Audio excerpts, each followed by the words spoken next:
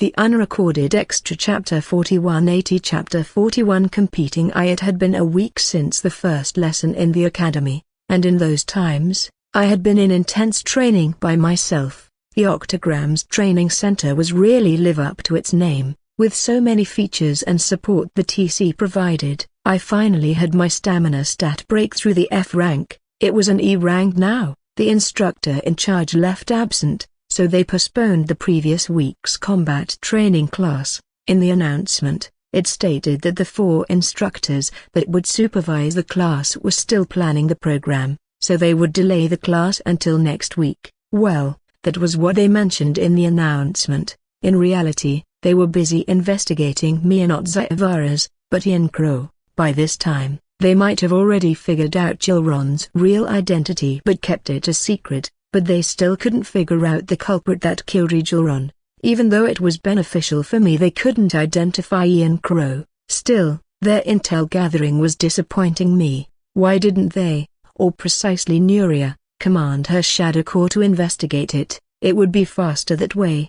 Or, maybe, she thought I wasn't worth enough to pay attention to, so she didn't command the Shadow? I wouldn't know. Whatever that was, as long as Jilron's identity being a demon had been found out, I guess that was enough. Today was the week when the combat training class would officially start, though, in that week's time, I still did not return the earring to Ember. Not that I intended to steal and not give it back to her forever, it was just that I couldn't reach her. What I meant by couldn't reach her was a broken bar first. She would immediately be gone after the classes and I couldn't find her, even with my pathfinding skill. There was a time when I got a slight image or trace of her, but the detail was too blurry to recognize. Second, whenever I found her roaming in the city, it was when I was disguised as Ian Crow. Surely, there was no way I would come over to her and give her the earring when I was Ian Crow. Even if I wanted to transform back into my original body, I couldn't do it in public places.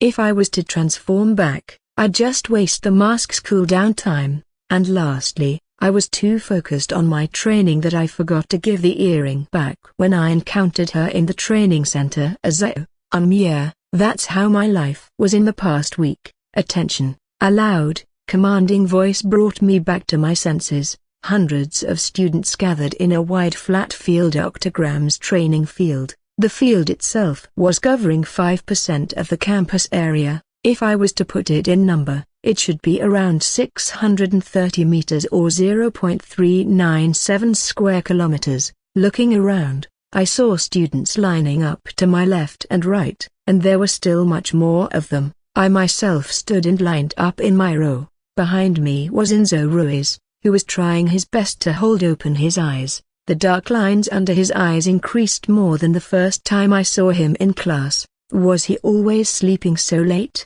Fortunately for me, even if I was to sleep late at night, I always felt like I was sleeping for more than 8 hours. Thanks to Zia for singing me a lullaby whenever the night came, I would still listen to her lullaby, regardless of whether I would be called a kid or something. You might be wondering why I never questioned that my roommate was a girl, because here, a mixed-gender room was normal. There was no rule against it, and so getting in the same room with a different gender could be possible, though not common. Of course, the reason why mixed-gender rooms were considered normal here was for the sake of the plot story. Despite nearly 25 years since the academy was built, there had been no reports or scandals involving students of different genders sharing a room. As a result, the academy allowed mixed-gender rooms to this day, though that was going to change this year. After the midterm, there would be a big scandal in the academy regarding the mixed-gender room. After that,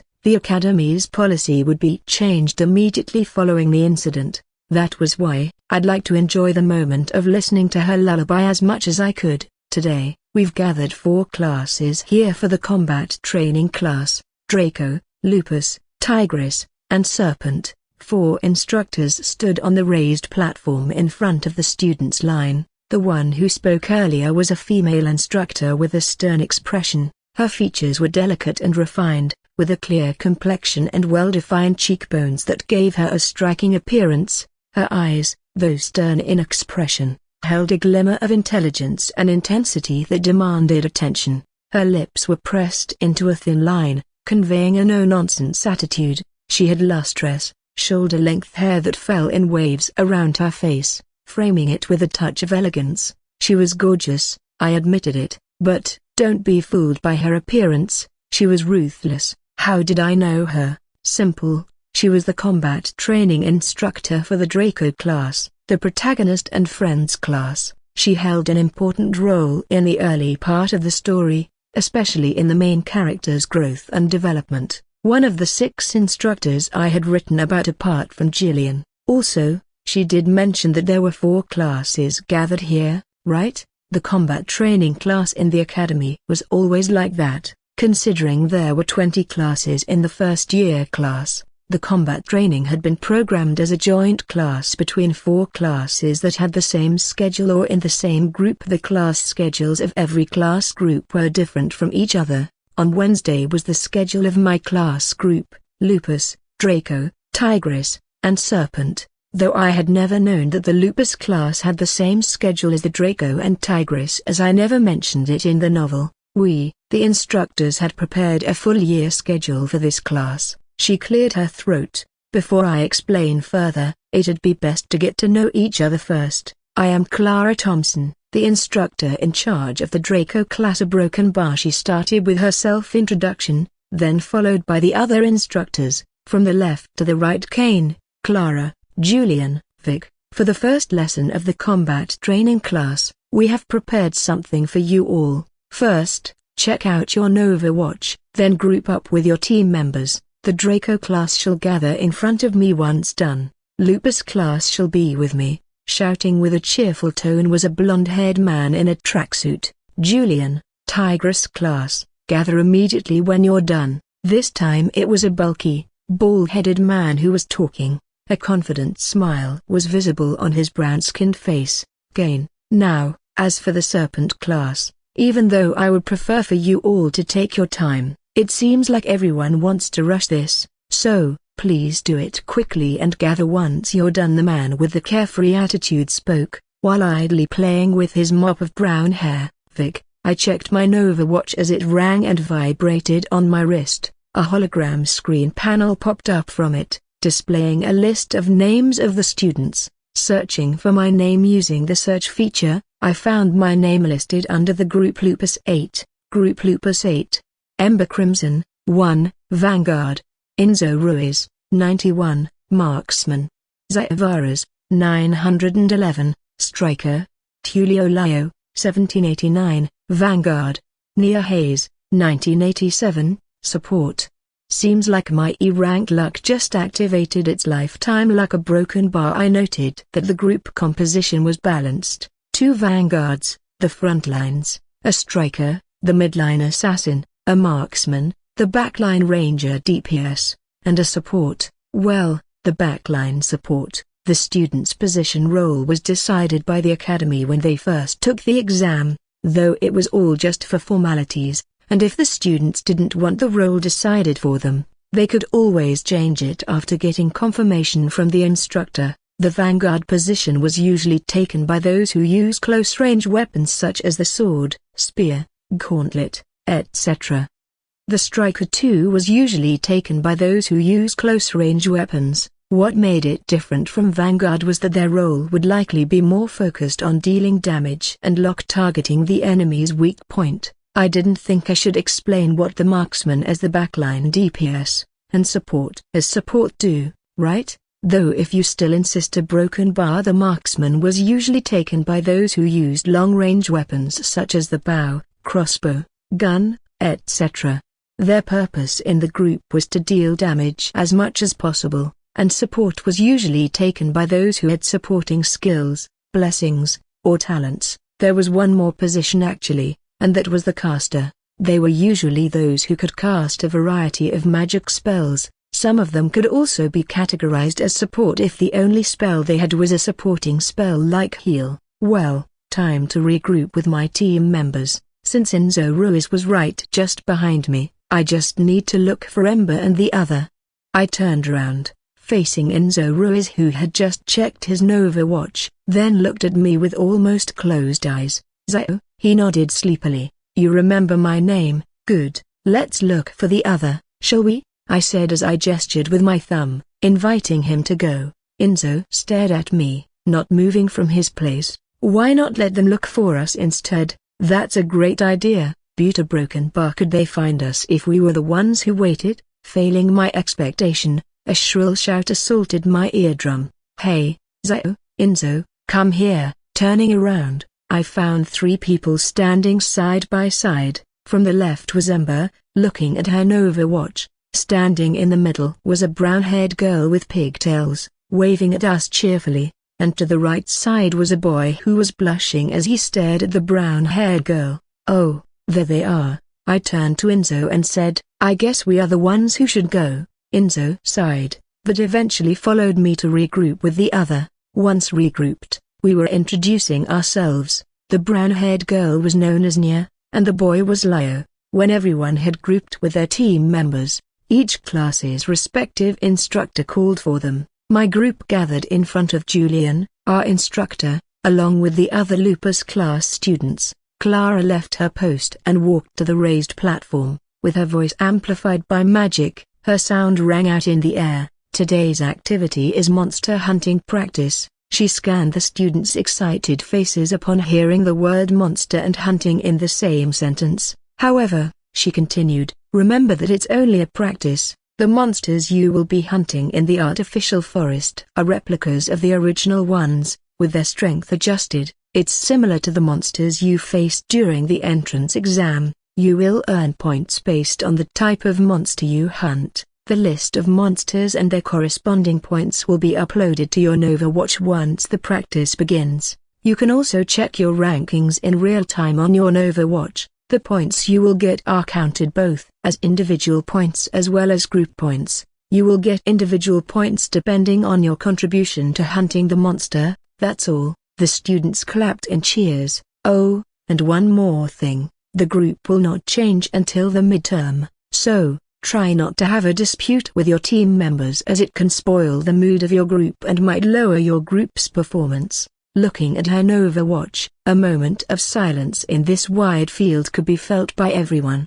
They were excited, some were nervous too as the silence stretched out. Then, a sound of breath was vividly heard ringing in the air. Start! As soon as the word start was declared, the students sprung into action. They dashed into the artificial forest. Where was the artificial forest exactly, you say? The artificial forest was located outside Academy Island. It was on the north side of Octagram Island. It was a property solely owned by the Academy. Anyone other than the Octagram students or staff was prohibited to enter the forest. How could the students go there? It was far from the campus. Won't they be late and run out of time because the time limit was only 2 hours? Why, of course, by using the warp gate, anything could happen. It was a world with magic and advanced technology, you remember?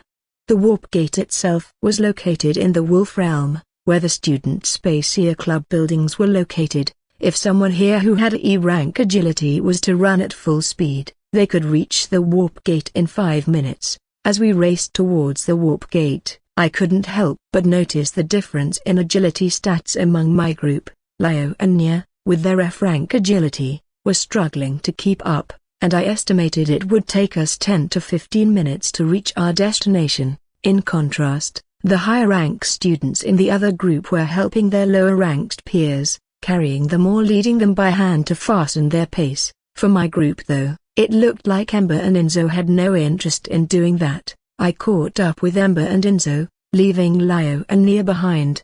Hey, I shouted. When they turned their attention slightly to me, I continued, you guys can go ahead and start hunting. I'll catch up with you later. I gestured over my shoulder, indicating that I needed to wait for the other two. It would be better to turn on and share your real-time location with me. Enzo nodded. Meanwhile, Ember quickly turned her attention ahead, slightly peeking at her Nova watch. As I slowed down to wait for Leo and Nia, Ember and Enzo disappeared from my sight. Zio a broken bar, Nia's naturally high-pitched voice, with its soprano-like quality, rang out in my ears as both Leo and Nia stopped before me, gasping for breath. Seeing them like that, I couldn't help but smile. remembering my own struggles just a month ago. "Let's take it slow from here," I said.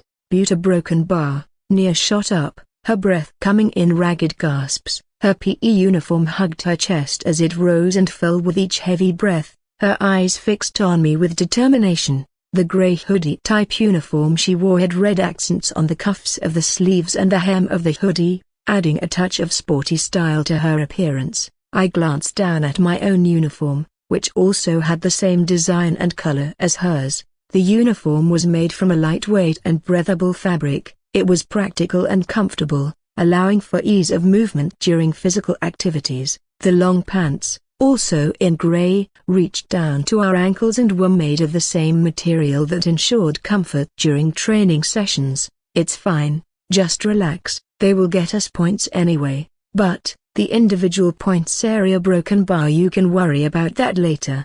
The important part in this practice is the group points, not individual points." I looked at Leo, who was in the same state as Nia. "Don't you think so, Leo?" He flinched at my question and spontaneously answered, "Why yes, I don't mind freebies." Eventually, Nia sighed and gave up. We kept it at a normal pace as we were running to the warp gate, not too slow nor not too fast. Once we reached the Wolf Realm, we headed straight to the warp gate and immediately found ourselves surrounded by trees once we teleported. As we stepped into the artificial forest, I was taken aback by the astonishingly lifelike atmosphere. The air was thick with the earthy scent of pine, and a gentle breeze rustled through the leaves of the towering trees. The canopy above filtered the sunlight, casting dappled patterns on the forest floor, while the undergrowth was a lush carpet of ferns, moss, and wildflowers. "This place is incredible," Nia exclaimed, her eyes wide with wonder.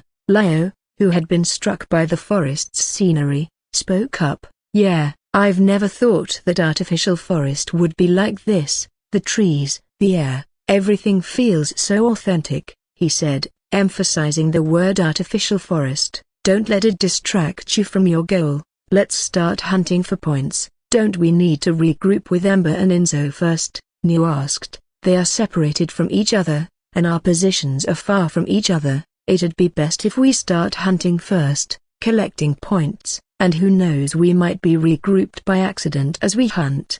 They looked at each other, feeling rather anxious about my suggestion. I understand where their anxiety came from. Before, they had rank 1 and rank 91 in their group, but now they were separated from them, leaving me at rank 911 as the highest rank in the group, and they thought that I wasn't as good as Ember and Enzo. It was a bit hurting my feeling to have been doubted by someone, but I didn't intend to back away. Just like Clara said, we needed to maintain the vibe in the group. "It will be fine, trust me." I put up my brightest smile to ensure them. "A broken bar, aim for its eyes, swoosh or exclamation mark."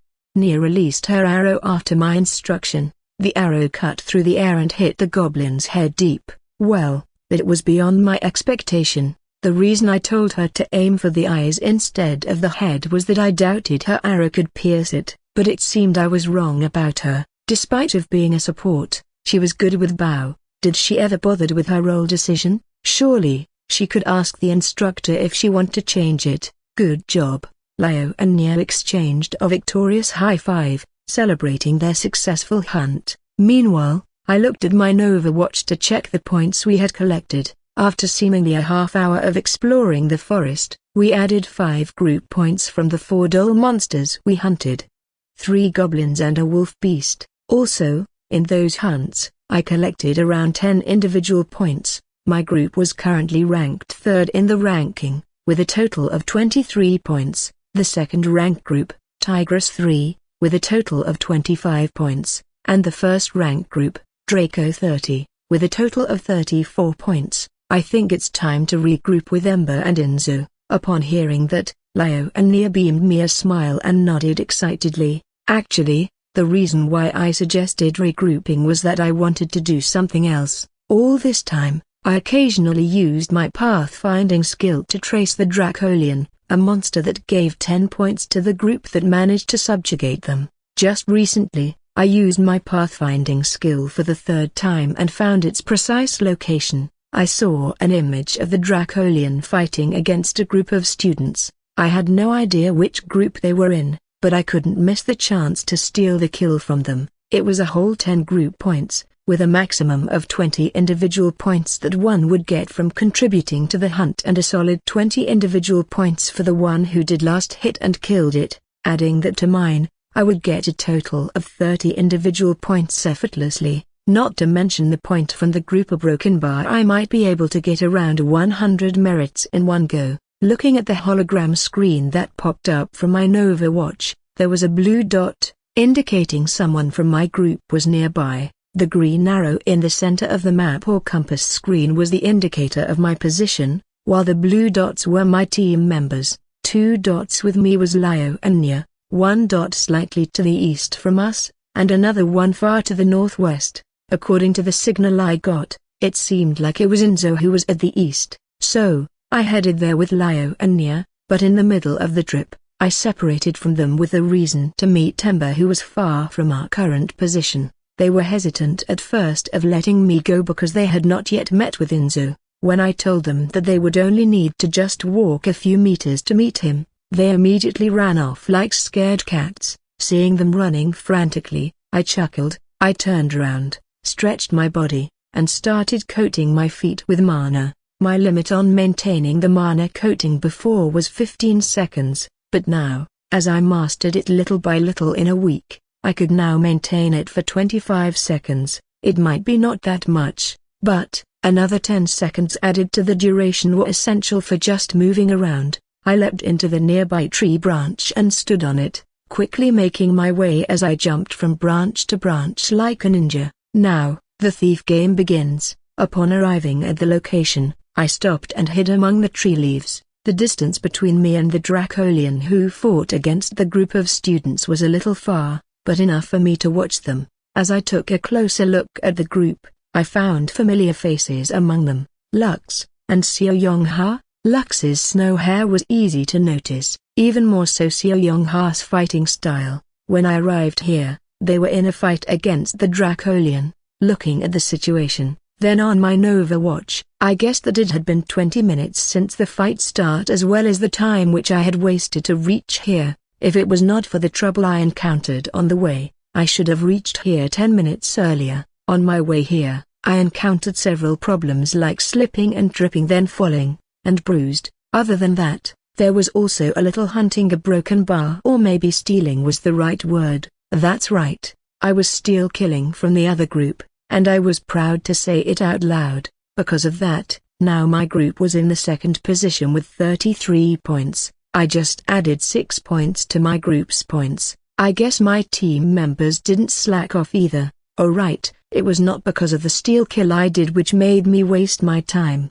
Rather, it was because of the chasing. So, the group whose target got steal killed by me was chasing me like a madman. It was a good thing I knew how to fasten my movement speed with mana coating so they couldn't catch me. It was fun, except for the fact that I needed to feast on the bigger plate. Well, as long as the Dracolian is still alive, I guess it's fine. I observed the fight while sitting leisurely on the tree branch. Fruits were growing, that looked like an apple but the color was black. Picking up the fruit that resembled a black apple, and upon closer inspection, I realized it was not actually a fruit. I played with it on my palm, feeling its texture and shape, surprised to find such an unexpected item in this place. I didn't think this place would have this little guy. The smoke fruit, resembling an apple in shape but with black color, was not meant for consumption. Instead, it served as a weapon or support kit. When thrown, it would explode upon impact, releasing smoke in circular areas, akin to a smoke bomb. Unlike a normal smoke bomb, the smoke fruit was lethal for the monsters. It had a weakening effect on them, making it a valuable tool in hunting a group of smaller monsters, though I doubt it would work against the Dracolian. But then, if I used this and stacked the smoke, it might weaken the Dracolian but also would be fatal for humans too. If they were to inhale the smoke, they would pass out in an instant. So much work to weaken the Dracolian, but no one could finish it off when it was weakened. If only I have a gas mask or purifier potion. At that moment, a loud, girl's shouting voice rang out. immediately getting my attention back to the fight. Lux, get ready for the final blow, let's go, Seo Yong-ha. Lux and Seo Yong-ha started to move, pinching the Dracolian. The other three of their group were all long-ranged, they positioned themselves far back. Two of them had their bows at ready, and another with a short sword, a transparent blue glow emanating from his body. I straightened my body and stood on the branch, taking out my daggers. I guess it's about to reach the climax. Lux and Seo Yong-ha, the two front-line fighters, moved with precision and skill, aiming for the weak spots of the large beast. They were attacking and dodging in a precise manner and with teamwork. The other three members positioned further back, using long-range attacks to support Lux and Seo Yong-ha. Two marksmen fired arrows at the Dracolian's head and neck, while another cast buffs from a distance, providing continuous support for his group's members. The Dracolian's roars grew weaker, and its movements slowed further. Lux and Seo Yong-ha seized the opportunity, pressing their attack with excitement. Now, Lux. As Lux was about to deliver the final blow with his swordsmanship that was seen from the faint glow radiating from his sword, I threw the smoke fruit at the Dracolian. With mana coating, my throw strengthened and the smoke fruit flew at a high speed and exploded before Lux could even make his move. Why?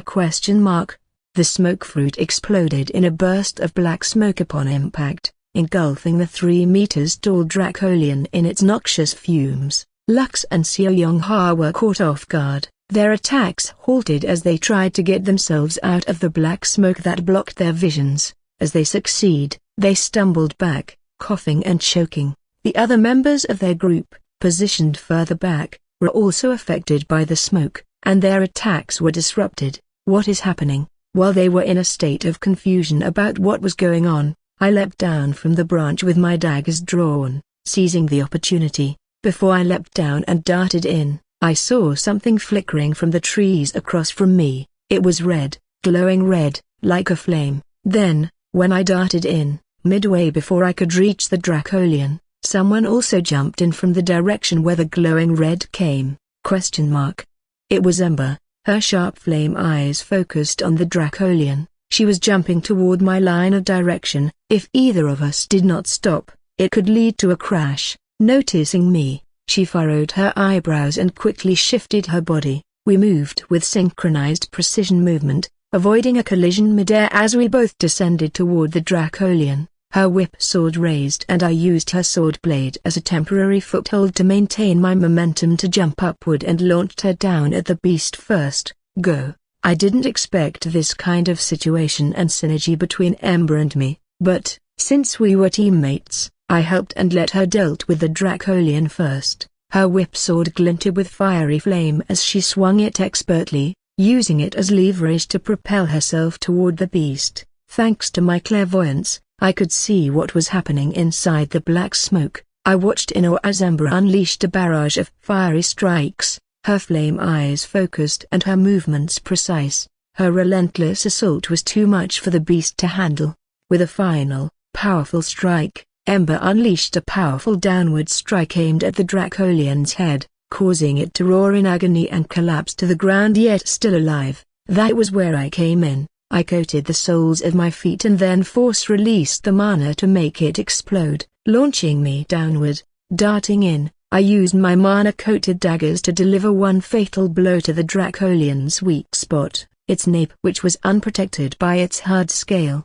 The Dracolian was defeated, with a deep-cut wound on its nape, almost separating the head from the body. "Who are you guys? How dare you stole our hunt?" A female voice rang out in the air, assaulting my eardrums. It was Seo Yong-ha's. The black smoke from the exploded smoke fruit subsided, revealing Ember and I stood victorious over the defeated Dracolian. Ember's whip sword crackled with residual flames, and my daggers gleamed with the beast's blood. "Zio?" Lux started, then his eyes darted at Ember. "And Ember?" I turned around and faced them with an innocent smile. "Yo, Lux." I sheathed my daggers and jumped down from the beast's corpse that soon would be dispersed into a particle of mana because it was just a dull monster. As soon as I approached them, Seo Yong-ha grabbed me by my uniform's collar.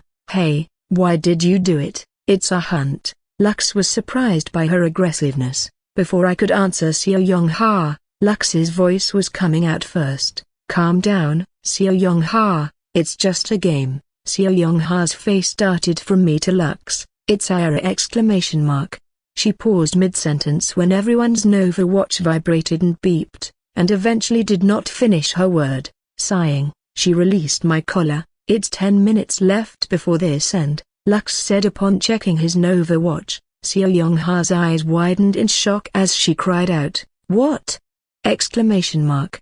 Our group ranks down to second. Before she could direct her frustration at me again, I was already far away from their group the moment Seo Young-ha turned, looking like someone who wanted to choke people to death. "Thank you for the points. You, come back here." I couldn't hold my nervous laugh as her voice reached my ears. Considering our distance, chuckling, I quickly spun on my heels and sprinted away together with Ember, who was already ahead of me. I pushed my body to its limits, using my agility and speed to put as much distance as possible from Seo Young-ha's wrath, disappearing into the dense forest. That day, I got a nickname from my victims, Points Rat. That sounded so lame. A broken bar. For the last 10 minutes, we hunted any monsters in sight, and when the time was up, my group placed in the first position with a total of 51 points. The result of the hunting practice was uploaded to the students' Nova Watch when we gathered back at the Octograms training field. Group rank: 1, Lupus 8 to 51 points. 2, Draco 30 to 44 points. 3, Tigress 3 to 40 points. 4, Draco 17 to 37 points. 5, Serpent 9 to 35 points. 6, Draco 11 to 33.7, Lupus 20 to 31 points. 8, A broken bar 9, A broken bar 10, A broken bar. Individual rank: 1, Ember Crimson 53 points. 2, Lux Virtus 49 points. 3, Zaavaras 48 points. 4, Leonardo Miguel 45 points. 5, Seo Young-ha 41.6, Ayanofu Iuki 39.7, Lin Xiao 33.8, Inzo Ruiz 30.9, Grace Callahan 27.10, Lumia Alicia Alexa 26 points. A broken bar. After class was dismissed, I immediately looked for Ember before she could slip away again. "Here, your earring," I said, extending my palm toward her. She stared at the earring for a moment before taking it, and I acted as if I had no idea why she had given it to me in the first place. "I'm not sure why you gave this to me before my fight in the Neophyte Nexus, but I'm sure you didn't intend for me to keep it, right?" "Thank you, anyway," I said, trying to sound casual. Ember reached up to fix the hair that covered her ears, and as she put the earring on her left ear, I found myself tensed up. My eyes were watering for no reason, and I quickly wiped them with my hand. Damn, I know she is pretty, but why am I so fascinated that it makes me sobbing?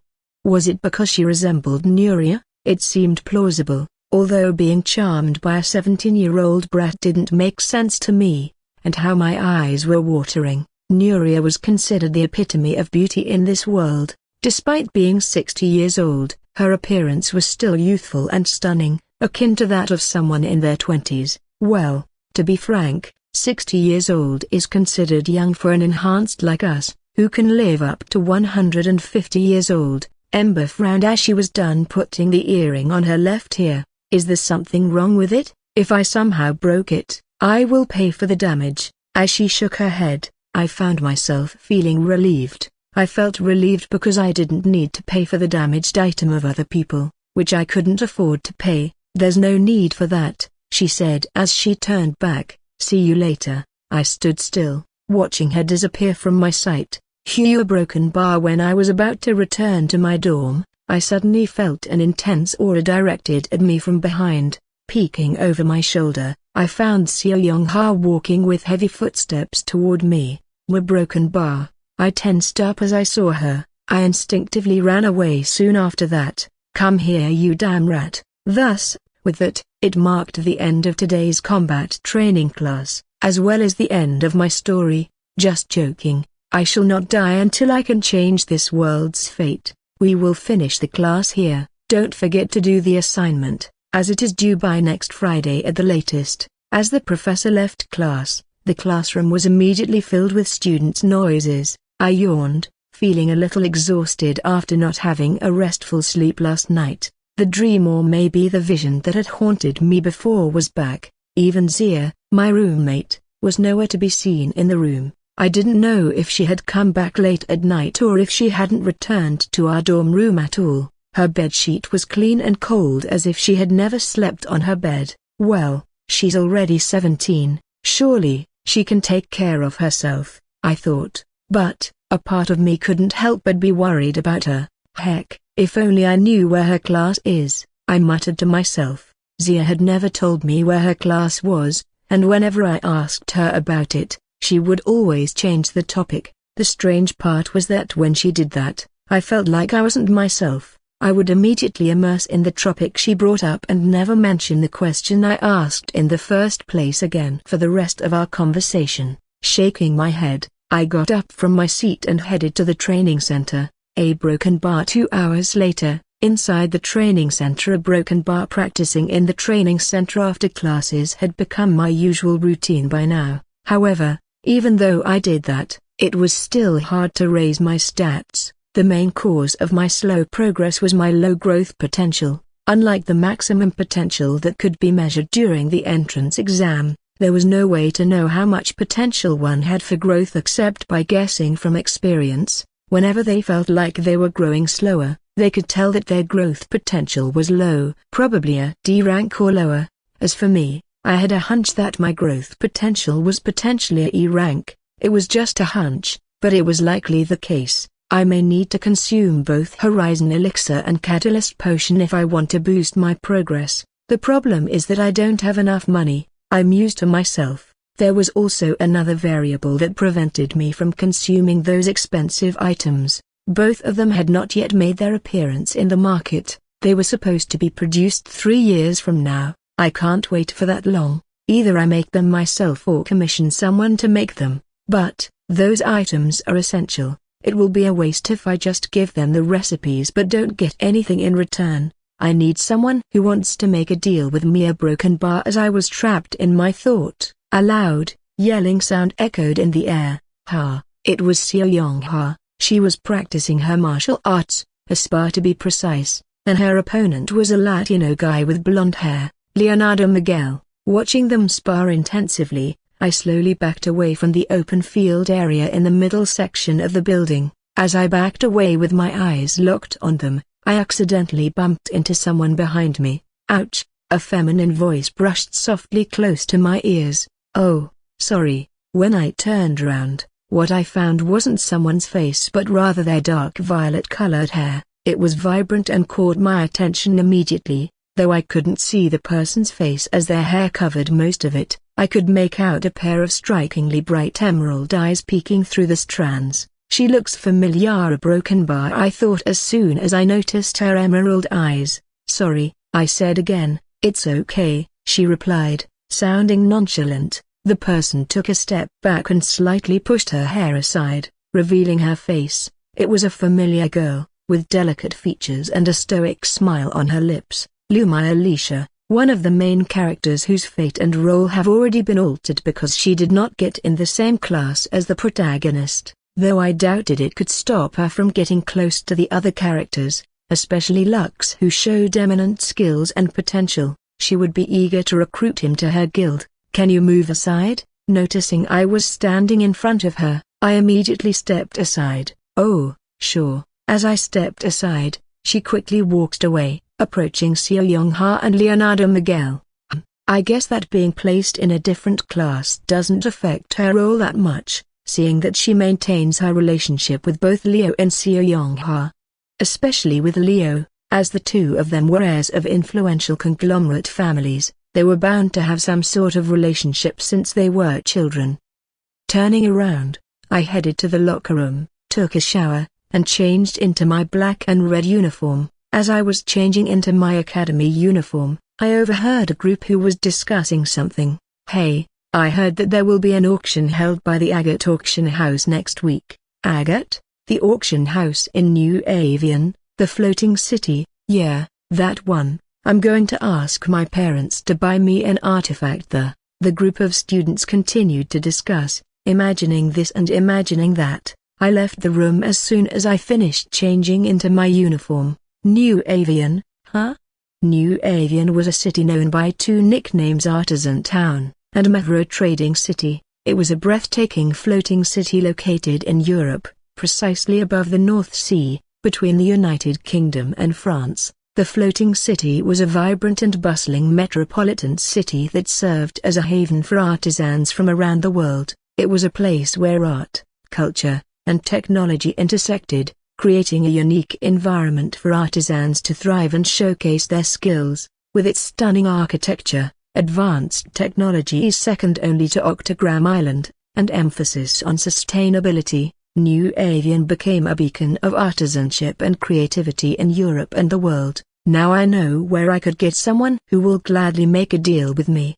A broken bar the next day, Saturday. A broken bar for today's occasion. I had transformed myself into Ian Crow, a handsome guy with weird and old-fashioned fashion, as if he was cosplaying a character, which was almost true, though I didn't know what character I was cosplaying. An extra cosplaying as an extra? I waited in front of the warp gate in Octagram Transport Center, and a New Avian text screen was displayed on the hanging small display screen above the gate. You finally decided to show up after ignoring me for 2 weeks?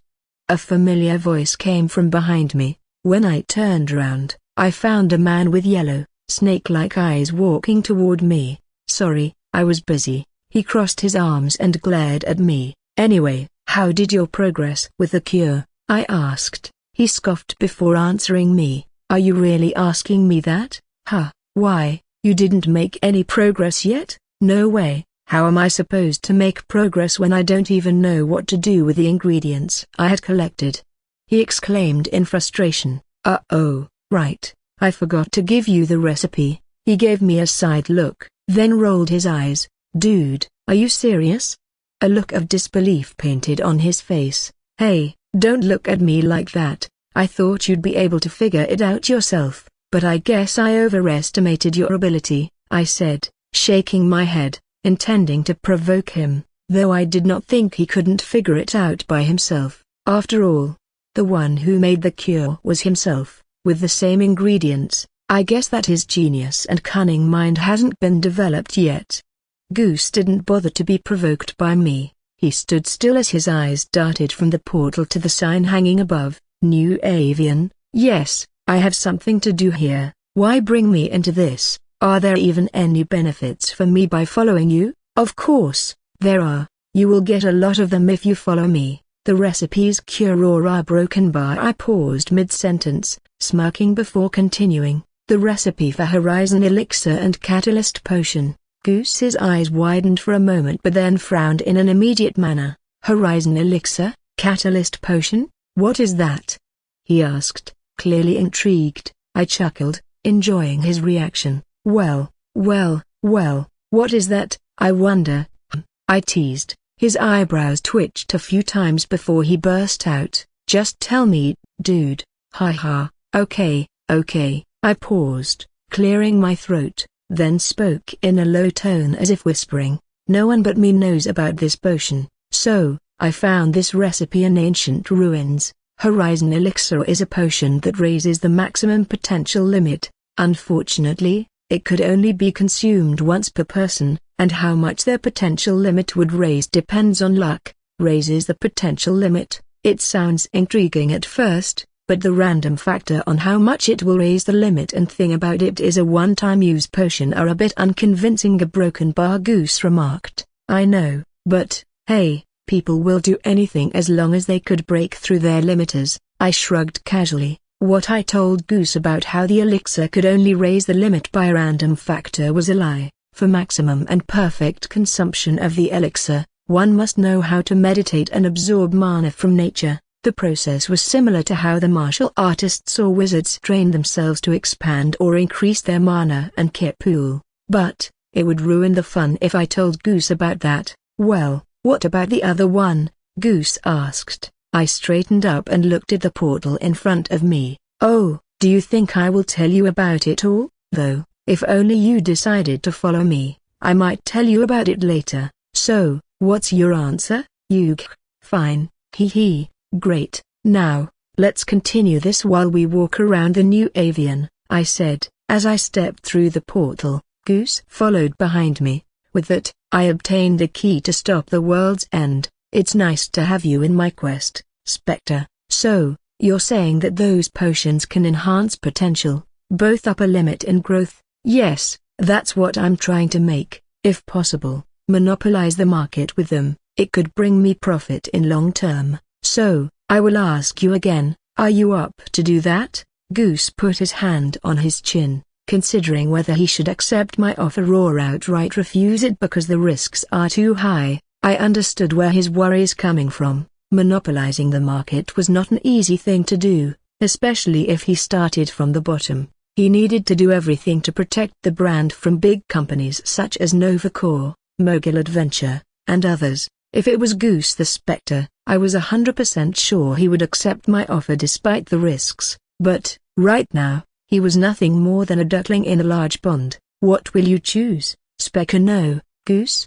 I waited patiently as Goose pondered over my proposal. His yellow, snake-like eyes narrowed as he weighed the potential benefits against the risks. I could tell he was cautious, but also intrigued by the idea of monopolizing the market using potions that could enhance one's potential. The silence stretched on for a few moments, and I resisted the urge to prompt him for an answer. Finally, Goose lowered his hand from his chin and gave me a shrug. Yeah, Broken Bar, don't think I could do it, but, if you give me time to consult this with my boss, a Broken Bar boss. Oh, I have not told you yet, right? I'm an advisor of a guild. Which guild? He extended his hand to me, with his palm facing upward. Meanwhile, his other hand was gesturing a coin sign. You know what I mean? He said. I watched him with a deadpan expression. Never mind. Then, I shrugged. I do not care which guild he belonged to. According to the story, he changed sides to the villain side because his guild was destroyed by big guilds. You could say that the reason he joined Utopia was because of revenge. The target of his revenge was clearly those guilds and heroes. Because the guild was never mentioned, I had zero interest in his guild situation. I doubt I can get much profit from doing business with him and his guild. Well, except if I could prevent his guild downfall, I might get something, but it's too much work to do. Broken Bar. After giving it a second thought, I changed the term of my proposal. Fine, take your time to consult with your boss, I said, emphasizing my skepticism, but I will only offer you the Horizon Elixir. Huh? Why? My business mind telling me to be greedy, I said with a smirk. He scoffed, but eventually accepted my offer and reasoning. The matter was settled. For now, we walked further in the new avian. The cityscape of the new avian was a visual feast for my eyes, with stunning buildings adorned with intricate carvings, colorful murals, and decorative motifs. Artisans from various professions such as blacksmiths, carpenters, painters, and many others had their workshops and studios throughout the city, showcasing their craftsmanship and selling their unique products. The streets were alive with the sounds of music, laughter, and the clatter of artisans at work, creating an atmosphere of creativity and innovation. In addition, there were visitors from all over the world who came for trading, selling, and buying. Do you think the products they sell are ordinary items? Ho ho, you couldn't be more wrong. No, none of them were ordinary.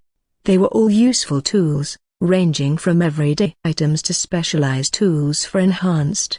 I noticed that some of them were man-made artifacts, from E-rank artifacts to A-rank artifacts. So, what do you want to do here? Goose's voice released me from the bustling city's scenery. Well, I'm looking for shops that can make me something. And what exactly is that? I took out a piece of paper, a blueprint from my storage cube, and showed it to him. When he looked at it, his eyes immediately widened, flashing with recognition of the blueprint and what item I would make. You are insane, a broken bar. After he looked at the item I wanted to create, he suggested to me a capable and trustworthy workshop he knew in the new avian. Because I had no idea where to go here, I followed his suggestion and we went there immediately. Upon arriving in front of the workshop, it was rather a small workshop. The storefront had no displays, only covered windows and a door with a rusty knob. Creak, a broken bar. The door made a loud creaking sound when I opened it.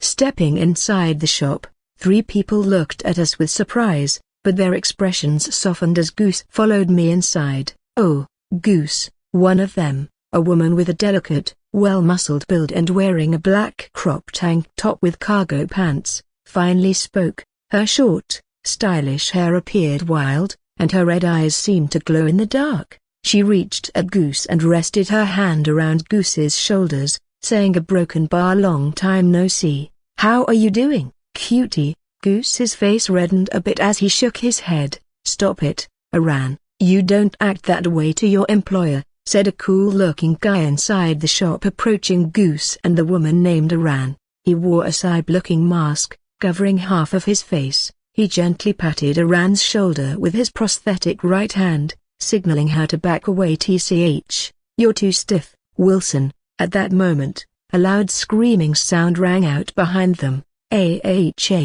No way, I'm gonna lose my money again. The man looked homeless, unshaven face, and disheveled long black hair. His dead fish eyes widened as he stared at the tablet in his hands. Fuck, Iru, did you just bet with our money again?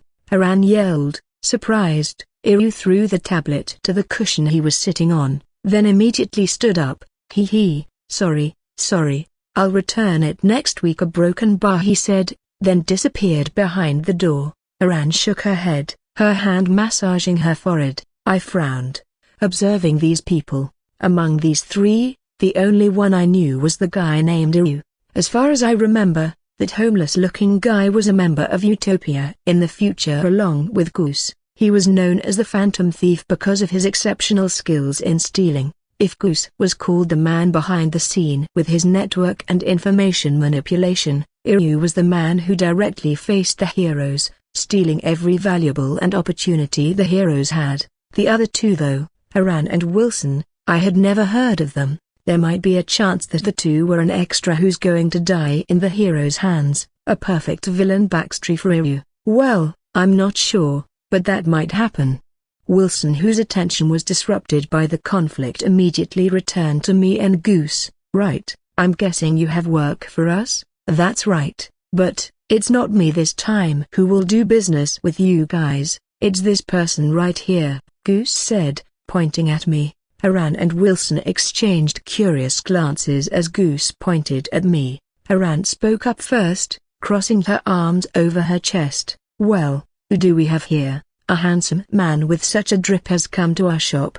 Wilson rolled his eyes at Aran's comment. He took a step forward, his cyber mask giving him a stoic appearance as he said, what brings you to our shop, dear customer? I took a moment to gather my thoughts, assessing their ability to see if they were really the right people for me to entrust to make the item I wanted. Before that, I want to look at your creation first. The item I want you guys to create needs someone with high-level craftsmanship. I hope you understand. Wilson raised his chin confidently as Aran smirked, taking the items out of their storage cube. Around 10 items were neatly lined up on the floor. Take your time to assess our abilities in craftsmanship, Wilson said with a confident tone. Unlike other people who needed to carefully examine these items to determine their worth, I only need to use my clairvoyance. Once I activated my clairvoyance, I felt ticklish in my eyes and a little throbbing pain in my head. Despite that,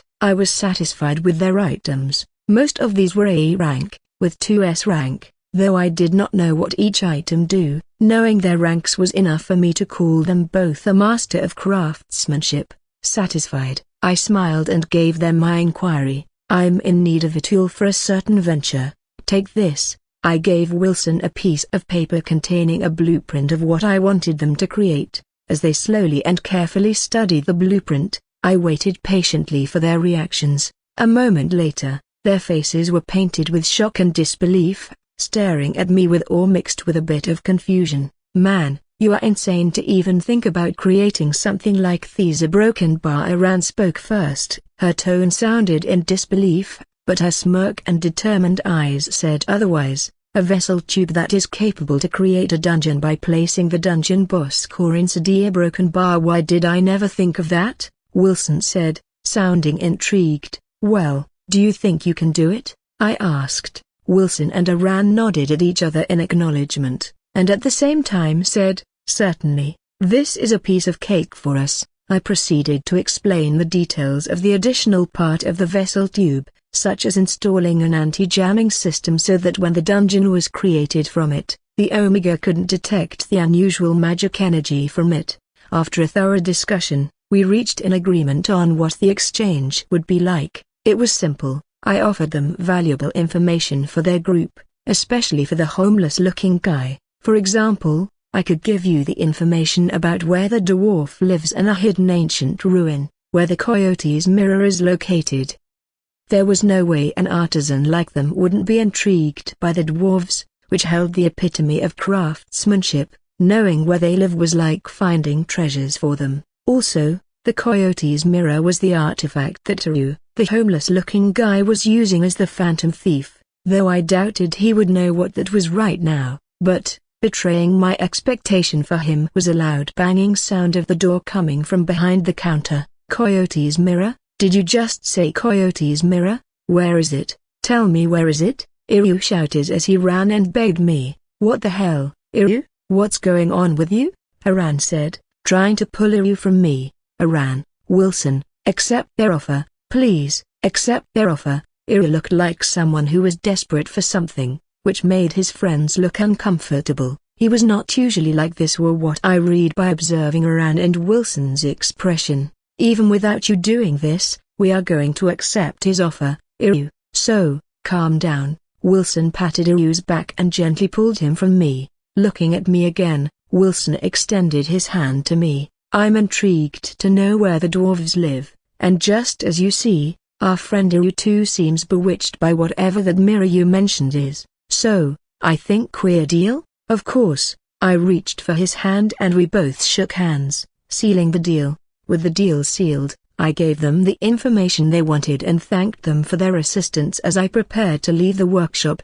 Goose said he wanted to stay with them for a while, so I ventured to the new avian by myself, just looking around the city, observing the artisans and people that lived there. As I did so, I couldn't help but feel my body tense, knowing that I only had a half year before the large events that happened in the story occurred in this very city. After looking around, I prepared to return to Octagram Island by using the warp gate. The anticipation and nervousness engulfed me as I thought about what would happen in that event. 6 months is more than enough to stop the event from happening the same way as in the story. A broken bar. Taking a breath, I stepped inside the warp gate and found myself back at the Octagram Transport Center. Hugh, a broken bar. What should I do next? I did not know how precisely it had been since I visited the new avian, but since the clubs and elective courses were near, it meant that it had been a month since I first enrolled in the academy. It always had been a tradition for every academy in the world to have clubs and elective courses, and the students were obligated to join both club and elective courses after a month since they were enrolled. Elective courses were extra or specialization classes offered within an academy's curriculum that students could choose to take based on their interests or career aspirations. Examples of elective courses in Octagram Academy were the Magic Specialization class, Introduction to Magic, the Sword Specialization class, Way of the Sword, etc. Often taught by qualified instructors and might have S rank or celebrity heroes attended the class as a guest instructor. Meanwhile, the clubs were extracurricular activities organized by students that focus on specific interests, hobbies, or causes, providing opportunities for personal development, socialization, and community involvement outside of regular academic coursework. Examples of clubs in Octagram Academy were the sports teams, Digital Empire Club for the geek and those who fancy games or digital technologies, a hobby club, Literary Fan Fancy, a club for those who love books, writers, and readers, etc. As for me, I had already decided which club and elective course I would choose. Hell, I was already thinking about it the first time I stepped foot inside the academy.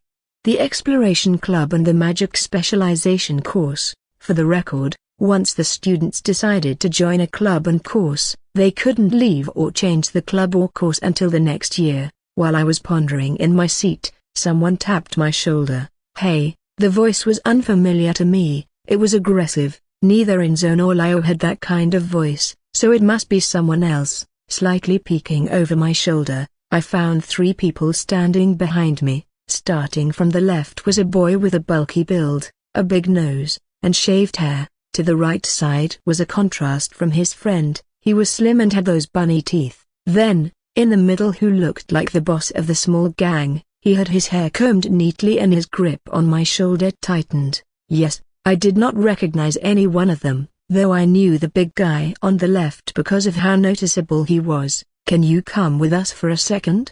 said the guy in the middle. I raised my eyebrow. At the same time, in the class, a broken bar. In the past weeks since the practical hunt, the female students were restless. The reason was because that Zaya was seemingly looked close with Ember. They did not know the reason why they were close was because they were of the same group in combat training class, so bond making was bound to happen. They did not know that it was not only the 2 of them who was bonding to each other, but the 5 of them had become closer. Either they had no idea or they did not care. What they cared about was Zao, and why did he getting closer to Ember? With that in mind, their curiosity piqued. "Hey, Ember, what's your relationship with that guy, Zao?" A month was enough for everyone in the class to get to know Ember. She usually had that aura that told everyone to not get close to her, but in fact, that was only what people thought of her. Ember had never any intention to be a loner in the class. It was just that everyone seemed to be afraid of her,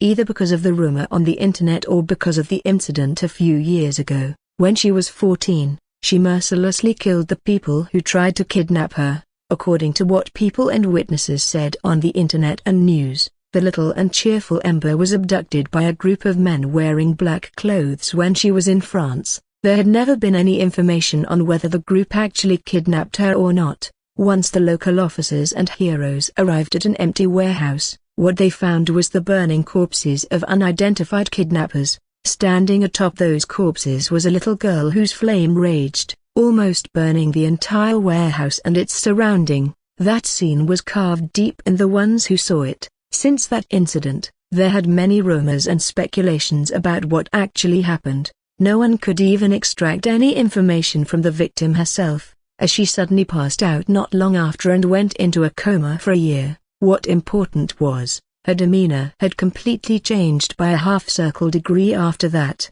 People said that Ember became aggressive and hot-headed once she woke up from her coma, speaking nonsense about the world's end. Then a year later she had become cold and heartless, keeping herself away from people and media. In that 3 years' time, Ember's reputation seemed to decline and people thought negatively about her. From the prodigy to a mad girl, all of that was the fact about Ember's past that Zaya could find on the internet and media. But Zaya seemed to not give it too much care. What he cared about was whether Ember could be useful or not for his goal to stop the end of the world, or at least help humanity win the war against the demon in the future. Back to Ember, everyone was afraid of her past, but after a month together with her in the same class, they had realized that she was nothing close to what the rumors said about her. It's true that she was cold and did not talk much in class, but she always helped her classmates whenever they needed it. That was the only way Ember could think to prove that she wouldn't bite anyone as the rumors said.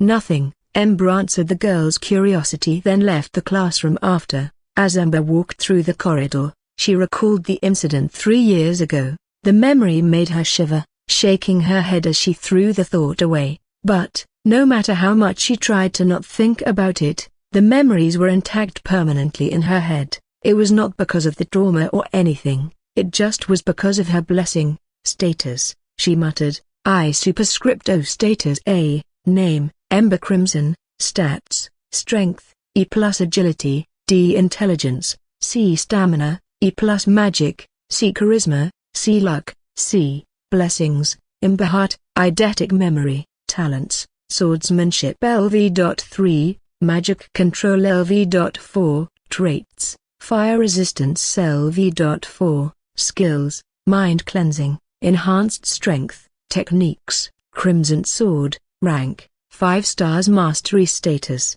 advanced, 34%, a swordsmanship created by Nuri Crimson. The technique emphasizes destructive power and wide area attack. Upon mastery, the sword destructive's power will increase, with each swing producing flame on the sword. Serpent's Fury, rank, 4 stars mastery status, beginner, 50%, a technique developed by Lady Yaris Ven. The technique focuses on mastering the art of wielding a whip sword with unparalleled finesse and agility. The user's movements flow with serpentine grace as they manipulate the weapon with precise control, allowing for swift and versatile attacks that catch opponents off guard.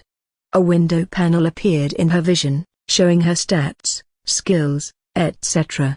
She tapped the eidetic memory, and another window popped up. Eidetic memory enables the user to recall and retain the information they had seen with incredible accuracy and detail, allowing them to quickly access information from their extensive mental database. It's because of this blessing that I can't forget anything broken by the past, a horrible past, my nightmare broken bar. I can't forget it.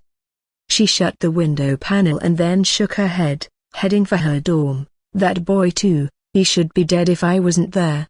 A broken bar on a quiet corner somewhere in the lecture hall building. Zaya was pushed and fell to the ground, his head becoming a mop for the cold marble floor. I knew it, you're just nothing, the trash that leeches off the strong. Despite the beating he was receiving, Zaya remained quiet, calmly observing his attackers. Well, I don't know what happened, but it seems they hate me, Zaya thought. He was confused about his situation. He was observing because he did not have any idea about what the fuck was going on that led him to be beaten by them. All this time, he never made any problem with his classmates. All he had done was train and practice, make business with Goose, plan for the future, study so he could pass the exam, and socialize with the other students. The bulky student grabbed him by the collar and locked him from behind. At that moment, Zio had a goosebump because he had to see an ugly face that close. Look here, trash, the blonde-haired student started.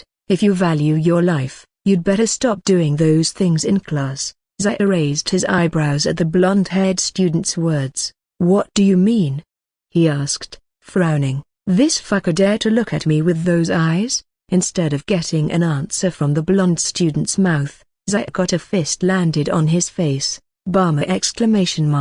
His nose bled, but he kept his composure. Do you want to taste my fist again? Zio sighed, spitting the blood from his mouth, and said, USHT, I ask you what you mean by I should stop doing my training and study. The blonde guy gritted his teeth in anger as he lifted his chin. This blockhead trasher broken bar, looks like you need some more beating to get to your senses, he shouted at the slim guy behind him. Hey, I need more hands to educate this trash. Oh, boss, certainly, said the slim guy, stepping forward and flexing his fist. Hee, finally, I get the chance to punch the weak-ass annoying good-looking guy in the face. Let's see if you can still play with the girl after having your face turned like a goblin. What? Zio muttered, his eyes blinking repeatedly. So it's just because the girl in the class flocking onto me that they are doing this to me? Seriously?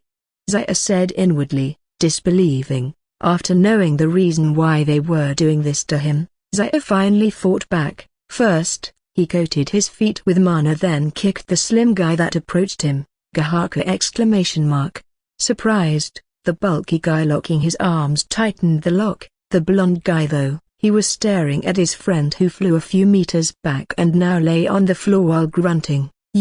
Using a skill is prohibited in the academy. I'll report you to the professor. I'm not using my skill though, Zio said as he slung his legs forward and then coated his arms with mana. He slammed the bulky student forward. It was impossible to do that if he was an ordinary human, but since he knew how to use a mana coating technique, enhancing physical abilities without skills was possible. Uaka!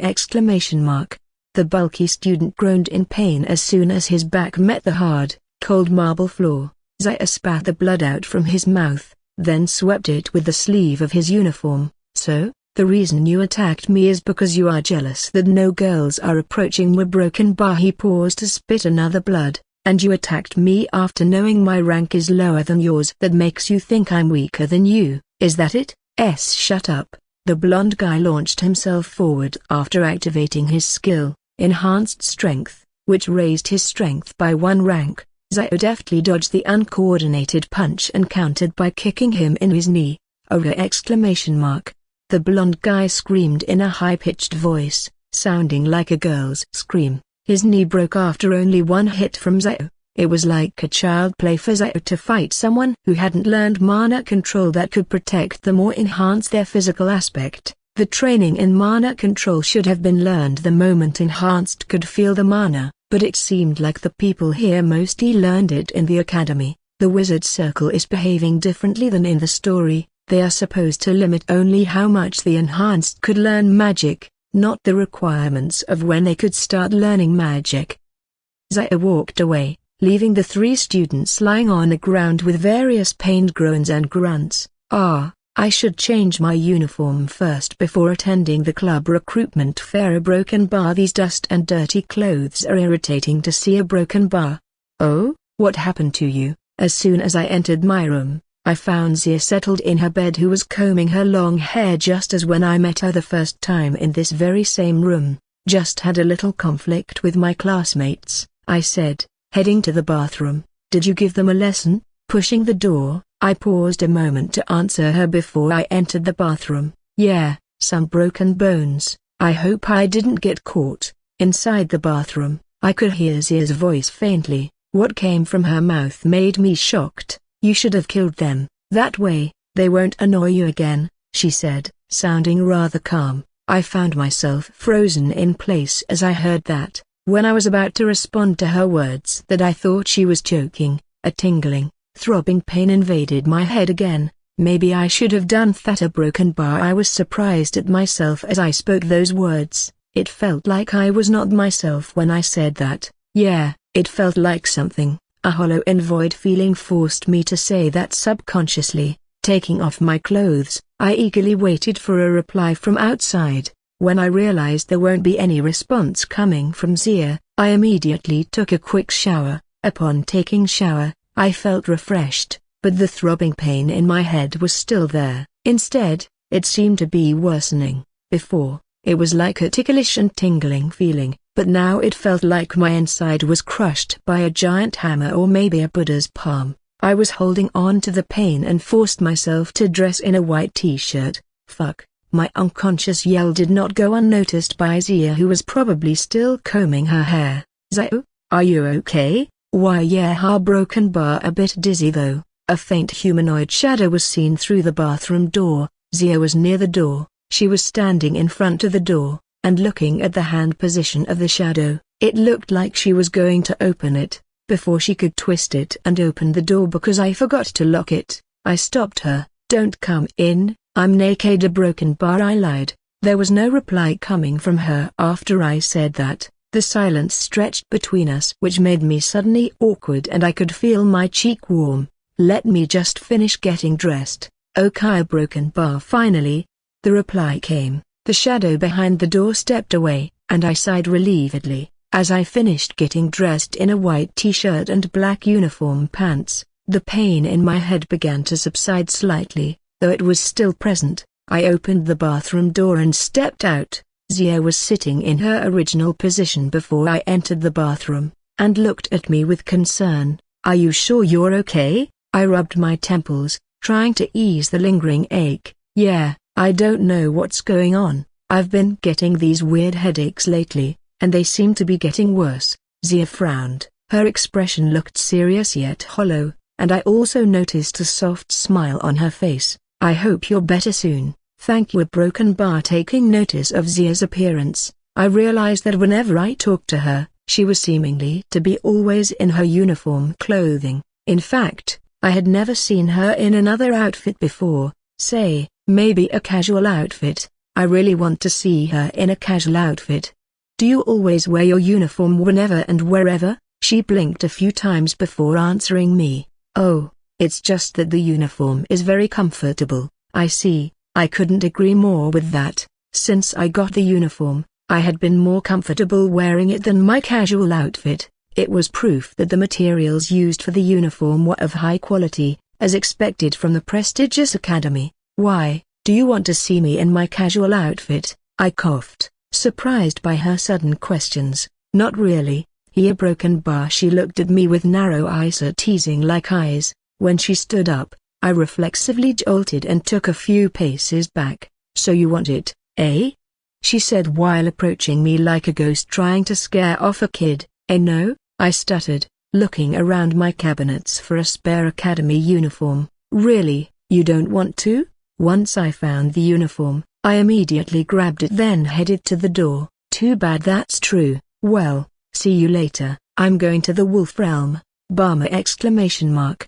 A loud banging door sound rang in the corridor. As I walked in the corridor, my mind suddenly played an image of Zia in a casual outfit, and I immediately regretted my rejection. I said that I had no interest in that, but why did I think of that? Shaking my head, I threw the thought away and better thinking about the more objective topic, though I couldn't help but think about Zia, not because I was interested but rather curious. How should I say it? She was becoming more alive, if you know what I meant. At our first meeting, everything about her seemed hollow, like a doll that had just been given a soul, but now, she had become more alive and humanely. What's wrong with her actually?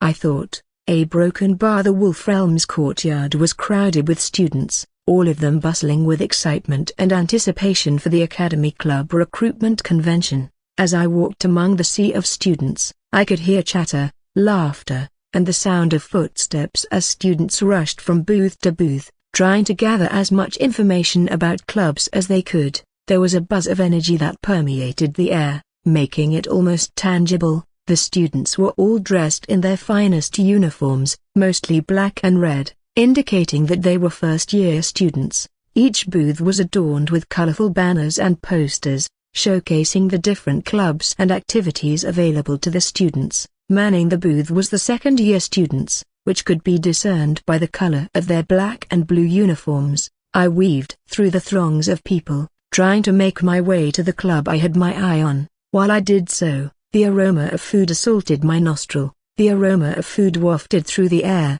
coming from the various food stalls that had been set up for the convention. The scent mixed with the sound of music and laughter, creating a festive atmosphere. The sun was shining brightly, casting a warm glow over everything. The trees provided some much-needed shade, and the gentle breeze that brushed my skin and blew through the courtyard provided a refreshing relief from the heat. As I finally reached the booth I was aiming for, I could hear some familiar voices calling me out. Zio, trying to find the voice's owner, who I spotted waving at me among the crowd around the booth I would join in, was Lux.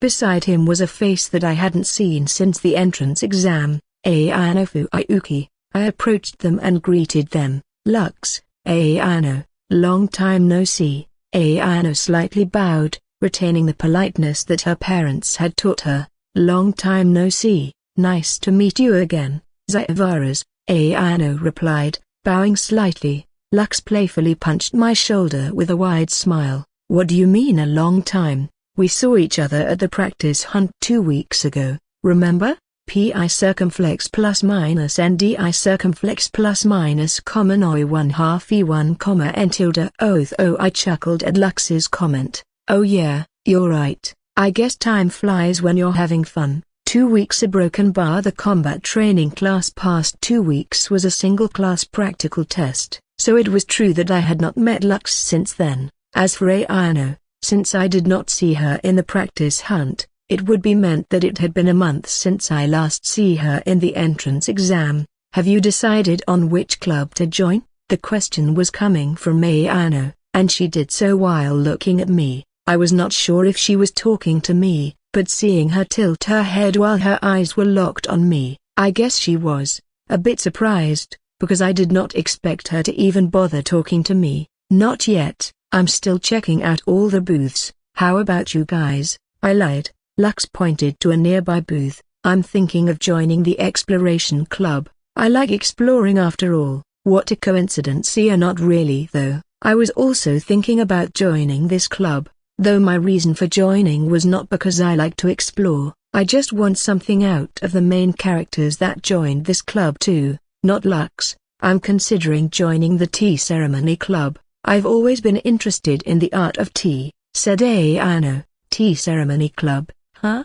Now that she mentioned it, I just remembered that there would be a branch event bound to happen in the tea ceremony club. It was Ayano's event character arc. Thanks to her reminder, I remembered it now. Because of that, my choices of club had been branched too. Sounds like you guys have it all figured out. I'm still undecided, but I'm leaning toward the exploration club too. There was no way I would say that I had an interest to join tea ceremony club. If I was to mention it, I doubted that there wouldn't be anyone who wouldn't laugh at me. Why? Because tea ceremony club was a girl-only club. Oh, I think we really have the same taste. Zio, as expected of my first friend, number. I did not enjoy exploring a broken bar. I would rather stay indoors rather than go outdoors. I just wanted something from this club, a broken bar. To be honest, I don't really enjoy exploring. It's just because my cousin asked me that I should choose an outdoor activity club that I thought of joining this club. Sorry, Shannon, I hope you won't be angry that I brought you to this, cousin. Did your cousin also study here? Yes, she just then. A voice calling Lux and Ayano rang out behind me. It was the voice that I had heard before. Lux, Ayano. I turned around and found a girl with dark violet hair walking toward us gracefully. Here comes the wanted person. Lumia Alicia Alexa. The scent of lavender assaulted my nostril as Lumia approached us. I felt my body tense up but managed to keep my expression straight. Oh, Lumia. Lux waved. Meanwhile Ayano slightly bowed politely as she did to me earlier. As Lumia was only a few steps away from us, it was then that she noticed me. Her emerald eyes glinted in recognition as she stared at me. You're a broken bar. There was a long stretched pause between her words as she thought about what to say. The playboy in my class, Zayavaras, right? Huh? I surprised. Of course. Who wouldn't be surprised when someone suddenly called you a playboy when even you did nothing, and never hooked up with a girl? I heard gasps behind me, which I knew were coming from Lux and Ayano. Lux looked at me with disappointed eyes and Ayano gave me a side look. I never thought you were like that. A broken bar, said Lux, shaking his head. Beside him, Ayano was shaking her head too. Huh? No, I'm not a playboy, though. You are not? Lumia asked with a surprised face. I'm not, I said firmly. He a broken bar. Lumia observed me for a while before turning her attention back to Lux and Ayano. Anyway, have you guys decided which club to join? We're talking about it right now. Me and Zai are going to apply for the Explorer Club, and Ayano said she is going to Tea Ceremony Club, said Lux. Though I said I was still considering my choice, I did not argue with what Lux said. Because in the end, I would still join it unless I found a way so I could join the Tea Ceremony Club instead. You too? Explorer Club? Lumi's eyes shifted to me with a pure shocked expression, almost felt like she was going for that with what everything I did. Too much of that and her jaws might fall off or broken by. Yes, though I am still considering my choice, there are still clubs with outdoor activities other than the Explorer Club after all. She eyed me for a while, and curiosity filled in her face. I smirked inwardly. I knew that whenever Lumia started to look at someone's face for longer than 10 seconds and even looked at them again and again, it meant that she was interested in said person. Pi circumflex plus minus ndi circumflex plus minus common oi 1/2 e1 comma n tilde oath. Oh, not romantically, though. She was the heir of the Nova Corps as well as the Nova Guild, ranked second only after the Prodigy Eclipse Guild. As an heir, obviously, she would be the next head of the organization, and guess what was the head of the organization looking for? Yes, talent. Someone who has extraordinary talent was sought after by every organization. Her purpose in enrolling in the academy was to look for that talent, and by now, she must be already set her eyes on Lux, who hadn't been affiliated with any organization. I also believed that she was setting her eyes on me too. I was not arrogant or confident, it was just because I knew about her nature. If she did not put an interest in me, She wouldn't even remember my name, knowing my name, and even called me a playboy, meaning that she always observed me in class. I had a hunch that she started to take an interest in me since the practice hunt where I ranked third. I did so because at that time I was already planning to get Lumai curious about me. How did the 911th come in third? Was probably what she thought when she saw the rankings. The reason why I wanted to get Lumai curious about me was that she might help me to reach my goal. I had decided that I would take a risk by interfering with the main characters, even if that meant the plot would be altered. An altered plotline wasn't a problem in the first place if I wanted to prevent the bad ending. Instead, it was good. Since the world had a bad ending, it meant that if I was to follow the original story and only changed a little thing here and there, then it would just lead to another bad ending. If I wanted to change it, instead of following the plotline, it'd be much better to completely alter everything as long as Lux, who would be the strongest alive. Back to Lumai, she could help me with my financial situation. I wanted to make a deal with her, to produce the catalyst potion. How about you, Lumai? Lux asked. Lumai reluctantly shifted her eyes from me to Lux and Ayano.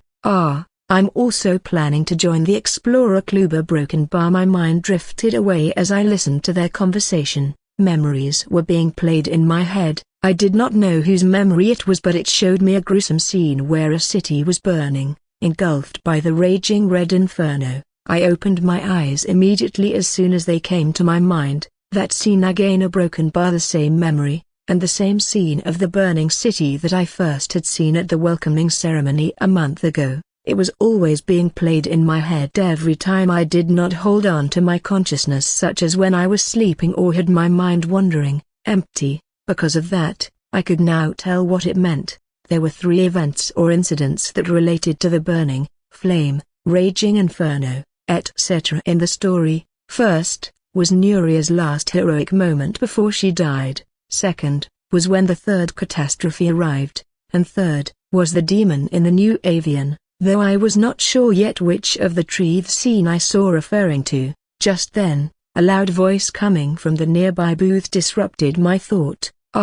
Welcome, first-year students, the senior started. We are the Explorer Club, a club dedicated to exploring the unknown and uncharted territories of our world. Our expeditions cover everything from mountain climbing to deep-sea diving, and we are always seeking new adventures to embark upon. They paused, scanning the crowd filled with enthusiasm. As he smiled, he continued, however, the club is actually more lenient towards ancient sites and ruins exploring, as we are particularly interested in uncovering the mysteries of the past. Join us if you have a thirst for adventure and a passion for uncovering the secrets of the world. Lux looked at Ayano, who stood beside him.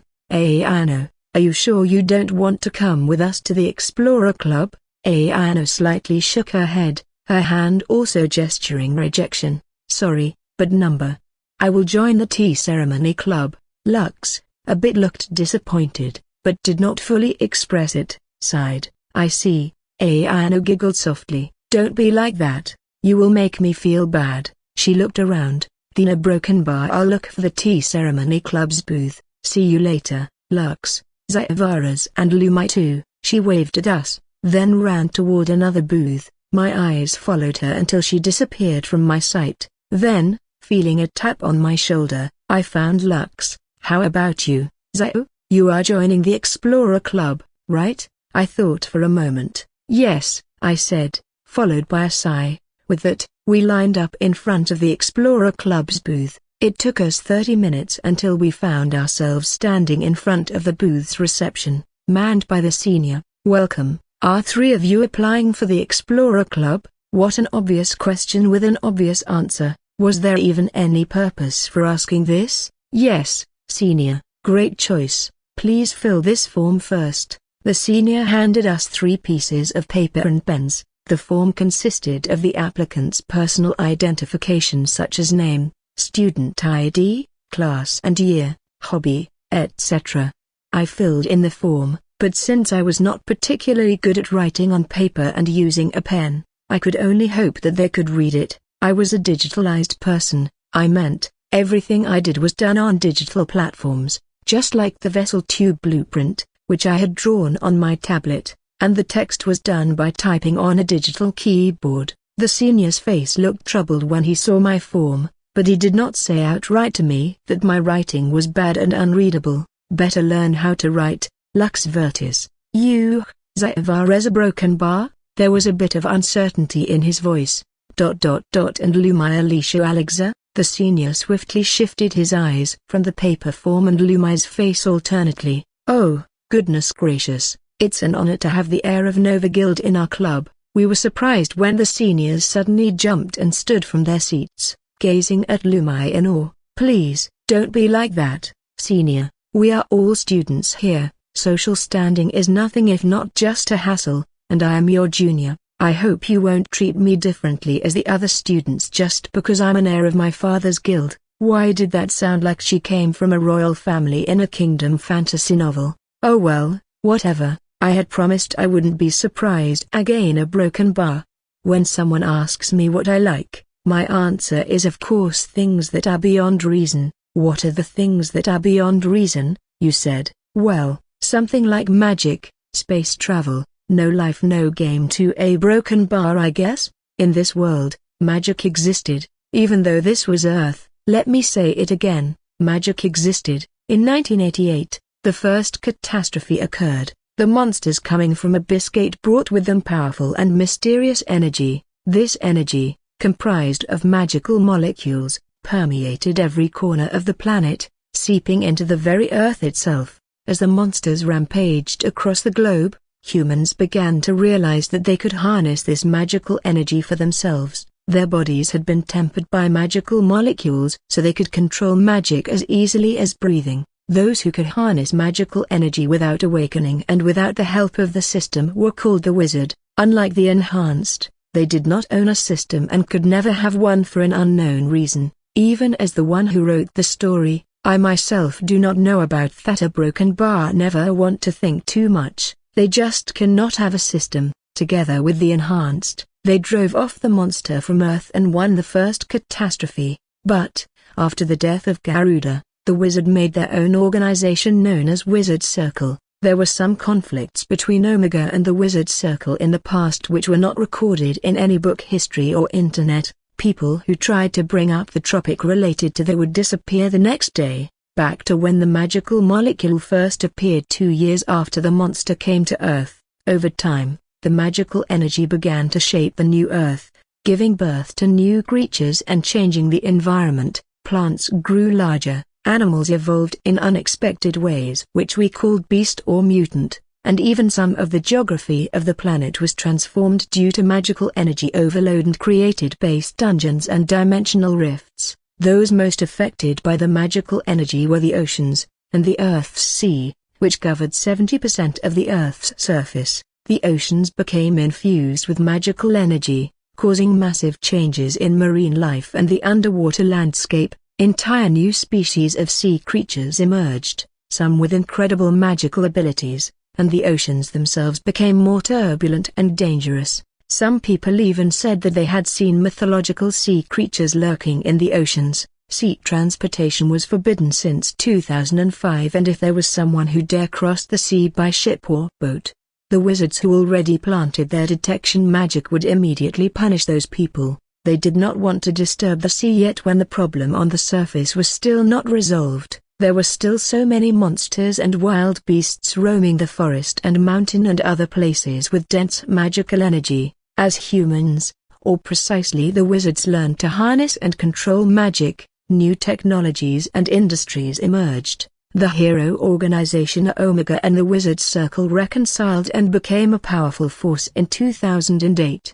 The Omega's heroes acted as the front face of humanity, the defender of Earth, and the invader of the monster realm known as the Dungeon. Meanwhile, the Wizard Circle acted as the architect, developing the Earth. They played a role in maintaining order and security in the world, especially in the face of continued monster attacks and the emergence of a dangerous opposing group, the villain. All of those history and world evolutions were only because of one incident that gave birth to a new component on Earth called magic. Magic, what a fascinating word it was. Everything was considered magic when someone had no idea what was going on, because explaining with science would just make their head explode. That's why I like the sound of magic, because I did not need to think too much and explain things from science view. But while a broken bar to create a spell, other than understanding the spell incantation and formation, you also need to understand the amount of magical energy required to sustain it.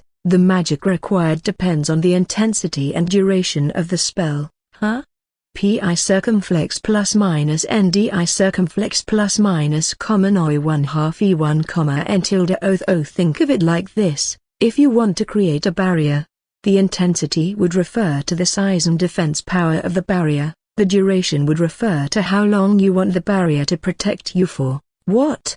The wizard pulled out a dusty old tome from her storage cube and flipped the pages. We wizards use this formula to calculate the amount of magic required, she explained. MPXT, M represents the magic required, P represents the power or intensity of the spell, and T represents the duration of the spell. What the hell is she talking about? MPXT? What the hell is that? Let's say you want to create a spell to create a mana barrier that lasts for 10 seconds. We need to determine the amount of magic required to sustain a barrier of that size and duration. Assuming the power of the barrier is 5 units, we can calculate the energy required as follows: E5 by 10, which equals 50 units of magical energy or mana, apostrophe. And then we recite the incantation while channeling that amount of energy into the spell to create a barrier, she exclaimed.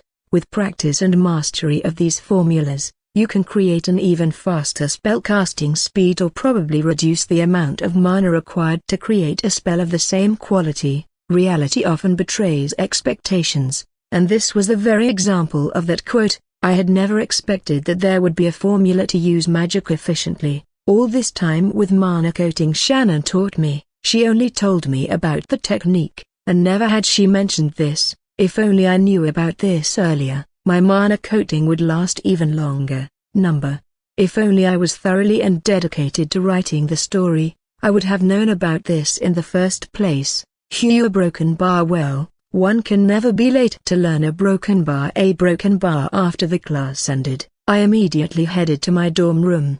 Zia was nowhere to be found. Good, it was my chance. I sat on the floor with my legs crossed, in a meditation position. While the memory was still fresh, I immediately applied the knowledge I got from the magic specialization course earlier. Meditating was the way to increase my magic energy and raise my magic stats. Of course, it was meditation. I had tried meditating before, but it was to circulate my mana and direct it to my magic core. This time it was different. According to what the wizard said, what I needed to do was not to circulate the mana I already have in my magic core, but to absorb the natural magical energy and spread it across my body, then circulate it again. I was not sure that I could absorb much magical energy in my room, but let's give it a try. I sat cross-legged on the floor of my dorm room, taking deep breaths to calm my mind. Instead of focusing on what I already had, I needed to concentrate on absorbing and expanding my magic pathways. Closing my eyes, I visualized the energy flowing through my body, its pathways becoming wider and more flexible.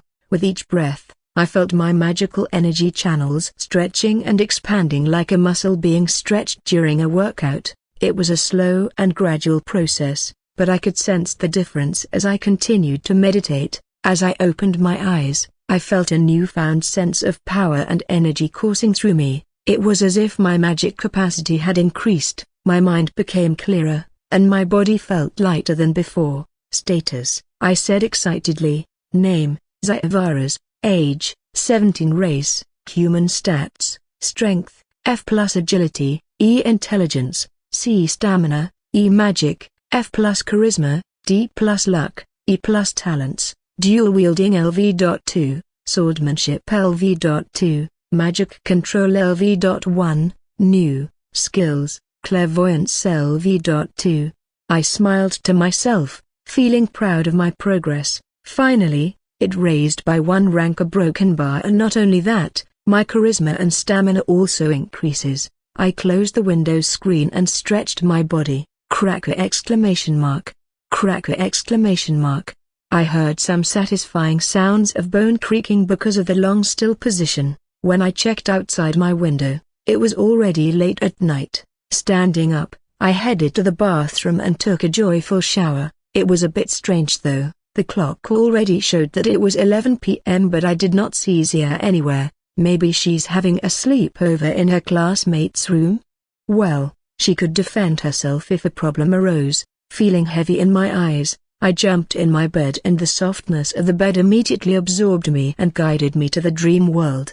A broken bar. What a life. A broken bar. It had become easier and easier as time went on. A broken bar. I hope it would keep like this. A broken bar. Hey, you up for a spa? Said Lumai. It was a few days after the club recruitment convention and my magic specialization course. What? I'm curious as to how you can come in third place in the practice hunt. Murmurs began to voice in the classroom. There was who shouted he was stealing points from others coming from their mouth. Probably my victim on that day. I did not know who that was because I was in an impossible position to search for them.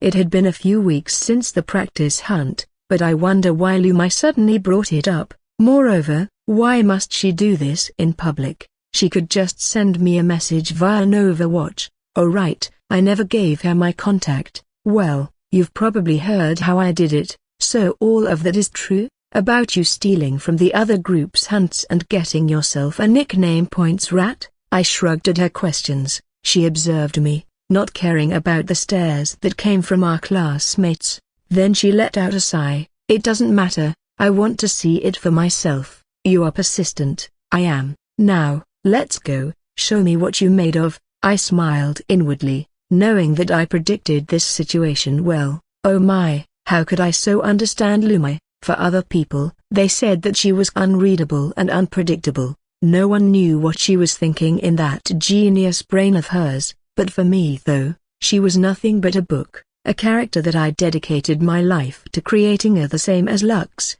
fleshing out every bit of her characterization into life. What she thought, what her motivations were, and how complex her mind was, I knew about that all. Standing up, I grabbed and slung my bag around my shoulder. Sure, let's go. Why not? I could make this a substitute for my daily solo exercise. I was tired already of training alone. It would be good if I could find someone who could be my training spar to see how much I had improved in these past few weeks since the practice hunt. Truly, I missed Shannon. A broken bar. I stood inside the circle area, specifically set up using a tool that could create a dome barrier for a special occasion such as a serious spar or duel. The area was wide enough for two people to run around while exchanging blows, stopping the swinging practice with a wooden sword. I caught up with my breath. Status, I commanded. A window panel popped up in my vision, showing me my abilities profile. Name, Zayavaras. Age, 17. Race, human. Stats, strength, E agility, E intelligence, C stamina, E magic, F plus charisma, D plus luck, E plus talents. Dual wielding LV.3, swordsmanship LV.2, magic control LV.1, skills, clairvoyance LV.2. Great, my dual wielding talent had leveled up. On top of that, I managed to raise all of my physical stats to rank E. Let's see what's new after it leveled up. A broken bar. Dual wielding LV.3, users will be able to wield two weapons at once even if their proficiency in said weapons is low. Learning dual wielding techniques will be much easier. Available weapons for dual wielding: sword, dagger, shield. Shield? What was that even supposed to mean? Maybe I could use the shields like gauntlets? You know, something like attacking with shields, but rather than using a large shield, I thought a smaller, round shield was more appropriate. If that was the case, the fighting style would be similar to martial art. That sounded cool. Unfortunately, I had not any experience with unarmed combat. A broken bar, or maybe I had, but rather than a proper technique, it was more like a street fight fist combat, unprincipled and uncoordinated. Maybe I should learn a martial art or any unarmed combat technique. A broken bar. Are you ready? Focusing my attention ahead, I nodded at Lumai. Yeah, She was holding the wooden staff with both her hands, the other end pointed forward. The angle was slightly facing the floor. Her right hand was delicately positioned at the rear grip while her left hand firmly grasped the middle, ready for any movement. Wait, I thought you are using dual daggers?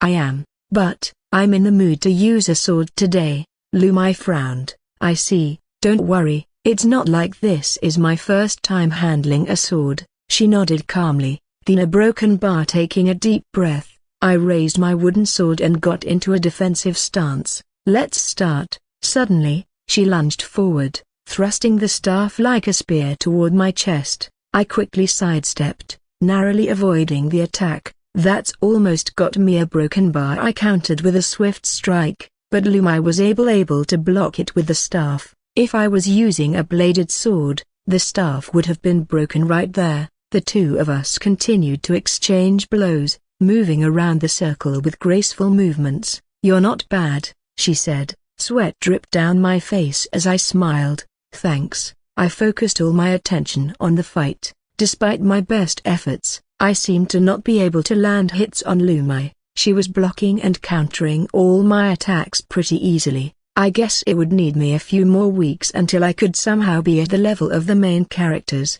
considering the fact that Lumai was the weakest in combat prowess of the main characters. I thought maybe it was not weeks but months. You should focus on the fight. Lumai thrust the staff onto my stomach.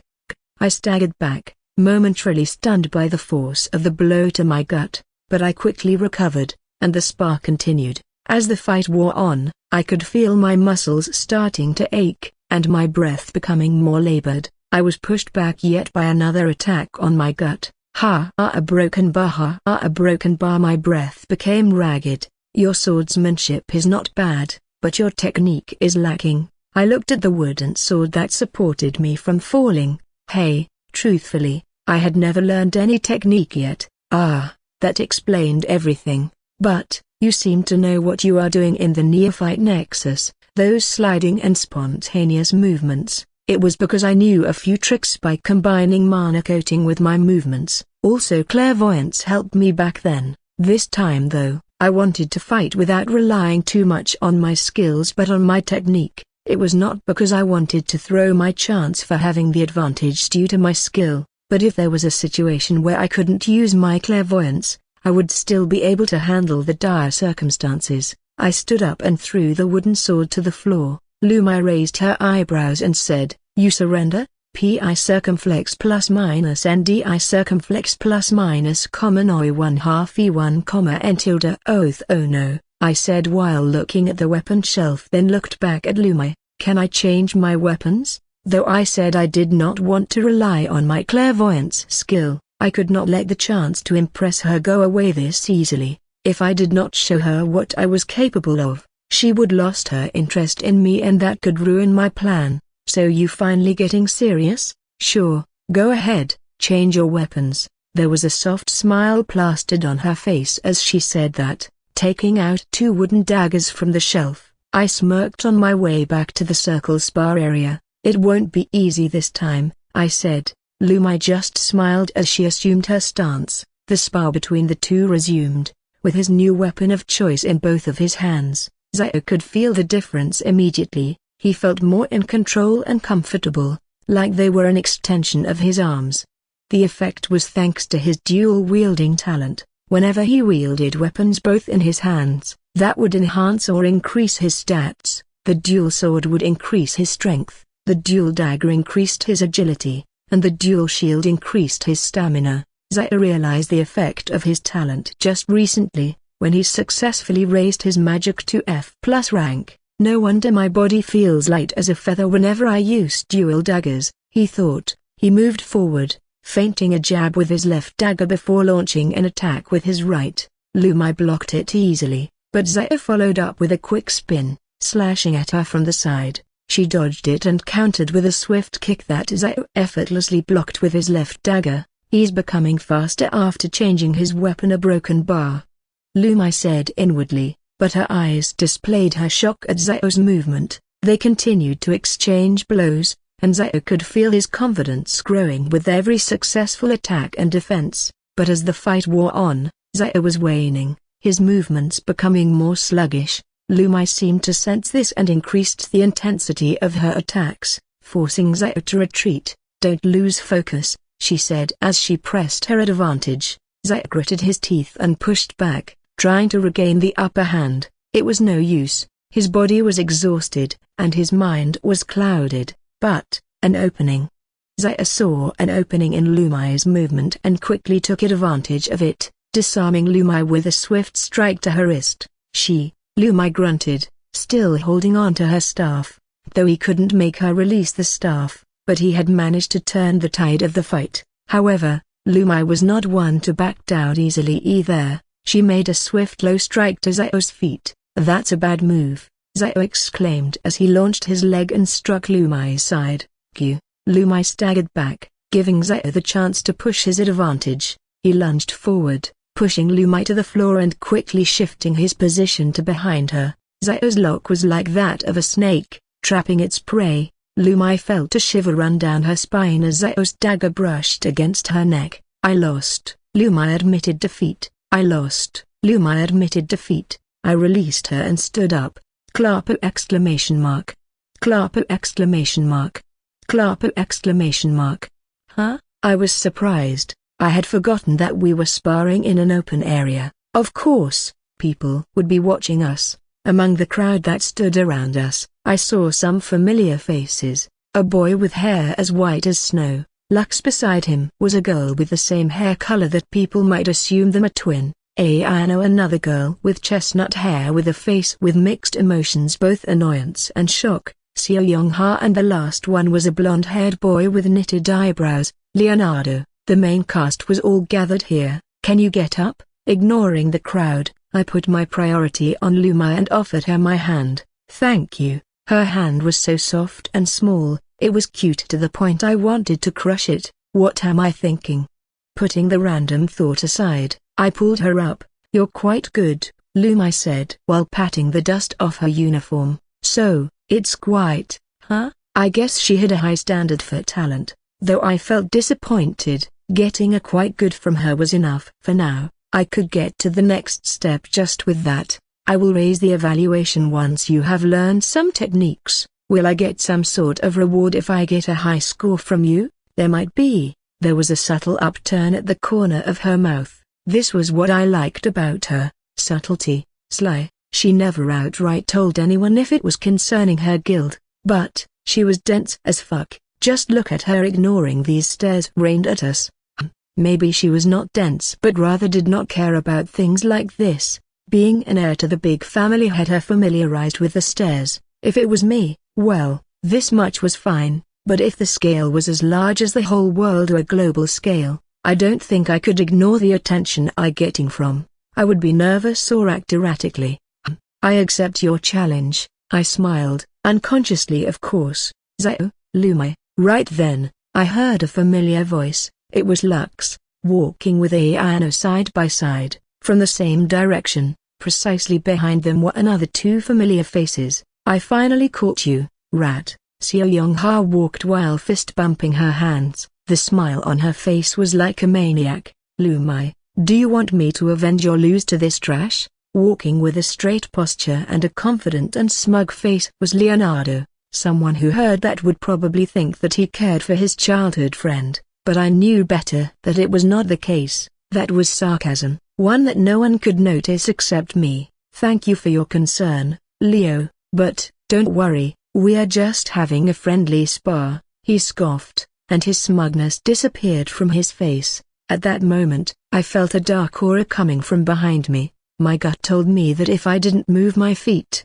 I would be left dead from the choking. Yet as I was about to make my move, my neck was already wrapped in someone's arm. "Where are you going, rat? We still have an unfinished business." A broken bar. I was caught. No way, I got caught. Why was she so fast? Ahaha, it's you, a broken bar. Yes, it is me. You rat, a broken bar. Yes, it is you. I know you, a broken bar. Of course, you know me. I'm your Grim Reaper. I just smiled, a fake smile perhaps. I knew that if I tried to release myself from her, I would pass out. She was serious when she said she was my Grim Reaper. Seoyoung ha, why did I make her like this? Ha! A broken bar. The younger version of her was such an annoying fellow for me. She was probably much more annoying than Leonardo. Hey, trash, I hate you. Let's spar with me. Never mind.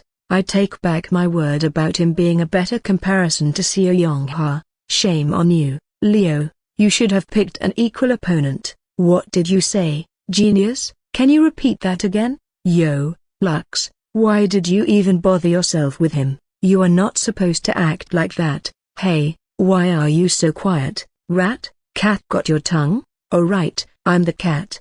God, please help me. A broken bar. Why did I even get into this situation? I would be traumatized every time I met one of the main characters and the situation suddenly turned into this again. You all were ungrateful children. Why are you guys acting like this? Oh, looked like there was still someone sane among the main characters. Looking at Ayano, who seemed like to be the sanest person here, I eagerly waited for the group's angel to speak up her mind. We all were looking at Ayano, waiting for her to speak, but what greeted us was the stretched silence. I gave up. A broken bar. Finally, I escaped from the hell circle. A broken bar. What a bunch of kids. A broken bar. I arrived in my room, complaining about the recent event. What happened?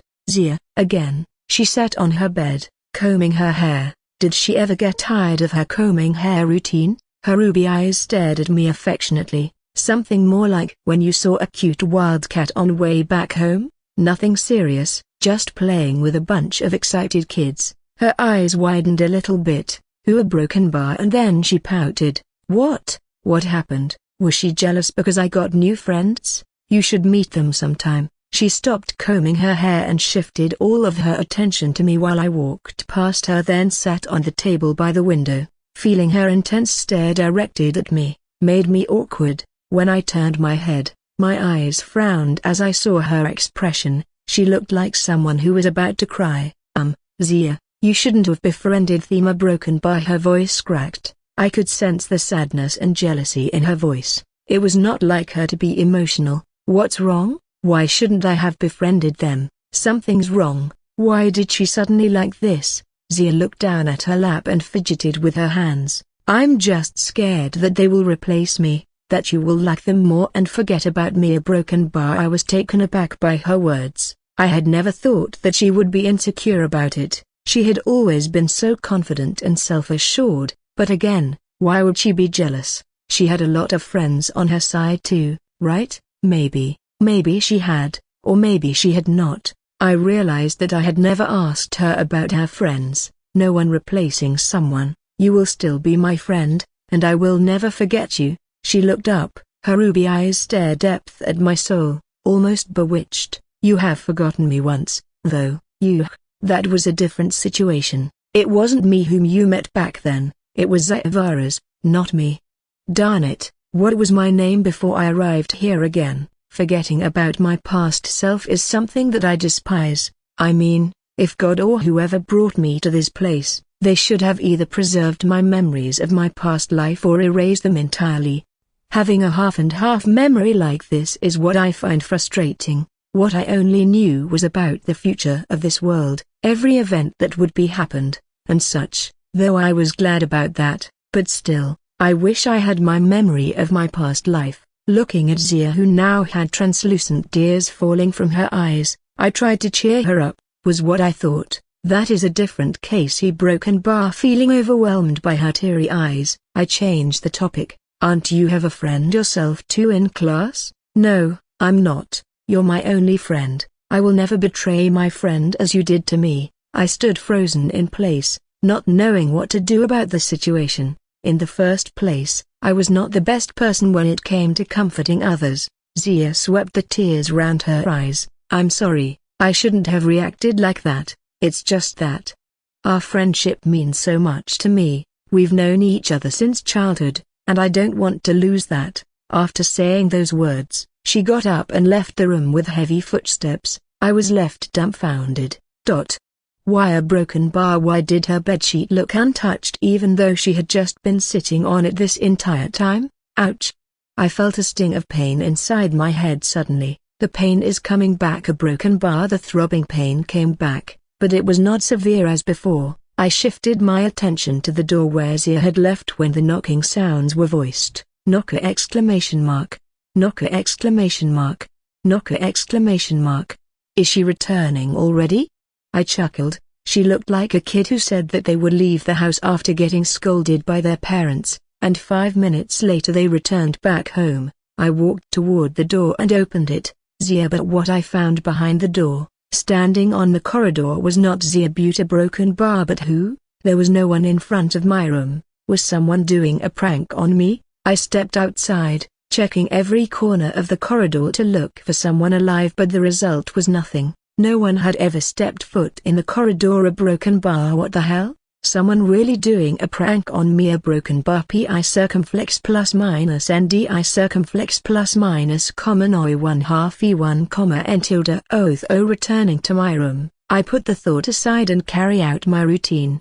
Before I learned how to meditate, I would practice my physical being in the training center. It had reached T rank. Thanks to that, it was good and all to train one physical power, but I would rather prioritize my spiritual power first, such as my magic. I sat in a meditation position and began my magic training. I seeped in deep inside my subconscious world as time went by. After some time, I felt my connection weaken. A broken bar. The soul, my soul. I felt the string that held my consciousness to my body was weakened. It became thin as I fell deeper and deeper into my subconscious world. I can't get out. I could not bring myself back to the real world. A broken bar. Sheet. A broken bar. Why is this happening? A broken bar. Before I could finish speaking, the world in front of me turned white. Content warning. This chapter includes depictions of child abuse in order to explore the memory of a character's past. If you find such things triggering, please consider skipping this chapter or reading with caution. Just like when someone switched off the light, I couldn't see anything. Darkness, like a feather. I felt light, weightless, as light as if I don't have any form, formless. Please stop. A broken bar. I could hear a voice, maybe belonged to a kid. They were shaken, trembling, fear. You better do what we said if you want to live. Let me go. A broken bar. Another voice. The former had a hoarse and raised voice. The latter sounded like the kid's voice I had heard. It was trembling from fear. This brat. A muffled blurbing-like sound was audible. It resembled the sound heard when someone tried to speak while underwater. What is going on? Where exactly am I? Did I get kidnapped? I won't know until the darkness that blinded my eyes disappeared. A cough, cough. Mr. A broken bar. Please. Broken bar. Another muffled, blurbing voice as if trying to speak underwater entered my hearing. Apostrophe. I felt restless, as the voice repeated, with the same line, the same cough, the same voice. All of that entered my hearing. I felt restless. I wanted to know what was going on, but I could not. Then, as if God was hearing me, the darkness that blinded me disappeared. Finally, my vision returned. But it was still dark. I meant the place. The place was still dark, with the dim light from a lantern being the only source of illumination in this warehouse-like space. I was here. Number.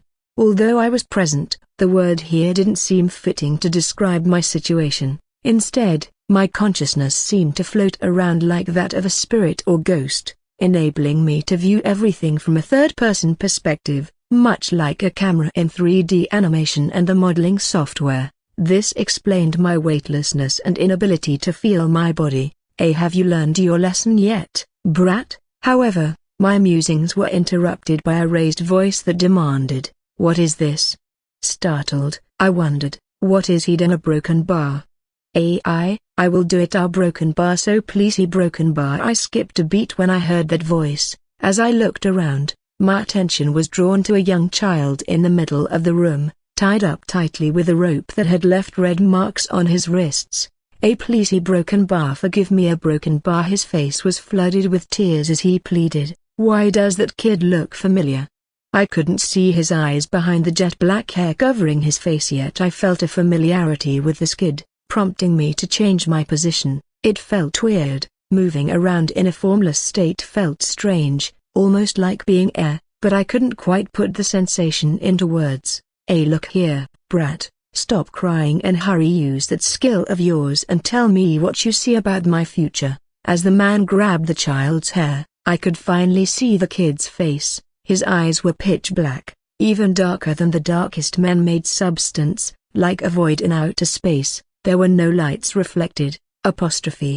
That kid, how do I do it? A broken bar. Why did he a broken bar? ATCH, just use your fucking eyes and focus on me. Isn't that what the skill description said? A broken bar look like me? A cug. It hurts. A broken bar. What happened? The kid was just closed his eyes, but why did he look like he was hurt? The veins protruding around his forehead made my stomach writhe. So, what do you see, brat? Come on, tell me. I clenched my fist, though I couldn't feel my body, though I couldn't see my form, but I knew I was clenching my fist just as how the kid clenching his fist. AP, promise me you won't hit me. A broken bar. The kid's face turned grimace. I wanted to choke this guy. Sure, I will not hit you, so tell me, hurry. The man rolled his eyes. I wanted to gouge his eyes out. You will die tomorrow. A broken bar. Mr. A broken bar. How dare you say that? The man launched a perfect punch into the kid's stomach. The kid screamed, but no one could hear his voice except for the man and me. Another punch was launched into the kid's face, then the stomach again, and lastly a kick to the chin after the kid collapsed, leaving him in an unconscious state. You deserve it, brat. How dare you say I'll die tomorrow? Who'll even kill me? Me. I want to kill him. I will kill this bastard. If only I had a form, if only I had my body, if only I knew where this place was, I would already kill that bastard. ATCH, he's fainted. I'll be in trouble if boss sees these. A broken bar. He slapped the kid while gritting his teeth. Nervousness began to show on his face as the kid hadn't gone conscious yet. I could only watch as he tried every physical abuse to wake the child up. I did not know why I feel so angry. I did not know this kid, yet I was so angry seeing him getting abused like this. Something was connecting us, me and this child. This was too frustrating. Is there anything I could do here? Then, the scene suddenly warped. Looking around, I only found the child still unconscious. Wow, am I in a memory? Is that perhaps a time lapse? As I continued to look around, I noticed there were some things missing from this place. The abuser was nowhere to be found. The tools and kits that he brought to were missing. The floor was clean.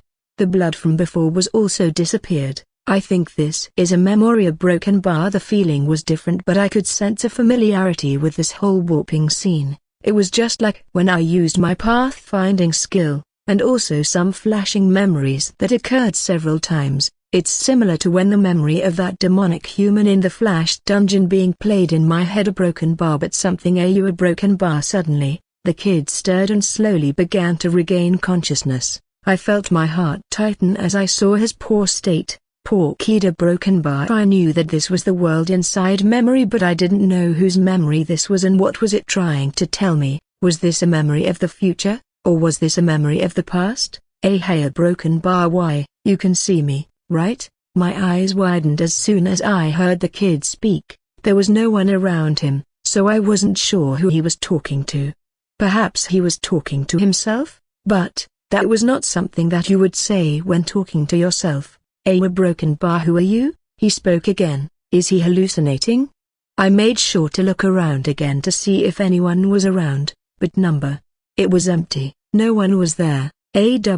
Why are you similar to me? A broken bar. I was taken aback. With that one word, I felt like he was talking to me. A broken bar? Broken bar. So that's ice. A broken bar. You are me from the future. A broken bar. A broken bar. What? Are you talking to me? The kid beamed. Broken bar. I hear your voice. How was this possible? I thought it was a memory. You can see me, kid? Yes. Yes. A broken bar. I can see you. A broken bar. It's my skill. A broken bar skill. I was curious. Something was telling me that his skill was a clairvoyance. Yes. A broken bar. Why, you are also using it right now, right? I didn't understand. I just had no idea what was going on. Actually, I can't see or hear you in real time. A broken bar. I see the future, that you are here right now. A broken bar. I'm communicating with you through my foretell. A broken bar. I see the future where you, me, attending the octagram. Me. A broken bar. I'm happy. There was a short moment of silence. I see the future where I recklessly used my clairvoyance. A broken bar. Forcing myself to foretell every event of the future. It had cost me a lot. I kept silent. You're silent, confused. I see that too. A broken bar. The kid, who said that he was me, winced and curled like a worm. I can't keep using these. A broken bar. Listen future me. A broken bar. You must go and search for the chrono dungeon. A broken bar. It could a banger! Exclamation mark.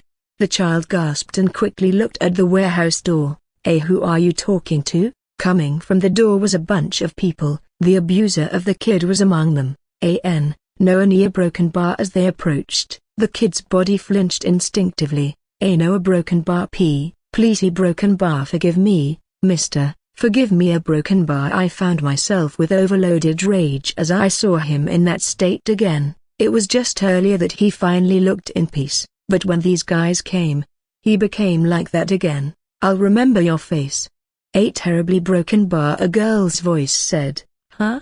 When I turned my head toward the voice, I saw a familiar face. It was familiar, but something was different. You guys are beasts. A broken bar. Her red hair flowed to her waist. Torturing a little child until such state. A broken bar. Her red eyes sparked a fire. Death is too light of punishment for you. A broken bar. And flame burst out from her hands. What is she doing here? Broken bar. At that moment, I realized who that little girl was. It was a very familiar girl, the one whose very existence was alien to me. As my attention became too focused on her, a window panel that only I could see popped up, showing the little girl's information: name, Ember Crimson, age, 14, race, human, stats, strength, D agility, E+ intelligence, D+ stamina, D magic, D charisma, B+ luck, C hidden stats, perception, B mental, A potential, SS health, D. What a broken bar is this? The information had increased. The first time, it only showed me the target's name. Then, it gave me additional information. Now a broken bar. Wait, what about a broken bar? I quickly diverted my attention from the girl who was summoning flames to the boy who was writhing on the ground. Exclamation mark. My vision began to blur as the information was extracted from the boy. But, before the darkness completely engulfed me, I had seen some of the information. No way that was true. I did not understand. I did not understand this situation at all. This world was confusing me. A broken bar. It was not one that I knew. How come there was someone like that existed? As my consciousness started to disintegrate, darkness enveloped me. Later, it was the same instance as when I lost touch with my physical form. I felt weightless, floating in the void. As time passed, I sensed my weight returning and my senses gradually coming back to me. I could feel my hands and legs functioning. Finally, as my consciousness reconnected with my body, I took a deep breath, gasping for air. Damn it, I cursed. The experience was draining, taking a toll on my mind. Exclamation mark. Your clairvoyance skill has leveled up. What? Your clairvoyance skill has leveled up. What? Since when did the system notification turn on? All this time, I had never bothered to switch on the system's voice notification, so it should have been quiet. I hated it when some random noises filled my head. It just felt strange, but after giving it a second thought, I thought that it might be useful for when I leveled up some things. Being back in my body, I had a lot of questions about the scene I saw earlier. What and when did that happen? The kid resembled me, just that he had small stature. Then, Ember, her age was 14 years old when I saw her status screen. It gave me a sight that the memory was in the past. Also hearing the kid say that he was my past self and I was his future self, it seemed the memory was my broken Baza Evarez's memory. So what I did right then was some sort of scrying to the past? It seemed to be the case, as I had clairvoyance skills. Just like what I knew about the power, true ability was to see the past and future, not just an appraisal and detection skills like the system's description said. I tried to piece together the puzzle of the scene earlier, but there was something still missing to solve it. Ember Crimson, a broken bar, that's right. I needed to ask her about this. I massaged my forehead, sweat streamed down my face and back. When I noticed the scenery outside the window was already night, I stood up and showered. She looks different. Her broken bar, Ember Crimson, in the memory looked like a bright and cheerful kid, who upheld justice and hero's principle. It was different from what she looked like right now. The rumor about her might be true, the thing that she had changed into a different person after experiencing a coma, unaware a broken bar. Then I recalled something. Why does the information from clairvoyance look like Odysseys? Back then, when I extracted information from Little Ember and Little Zeo, the status screen that showed up looked exactly like the Odyssey system. Odyssey system was Lux's exclusive system. Unlike the normal system that everyone else had, his was unique. His status screen checking was more detailed and included the hidden stats that was not shown from the others' system. The Odyssey system also had a unique way of describing skills. It was a half-sentient system that was just like a companion and mentor. It gave quests, and every time Lux cleared it, he would be rewarded from the system.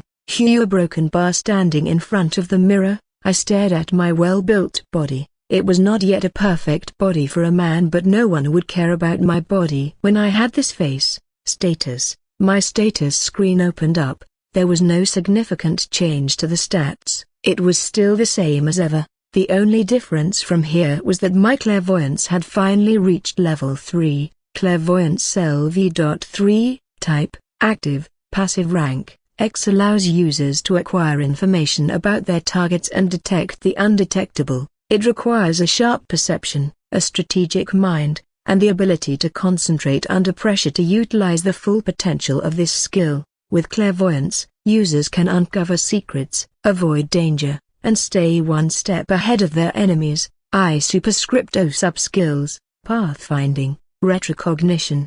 Retrocognition. The users will enter a state of trance upon activation of the skill, allowing them to see into their target's past. However, it will be dangerous if the user's mental capacity is low when using the skill. Mana consumed depends on how far the user sees the past of their target. Recognition, a broken bar. It was a good skill. I already knew the future, but I did not know the past, especially my past. Those who forget their history are condemned to repeat it. Someone had said that line, but I forgot who they were. Simply learn from the past. The past and history were something that needed to be learned for a better future. I stared at my reflection in a mirror. The pitch black, like a void in outer space, stared back at me. Water dripped from the tip of his wet black hair. As I focused on my reflection in the mirror, a status screen that only could be seen by me appeared. Name, Zayavaras. Age, 17. Race, human. Stats, strength, E agility, E intelligence, C stamina, E magic, F plus charisma, D plus luck, E plus. Hidden stats, perception, C mental, F potential, B health, D plus. As I thought, a broken bar. Since I couldn't use the clairvoyance skill to myself directly, I had to use some mediates like a mirror or anything that produced a reflection. Focusing my eyes on my reflection, and then boom, a status screen of me popped up. It was more detailed than when I used the ordinary way, but of course, it was also more complicated to use it for myself. Unlike using it for others, feels like I have the Odyssey. It was not a bad feeling, though the aftertaste of that memory still attached to my mind. Knowing this upgraded clairvoyance could do it slightly reduced the bitter feeling of that. Listen, future me, a broken bar. You must go and search for the chrono dungeon on a broken bar. It could. At that moment, I recalled the word of me in the memory said, chrono dungeon. It was one of the ancient dungeons that Lux had a hard time clearing. Let me remind you that there were different types of dungeons in this world. First was the Rift Dungeon, a peculiar dungeon that had formed as a result of a crack in space, which served as a portal connecting two worlds. Its shape was reminiscent of a dark, oval void, surrounded by swirling currents that rotate in a clockwise direction. If the dungeon was left unattended, it would eventually undergo an event known as an outburst, in which it would absorb enough energy from its surroundings to create a one-way gate through which the dungeon's inhabitants could pass into Earth. To erase the dungeon from the surface, someone or a group must attack and defeat the dungeon boss, which will then reveal the dungeon core. Destroying the core would unlock a treasure room as a reward for the successful group that had cleared the dungeon. If a group attacked a dungeon during its pre-outburst state, it may be easier to clear the dungeon because the magic circulation that typically maintained the mob monsters would be focused on preparing for the impending outburst instead. As a result, the dungeon's inhabitants would likely only have a boss monster to defend the dungeon. And there was a difference between raiding the normal Rift dungeon and the pre-outburst, the environment and the treasure room.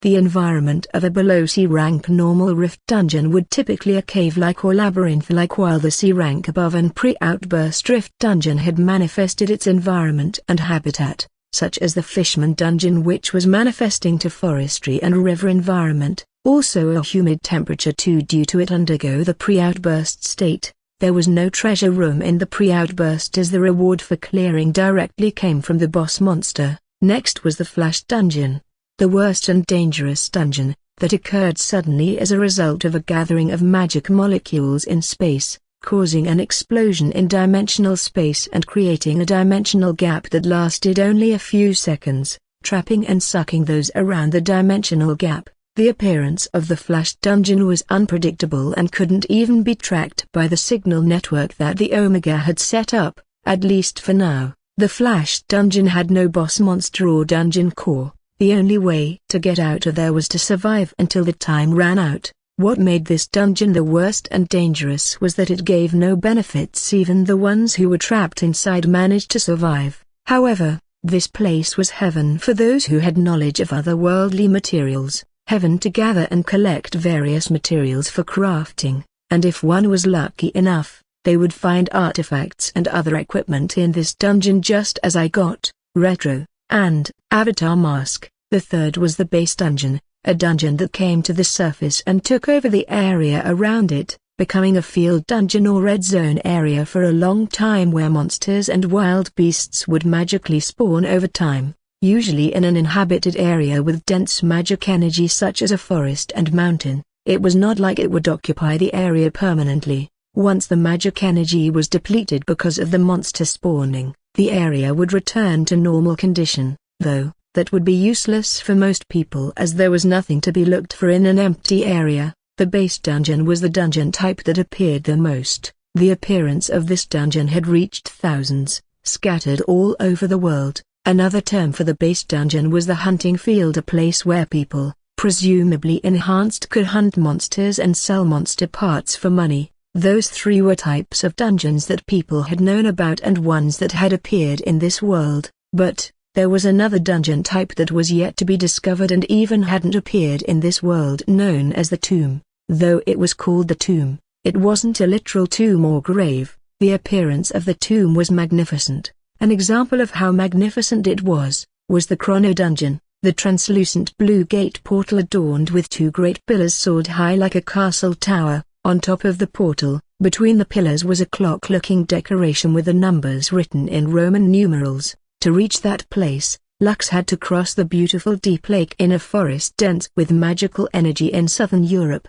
just like a castle on the lake. That was how magnificent the Chrono dungeon was. The number of the tomb appeared in the world was close to 100, but only 7 of them were cleared by Lux. I stood frozen. I wasn't sure how long I was standing in front of the mirror. As the reflection in the mirror changed to that of the Kida me in the past, I shook my head deliberately. That Kida broken bar. I recalled the information that I was able to grasp from his status screen before I lost my connection to the memory. If that is in the past, especially the information about his clairvoyance skill, magic, and hidden stats, why are his stats superior to mine?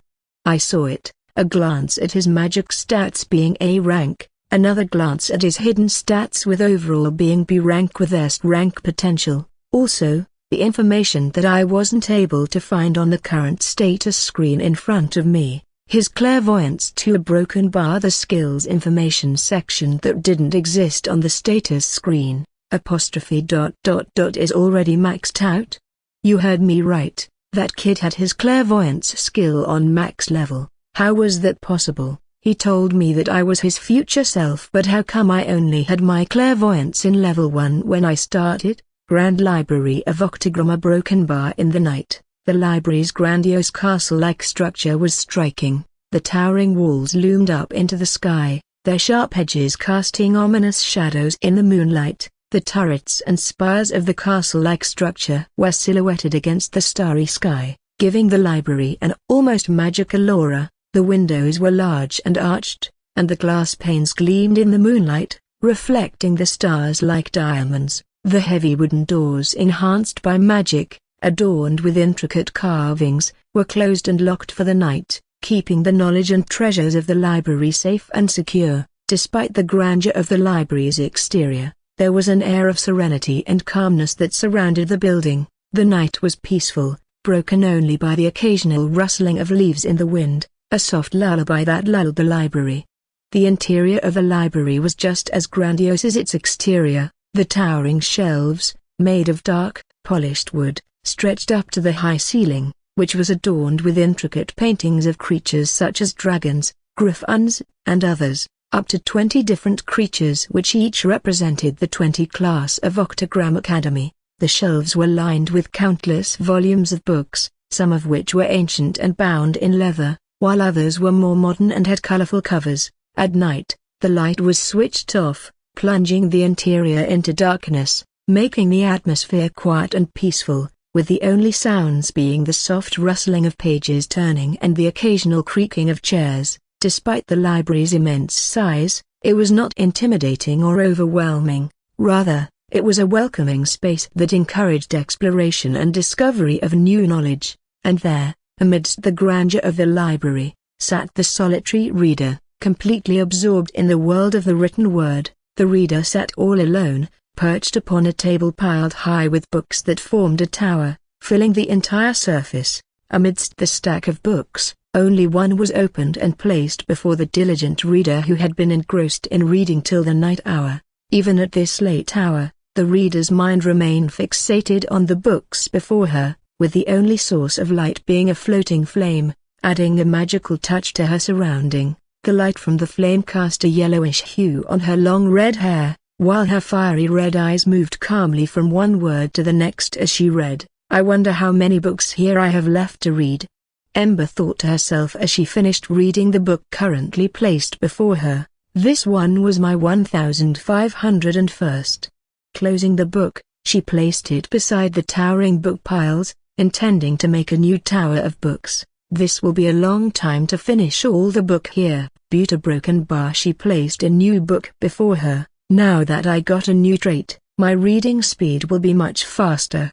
Looking at the book, she noticed the book's title, With You, Under the Night, Why is there this kind of book here? Though she complained, she read it anyway.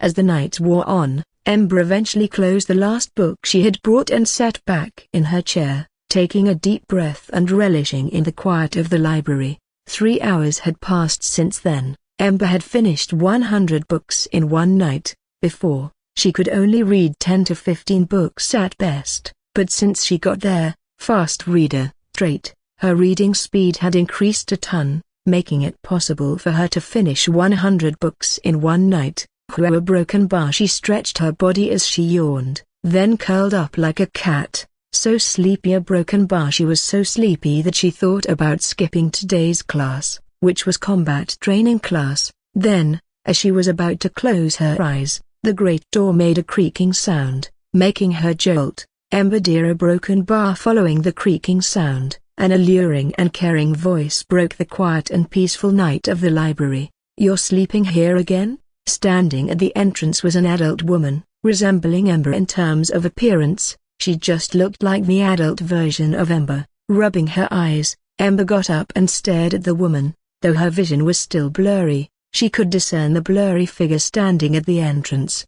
Grandma, her grandmother, known as the headmaster Nuria. Despite having a grandchild already and being in her 60s, She was rather looking young and beautiful. Nuria approached her granddaughter, who was half-conscious in her chair, surrounded by the book piles. Gently placing her hand on Amber's forehead, Nuria checked her granddaughter's temperature. "You're not sick, are you, dear?" It was rare for Enhanced to get sick just because they were reading all night, but Nuria couldn't help it. She was afraid. The first-generation hero titled War Goddess was afraid that she would lose yet another of her family members. Ember shook her head, still feeling groggy from her late-night reading session. "I'm just a little tired, Grandma. I think I might skip combat training class today." Nuria sighed, a hint of disappointment and worry in her voice. "I understand that you love reading." Sincere broken bar. Nuria shook her head. "I understand that you love reading, Ember, but you can't neglect your other duties. Your combat training is important for your future as a hero." Ember nodded, knowing that her grandmother was right.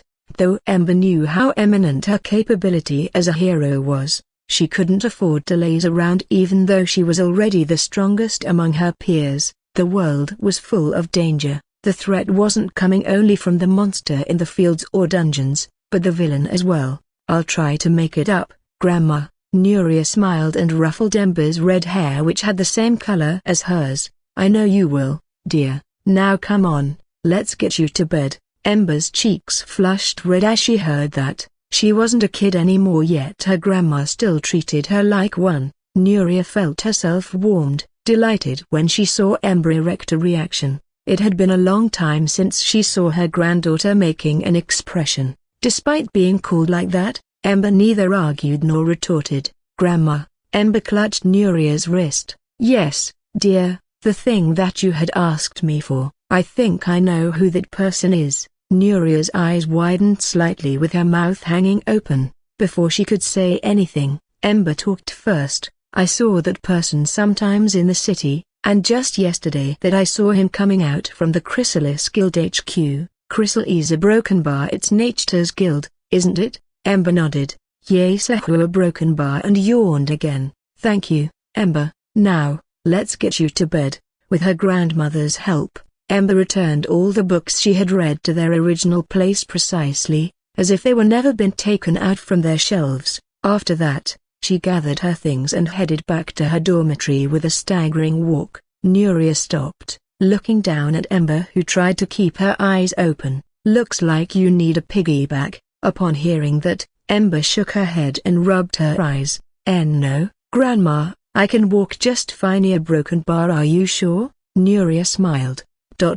Yes, if you say so, dear." As they walked through the halls of the library, Ember couldn't help but feel a sense of comfort and belonging. The library was her sanctuary, a place where she could occupy her mind with books and escape from the bitter memory she couldn't ever forget even if she wanted to. After all, her eidetic memory had made her a humanoid codex, a living library, and the embodiment of knowledge. She was almost an omniscient being. Her brain recorded everything that she saw through her eyes, what she heard through her ears, and what she experienced throughout her life and body, and those records of information wouldn't ever be forgotten unless she died. A broken bar. The next morning, Nuria visited the Chrysalis Guild HQ. "Welcome to the Chrysalis Guild, Miss Nuria. May I help you today?" The receptionist greeted Nuria with a smile. There was a hint of respect and excited showed on her face. "Yes, I'm here to speak with Nature.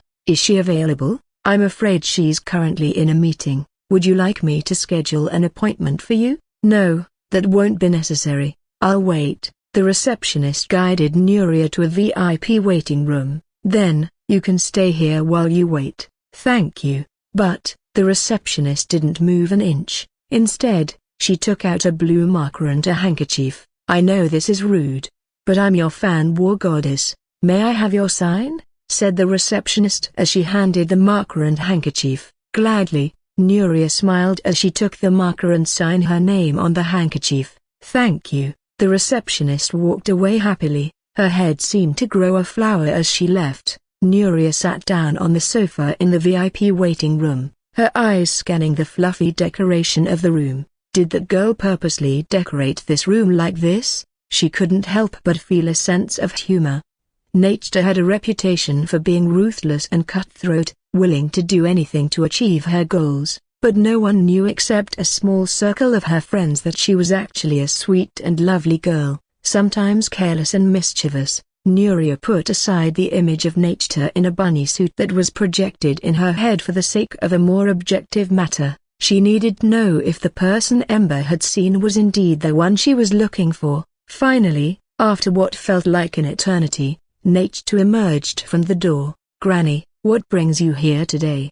Nechter had a tall and slender build with long black hair under the mask, reaching her waist. She had a distinctive mask that covered her entire face. The mask had a metallic appearance and was adorned with black bunny ears on top. She wore a black, high-collared coat that covered most of her body and was adorned with golden buttons and trim. Underneath the coat, she wore a black skin suit and black gloves. She also wore black boots with golden accents. As she stepped forward, she asked Nuria, "Granny, what brings you here today?" Nuria chuckled and teased back, "I'm not sure I appreciate being called Granny, little Ni." There was a little snort coming from Nechter as she heard Nuria tease her. "Looks like you need to check your eyes, Granny."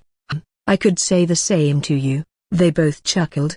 "Ha ha, broken bar, it isn't fun when we both are teasing each other. One should be the victim, Granny. Ha ha, sorry if you feel that way. You know how much I enjoy getting back at you when you're teasing me first." Shaking her head, Nechter sat down on the sofa across from Nuria. "You're 60 but you're like a kid. I can't believe my idol is this childish. At least I'm not weird." "A broken bar," Nuria said as her attention shifted to the bunny ears. "What is that, a bunny ears, huh?" As soon as she heard that, Nechter jolted and the bunny ears immediately pulled in and were changed to black-colored horns. "Bunny, where?" It's a devil horn." Nuria gave her a deadpan stare but her mouth looked like she was holding a laugh. Sure.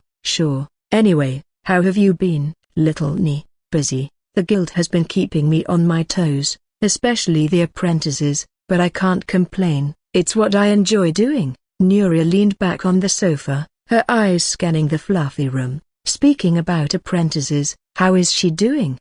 Nechter tilted her head. "She?" Then she realized who was Nuria referring to. "Oh, Shannon, she's been doing great." "That's good to hear. And what about your search for your sibling? Have you found him?" The question made Nechter flinch.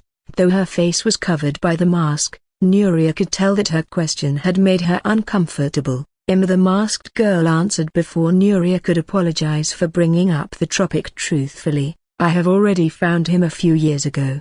"Beauty broken bar." Nuria raised her eyebrows, her curiosity built up.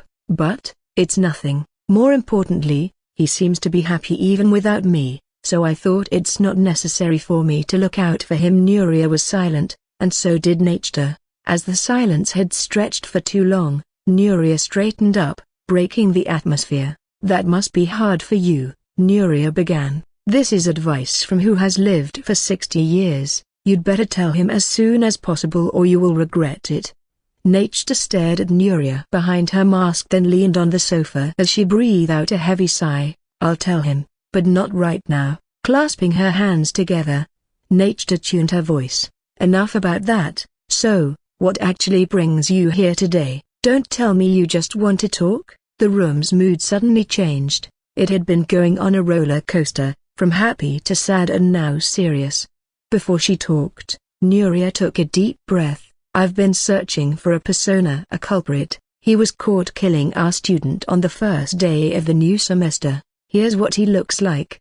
Nechter's eyes widened slightly as she saw the portrait of a man in a black Victorian coat suit. Taking notice of Nechter's reaction, Nuria couldn't help but ask, "Looking at your reaction, I assume you know this person?"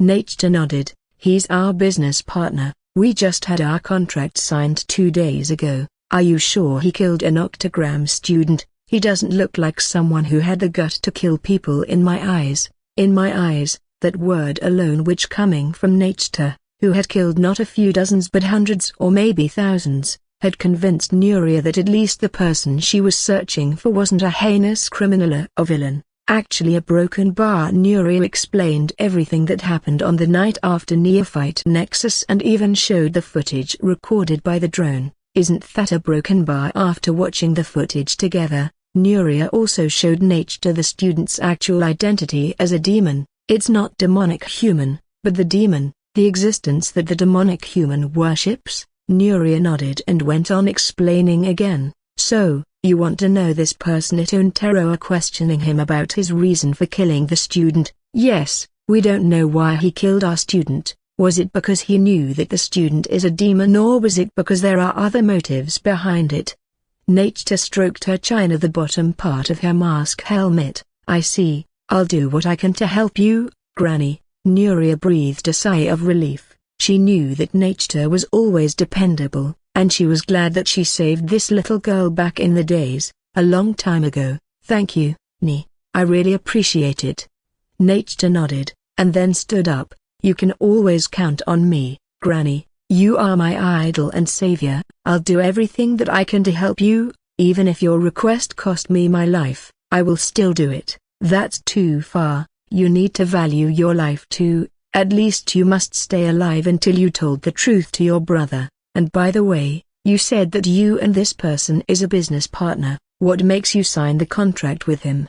Nature paused, looking at where her mask's glass was looking. She looked like she was in thought. Hey, I bet you'll be surprised. He offered my guild to produce elixirs and use them to monopolize the market. Elixir? I thought it has become more common by now. It's not an ordinary elixir, it's Horizon Elixir, one that can raise the potential limit. She didn't come to class today. I broken bar after the class ended. I was deliberately searching for Ember. I had already asked my classmates about her, but no one knew, and instead of getting proper answers, they would only tease me and suspect me I had some sort of feeling for Ember, which was not true. My purpose was to ask the truth about that particular night, the scene I saw in the flash memory. What did Ember know about that night? There was one report in the forum about what happened that night. It said that Ember was abducted when she was visiting France, and when the local heroes arrived at that warehouse,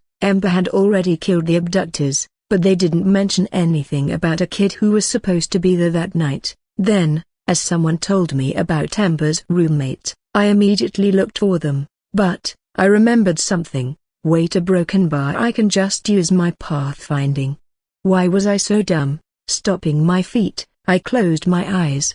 Pathfinding was a skill that allowed me to trace and visualize an image of my target position. Of course, I needed to think about my target so I could find them. Red hair. A broken bar. Think about how her hair, long red hair, flowed like a water stream to her waist. Red eyes. A broken bar. Think about how her sharp red eyes stared at me coldly when I saw her for the first time at Garuda Sword Tower. Unparalleled. A broken bar. Think about how pretty she was when she put on the earring, captivating me with the sight. With these thoughts in mind, I focused on their pathfinding, feeling a tingling sensation in my head as the image of her location projected in my mind. What I saw from the image, there were a lot of bookshelves, tables, and book piles. A library? There was no other place with towering bookshelves and book piles other than the library. Am I right, or am I right? Without a moment's hesitation, I started running towards my destination. As I ran, I couldn't help but wonder what to ask of her about the scene. Should I just straightforwardly ask her? Should I have a conversation first and then ask her about it? Or should I approach with a more subtle question leading me to the answer? The questions lingered in my mind as I continued running, my eyes fixed on the path ahead, running from the eagle realm to the owl realm. But no matter what, I knew one thing for sure: I have to see her, no matter what it took. And then, once I arrived on the library's first floor of the lobby, what came from the receptionist's mouth had struck me with a reminder. You need the membership card to browse the library, right? I thought to myself that it was probably the time to spend some money and merits. It's only 50 merits to create a membership card. Merit. Imagine a world where academic achievement was not just recognized, but also rewarded with a special currency called merit. Think of merit as sparkling gems that symbolized a student's hard work, dedication, and intellectual prowess. In this world, in every academy, Earning merit points was no easy feat. It required students to go above and beyond the expectations of their professors and instructors, and prove their academic mettle through various tasks and challenges, from submitting assignments on time to passing difficult exams and various missions. Every effort counted towards accumulating this precious currency. But what made merit truly special was its power to unlock a range of benefits and privileges. Just like in a game, students could exchange their merit for valuable rewards, such as library membership that granted access to exclusive floors filled with rare books and scrolls containing powerful techniques. The more merit a student has, the greater the rewards they could earn. From bronze membership to diamond membership, each level of library membership offered access to a wider range of resources and knowledge. But that's not all. Merit points could also be exchanged for other things such as cred, skill books, technique scrolls, and many things. In short, merit was points that have various benefits, and it was awarded to students upon evaluation of the task they completed. Currently, I have like 343 merit points, which I got from various sources. 100 merits from Neophyte Nexus, 150 merits from Practice Hunt, 100 merits for scoring first place in group ranking, and 50 merits for scoring third rank in individual ranking, and 93 merits from academic class professors bonus, task assignments, etc. If you ever wondered was 343 merit points a lot, then the answer is yes. 343 merit points in the first month of the academic year is a lot. I could exchange them for 343 K-creds. But that won't be necessary as I already had enough money. Instead, I would use them for a library membership card, a silver membership card, please. Library membership card was one of the essential items to invest your merit points. With library membership card, you could browse books on a higher floor level. The library's first and second floor was where common and ordinary books were placed. Beyond the second floor was where the rarest books were. The rarest books included lost literature, information or journal book about ancient sites, and such. There were even skill books and scroll techniques ranging from F to E rank. The library membership card had 4 ranks: bronze, silver, gold, and diamond. The bronze card was the basic. Students with this card could only access the books from the first floor and second floor. Next, the silver card, with the privilege to access the first floor to the 4th floor. The gold card could access up to the 6th floor. Lastly, the diamond card could access up to the 8th floor. 300 merits have been deducted from your student ID. Here is your membership card, said the receptionist while he handed the card with silvery decorations. I received the card with a smile that hid 1,000 emotions. The price for a card was no joke. The bronze only cost you 50 merits, but the silver card cost 300 merits, and if I remembered correctly, the price for gold and diamond was 1,000 and 4,500 respectively. It would be impossible for the first year to reach that number as there were not many practical lessons and missions given to the first-year students that could serve as mining fields for merit. I would start getting a bunch of them only after I became a second year, and once I got them, buying a diamond card and higher rank skill books and techniques would be a piece of cake. If only I had a time skip or a broken bar. Complaining was easy, but it won't make things better. Looking ahead, I took a deep breath and began to walk upstairs. I didn't find Demba on the first floor or the second floor, so she was either on the 3rd floor or the 4th floor. The possibility of her being on a higher floor than that was impossible. Even though she was Nuria's granddaughter, there was no way she would be given that much privilege of bypassing the library's level. I arrived on the 3rd floor. Looking around, I noticed that this floor's inhabitant was mostly second-year students. She's not here either. A broken bar then. She was probably on the 4th floor. As I was about to take off from this floor, someone called me. They called me, but it didn't being caught by my ears but my brain. A telepath. Hey, first year. There was no other first-year student here other than me, so I was 100% sure that they were calling me. As much as I wanted to ignore them, I couldn't help myself but turn around and look for the voice's owner. Right here. I found them. They were sitting on a mid-sized round table for 6 people, but only 5 seats were occupied. One of them was a familiar face, waving at me with an expressive smile. He was Amber's opponent in the Neophyte Nexus, the second year's first place, Noah Alfonso. What does he want from me? The other second-year students were sometimes peeking at me as I walked past them. Murmurs began to break the silence in the library, but it was not for long. When I reached Noah's table, the murmur stopped and the third floor went quiet again as everyone's attention was back to their original activities. Yo, Junior, what are you doing here? Did you just spend 300 merits for library membership in the first month? There was no mocking tone in his voice. The other 4s too, they kept silent as Thea broken bar. Wait, are they seriously playing a card game here? Taking notice of my attention to the card on the table, Noah smirked. Never mind my question earlier. More importantly, do you want to join us playing poker here? On the table, cards were scattered, each with different values and suits. What do you think? We also do bet, in case you want to increase your merit back. I hesitated for a moment, unsure if it was appropriate to play cards in the library, but as I looked around, I noticed that no one seemed to mind. I only have like 43 merits left. This would be a good chance to get it without much hard work.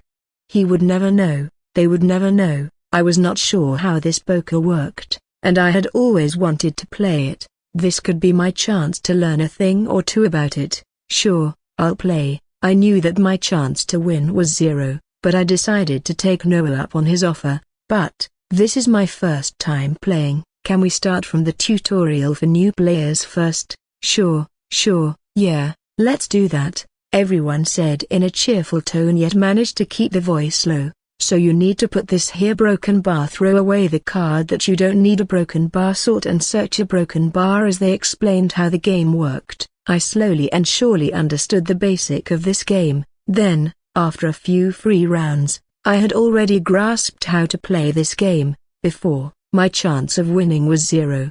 Now, it had increased to 10. That was if I played it in a right way. Did you think that by playing a card game with betting like this, anyone would play it in the right way? They wouldn't. I was 100% sure they were going to cheat, and so that was what I did too. The 10% win would increase more to 50%, 99% chance with my clairvoyance. Noah shuffled the deck and dealt the cards. 5-card draw, he said. I nodded, trying to act as nonchalant as I could. The game had started, and everyone was focused on their cards. I looked at my hand and quickly scanned through the other players' cards. Now, let's see what they have. A broken bar. I activated my clairvoyance and the object's information began to pop up, filling my vision. A broken bar. This will be fun. Noah bet 20 merits, and the other players followed. Let's raise the bet. It was my turn, and I decided to raise it to 40 merits, pretending to have a good hand. The other players hesitated, but eventually, they all followed my bet. We exchanged cards, and I got lucky, not really, with my draw, getting a full house, flush, 3 of a kind, a broken bar SHT. As we revealed our cards, I could see the disappointment on the other players' faces as they saw my cards. Full house. I had won the round. Again, someone shouted, and the game continued. We continued playing, and I kept winning round after round. 4 of a kind. As the game went on, straight flush, my cards would only be getting higher and higher. Royal flush. My clairvoyance gave me an edge that no one could match. Well, that's enough for today, I think. Noah and the others scratched their hair, looking like they wanted to rip apart those hairs from their heads. I had won over 800 merits in a few hours. What was even this game? Senior, thank you for today. Take this, a fee for teaching me how to play this game. 800 merits, not in a month, or not even in a week, but in a few hours. The professors and instructors would obviously be suspicious of me. If they knew I got all of that from gambling and betting with my seniors, I would be dead. They wouldn't even consider that I got them from Merit's Duel, which was an official way to get merit from the others' student if you'd won. it was better to give some to them back to avoid suspicion, just like when one sent money from their bank account. The way merit could be transferred to someone's ID too was the same, so, at the end of the day, I only brought back 500 merits with me. I knew that was such a dumb move, but I couldn't help it if I wanted to avoid punishment from the academy. Then, excuse me, wait, Junior, where are you heading? I paused. To the 4th floor, I see, good luck with your studies. With that, I was back to my original goal, looking for Ember. I didn't care and I didn't want to know how there was a wind blow inside the library. Whoosh or exclamation mark. Number. It's not a whoosh, rather a broken bar howler exclamation mark. That sounded weird. Anyway, once I arrived on the 4th floor, I saw a familiar face sitting by the large window. Her red hair was blown by the wind, making her fix them as the hair covered her vision from looking at the book placed before her. No one was sitting at her table. Well, because there was only a girl with red fire-like hair on the 4th floor, she was alone, so she knew she could open the window and let the fierce wind enter the room. But, why would she do that? As far as I see, what the wind did was only disturb her reading time. I walked towards the bookshelves and took a few books, then I headed to Ember's table. Hello, mind if I join you here? No response. After like 10 seconds, she took a breath and then shifted her attention to me. Beautiful. The eyes, I meant, it might be only me, but I felt like the coldness in her eyes was gradually softening from the first time I saw her. Her red eyes bore a hole in me. I stood still, feeling my legs numb out of nervousness. Then, she said something. I don't mind. After getting her permission, I quickly took a seat across from her and placed the books I brought on the table. We read silently as the wind blew our hair and book pages. It's annoying. I can't focus a broken bar. I couldn't focus because of the wind, so I stopped for a moment, taking a look at the person in front of me who seemed to be immersed in the book's world. A broken bar 5 minutes. Every 5 minutes, she would close her current book and open a new book. There were 5 towering book piles on her left and 3 towering book piles on her right. I've never thought she's a bookworm, a broken bar nerd, a fast reader nerd at that. Even the seemingly thick book with almost 1,000 pages felt like 10 pages essay for her. Another 5 minutes had passed since she took the thick book. It was a new book in her hand now. Whoosh or exclamation mark. The wind blew again. Despite that, the towering book piles didn't collapse, not even flinched. Are you enjoying your time here? Eventually, I couldn't hold the urge to say something at this peaceful silent table. It took her 10 seconds before nodded her head slowly and replied while still focused on the book. It's peaceful here. I smiled. Yeah, broken bar peaceful.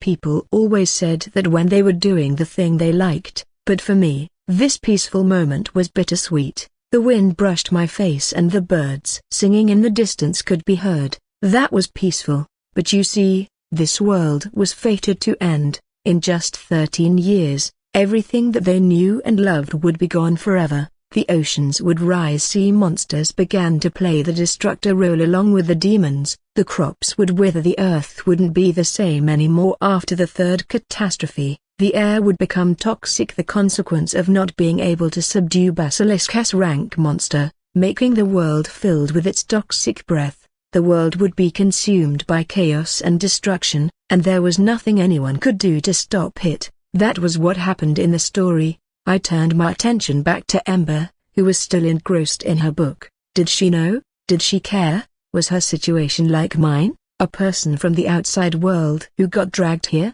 A person that knew about what would happen in the future? If she was, it explained why she knew about the demon Jilrot that day. I wanted to ask her, but I couldn't bring myself to do it. What if she was a regressor or transmigrator? She wouldn't let me go for knowing that secret, just like every regressor and transmigrator story's protagonist. If she was not one, well, the worst could happen, that she might suspect me as one, and who knew what she would do with the regressor/transmigrator/reincarnator's knowledge of the future. No, a broken bar. I thought too much. I was not here to contemplate those thoughts. I just wanted to know the truth behind the memory I saw. I reached for the already opened book before me and continue reading. stealing glances at her every now and then. As time passed by, I'd break the silence again. Dystopia, I began. Ember's ears twitched as she heard the word. It's a world filled with oppression,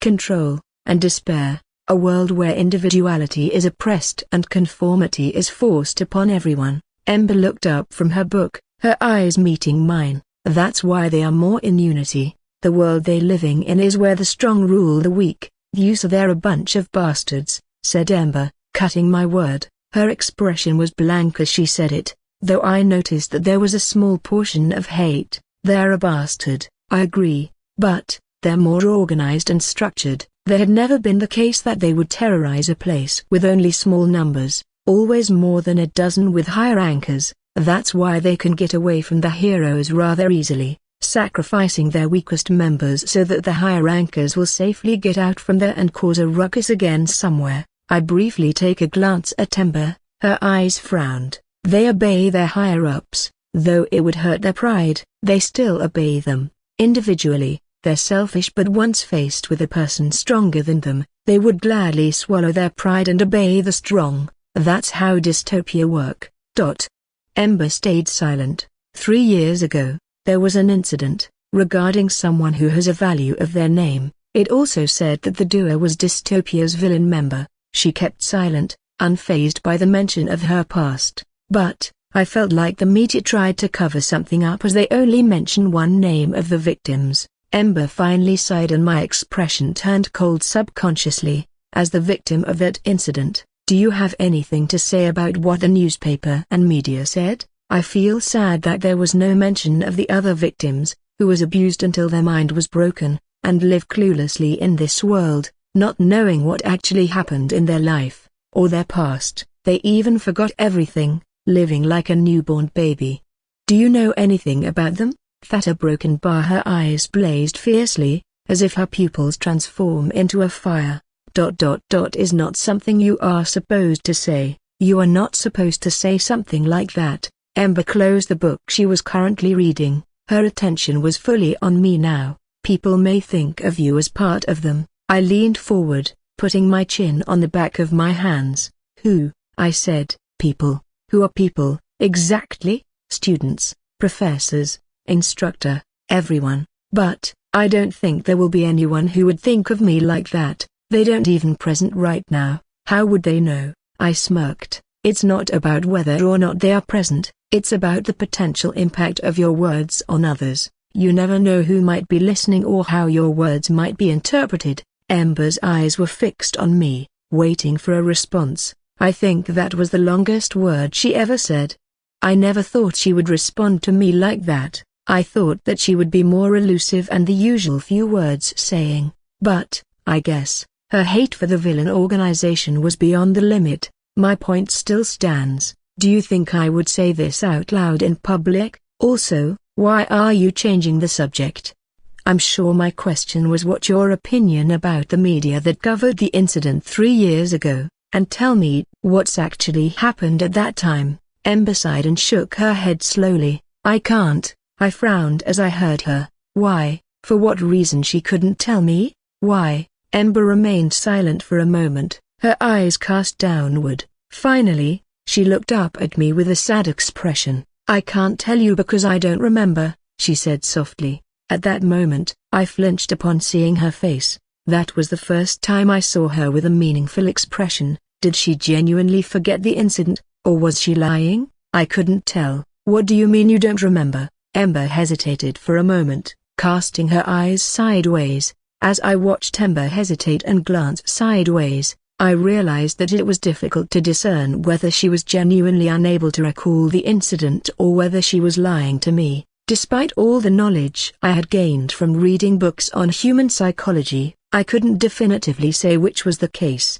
But well, if reading books could make anyone smart, this world would be disappeared sooner than expected. You must already know that after the incident, I was in a coma for a year. A broken bar. I nodded. When I woke up, a broken bar. I had lost most of my memories from before the incident. I don't remember what happened, or who was involved. All I know is what the media and the rumor said about me mercilessly burning the criminals. A broken bar. I felt a pang of sympathy for Ember. Whether she was telling the truth or lying, losing one's memories was a difficult and painful experience. What we knew about our past was coming from what people said, not what we actually experienced. There was even a risk that what they said was not what actually happened. "Sorry," I said. I was desperate in knowing the truth about my broken bar relative. Words didn't come out of her mouth as she slowly shifted her attention back to the book, but I caught something from how her eyes and expression moved. Her pupil was shrinking when I said those words, and I noticed a small shiver on her shoulders. When I saw that, I thought that she was actually lying to me. She probably knew about the incident but decided to keep it quiet. Why would she do that? Maybe, as someone who had come to rescue in the memory, maybe she knew about Zayavara's, and she might be thinking that I was a fake one because I acted differently from the original, so she shut her mouth. Was that the case? Arg, this whole situation made me frustrated. If she didn't want to tell me, then I just needed to make her do so. We fell into a comfortable silence, for her, not me, each lost in our own thoughts. After what seemingly long hours had passed, I packed my stuff as I returned the books. Ember too. The 8 towering book piles she brought, had completely been read all by herself in less than a day. No matter how much I wanted to be shocked by it, I felt like my brain had already adapted and normalized those unexplained things beyond the human realm. "Do you have time?" I asked Ember as she packed her stuff. She had returned to her usual self. Just like usual, there was a 10 seconds delay before she responded to me with a slight nod. "Are you free after this? I want to have a training spar with you." Spar? Yes. The sun had set when Zayo and Ember left the library and headed to the training center. Even at this time, the training center was still full of students, each wanting to improve themselves. Their faces were determined, but, as soon as they saw the red-haired beauty walk side by side with the black-haired handsome, it was as if a god had taken the spirit out of their bodies. Ember and Zayo themselves had already in their PE uniform. They were walking toward the private training room where Zayo had his entrance exam a month ago, the room with the time manipulation artifact, though this time, the artifact was unactivated so they wouldn't benefit anything by training inside the room. It was just a normal training room now. But the good thing was that it was empty and quiet. "Can we spar with a sword?" said Zayo as he took the training wooden sword from the shelf. Ember nodded silently as she also took out the training sword and practiced swinging it. Zayo and Ember stood across from each other, swords raised in preparation for the spar. Taking a deep breath, Zayo charged forward, swinging his sword in almost perfect precision. Ember expertly blocked his attacks, gracefully dodging and parrying each strike. The two continued their dance of swordplay, moving with fluidity and grace. Their wooden sword clashed and echoed throughout the room. As expected from rank 1, "You are so good with the sword." Then, as Zayo did saying that, he deliberately made a misstep, leaving himself open for a split second. Ember saw that as an opening. She didn't notice that Zayo was making himself misstep purposely. She swiftly struck, knocking Zayo's sword out of his hand and tackling him, fell. Zayo was panting heavily on the ground. There was a cunningness in his eyes, yet no one could tell them. "You're amazing," he said. Zayo still lying on the floor, but his eyes were locked on Ember. "You're not bad too." Ember approached Zayo. She was clueless about everything that Zayo was about to do. "Can you help me get up?" As Zayo said that, he closed his eyes, looking rather in peace and serene. His right hand was raised, waiting for another helping hand.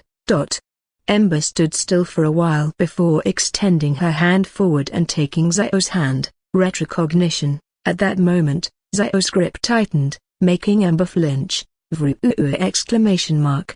As he used his retrocognition, his body was in a state of trance. His soul, though, was exploring the memory of his target. This boy, a broken bar. Ember could feel it. She could feel that Zayo was surfing her vast memory database. How reckless. Fuck, I almost experienced death. A few days ago, I had a spar with Ember, which was actually just a trap so I could use retrocognition on her, but I'd never thought that a broken bar, that her mind was full of countless information, memories, experiences, etc.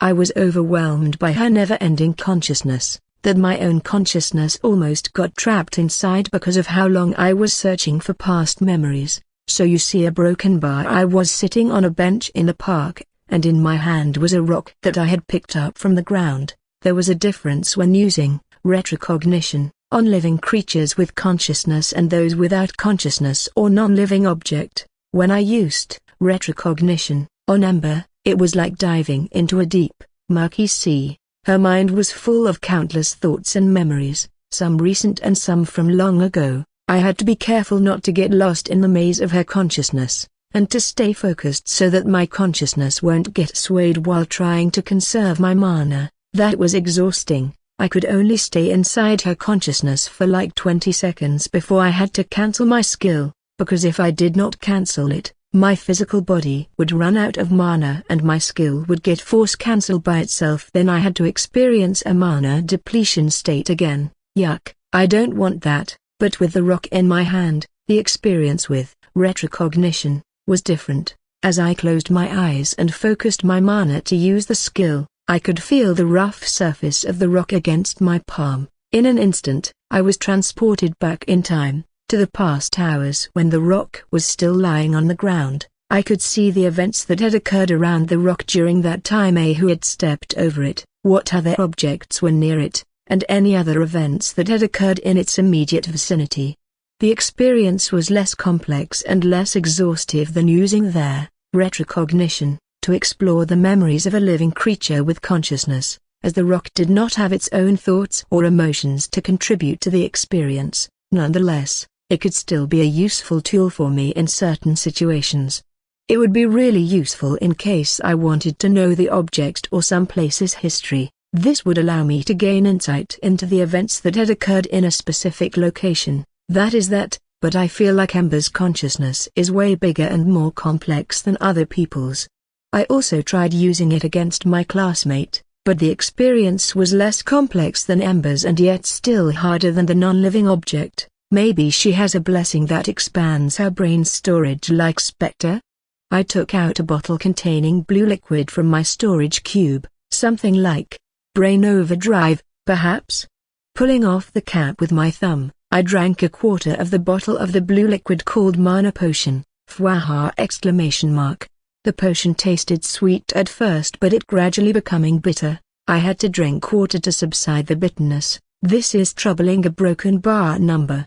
I don't complain about how the potion tasted bitter, but it was something else that troubled me. I checked the skills information. Retrocognition type active. The users will enter a state of trance upon activation of the skill, allowing them to see into their target's past. However, it will be dangerous if the user's mental capacity is low when using the skill. Mana consumed depends on how far the user sees the past of their target. I was troubled by this. The fact that it not only used up a lot of mana but also needed me to have a good mental stat was a problem. My mental stat was at F, and I didn't know how to raise it as I never thought about it. Lux was able to raise his mental stat through the Odyssey system's reward and a time skip that I did not write very well. Right now, I was clueless about how to raise it. Maybe a meditation, it might work, but I needed a quieter place than my dorm. A place that dense with magical energy was better, so I could simultaneously raise my mental and magic stats.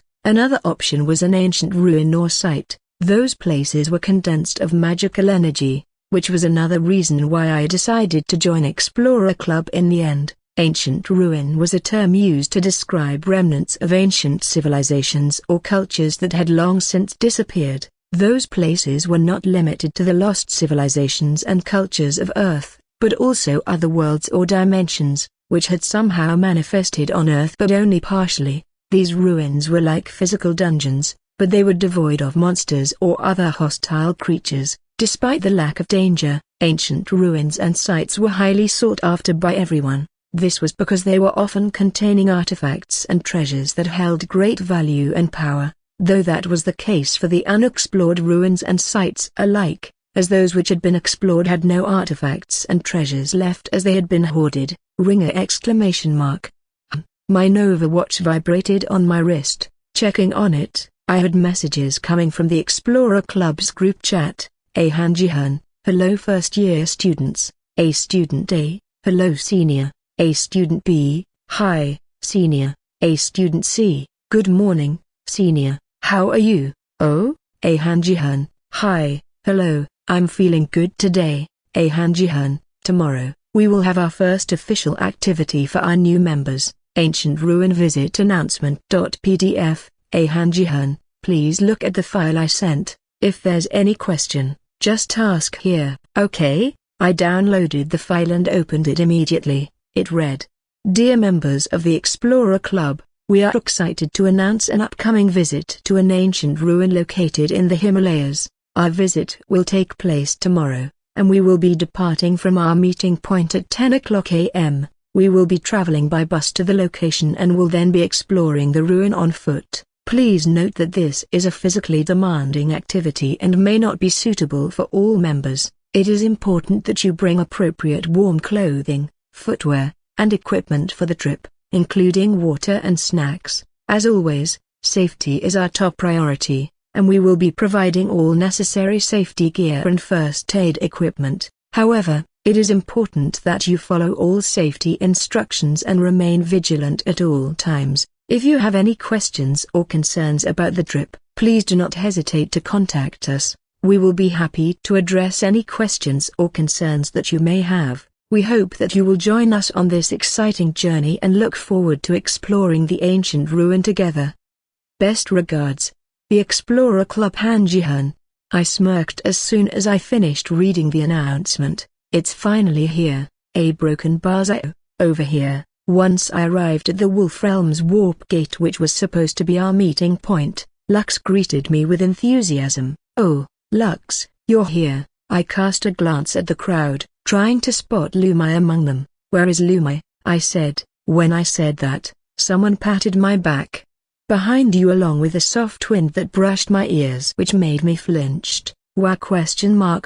I turned around to see Lumai, who had just arrived, and playfully blew into my ear. My eyes widened in surprise and confusion. I'd never thought that she would do this kind of mischievous thing. This was a very out of character coming from her. Well, not really. She would sometimes be playful and mischievous, but that was in the future. Right now, she was supposed to be a stoic and stern though friendly character. Haha, what's with that face? You look like you just saw a ghost. The only time she would act like this at her age was when she was under pressure and stressed out. But what's got her looking so stressed now? Come, the seniors are calling us out. Then, she walked past us without sparing a glance behind. After that, she placed her hands behind her, fidgeting her fingers. That too, was a subtle movement that she usually made when she was stressed out. Lux patted my shoulder. Let's go, Zio. Shaking my head, I nodded at Lux.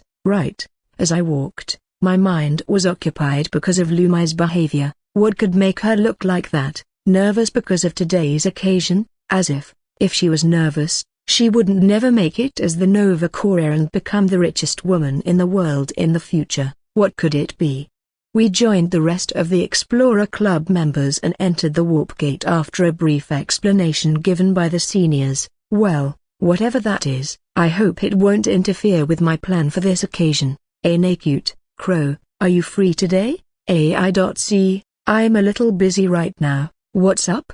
Nakute, oh our broken bar. Nakute, there's someone, a friend of mine, who wants to meet you. AI.C, who? Nakute, it'd be better if you come here directly when you are free. AI.C, okay. Nakute, okay. A broken bar. I turned off my tablet and stored it inside the storage cube. When a device like that was stored inside a storage cube, it couldn't be tracked. That's why I was able to avoid Goose's tracking network, though, in the future, someone was able to breach the storage cube's defense system, like anti-jamming, flawlessly. That marked the beginning of the network war. Anyway, Nakute was my business partner, Goose's boss, who I didn't expect, Nature. So, Goose was actually a member of Ice Leader of Chrysalis Guild, where Shannon taking her apprenticeship. Did Goose knew Shannon because he wanted to recruit her to the guild? I'm a broken bar. I glanced sideways. Sitting beside me was Lux. He was scratching his neck and looked rather awkward. Don't ask, I said. Okay, we were currently inside a bus, riding to the Himalayan mountain range. After teleporting to the warp gate near the region, though I was sitting inside the bus with a heater system, I could still feel the cold air penetrating my 3-layer of warm clothes. Looking outside the windows, I saw a breathtaking view of snow-capped mountains. Wow! This was my first time going to a mountain, not to mention the Himalayas region, which was famous for its highest peak mountain, Everest. Taking notice of Lux, who looked fine even in this cold weather, made me remember his origin. He originally came from a snowy place. I did not really specify where was that, but just know that the place was a fictional place that did not actually exist on Earth. Since a child, he was constantly fighting with the cold weather, so he had quite some resistance to cold. Even when his first element was manifested, he got the rare ice element. Lux's eyes stared far away, lost in thought as he observed the snowy landscape outside. I wondered what he was thinking about. Perhaps he was reminiscing about his past or pondering the risk that lay ahead. Just as I had said before, since magic molecules appeared on Earth and dungeons were manifesting, no forests and mountains were safe from the monsters lurking. This was also the case for the Himalayas mountain. Though many local heroes had been in constant hunting in the area, the monsters would keep spawning, just like those in role-playing games. I turned to look at the rest of the Explorer Club members on this bus. Honestly, other than Lumai and Lux, I did not know the rest of them. Lumai was sitting in the very front seat, behind the driver, a position befitted a person of her title. It was not hierarchy, but well, it just seemed fit for her to sit in the front seat and to walk in the middle of the group, safe from harm. As we reached our destination, the base camp of Mount Everest, a student got up from her seat and stood beside the driver while facing straight to the other end of the aisle. She cleared her throat to get our attention and began to speak with a mic. Okay, everyone, we have arrived at our destination. Grab your stuff and gather around point B. We will have a short brief before continuing out to the ancient ruin. With her leading the way, the students unloaded their gear and equipment as they began to make their way toward the base camp. Cruncher!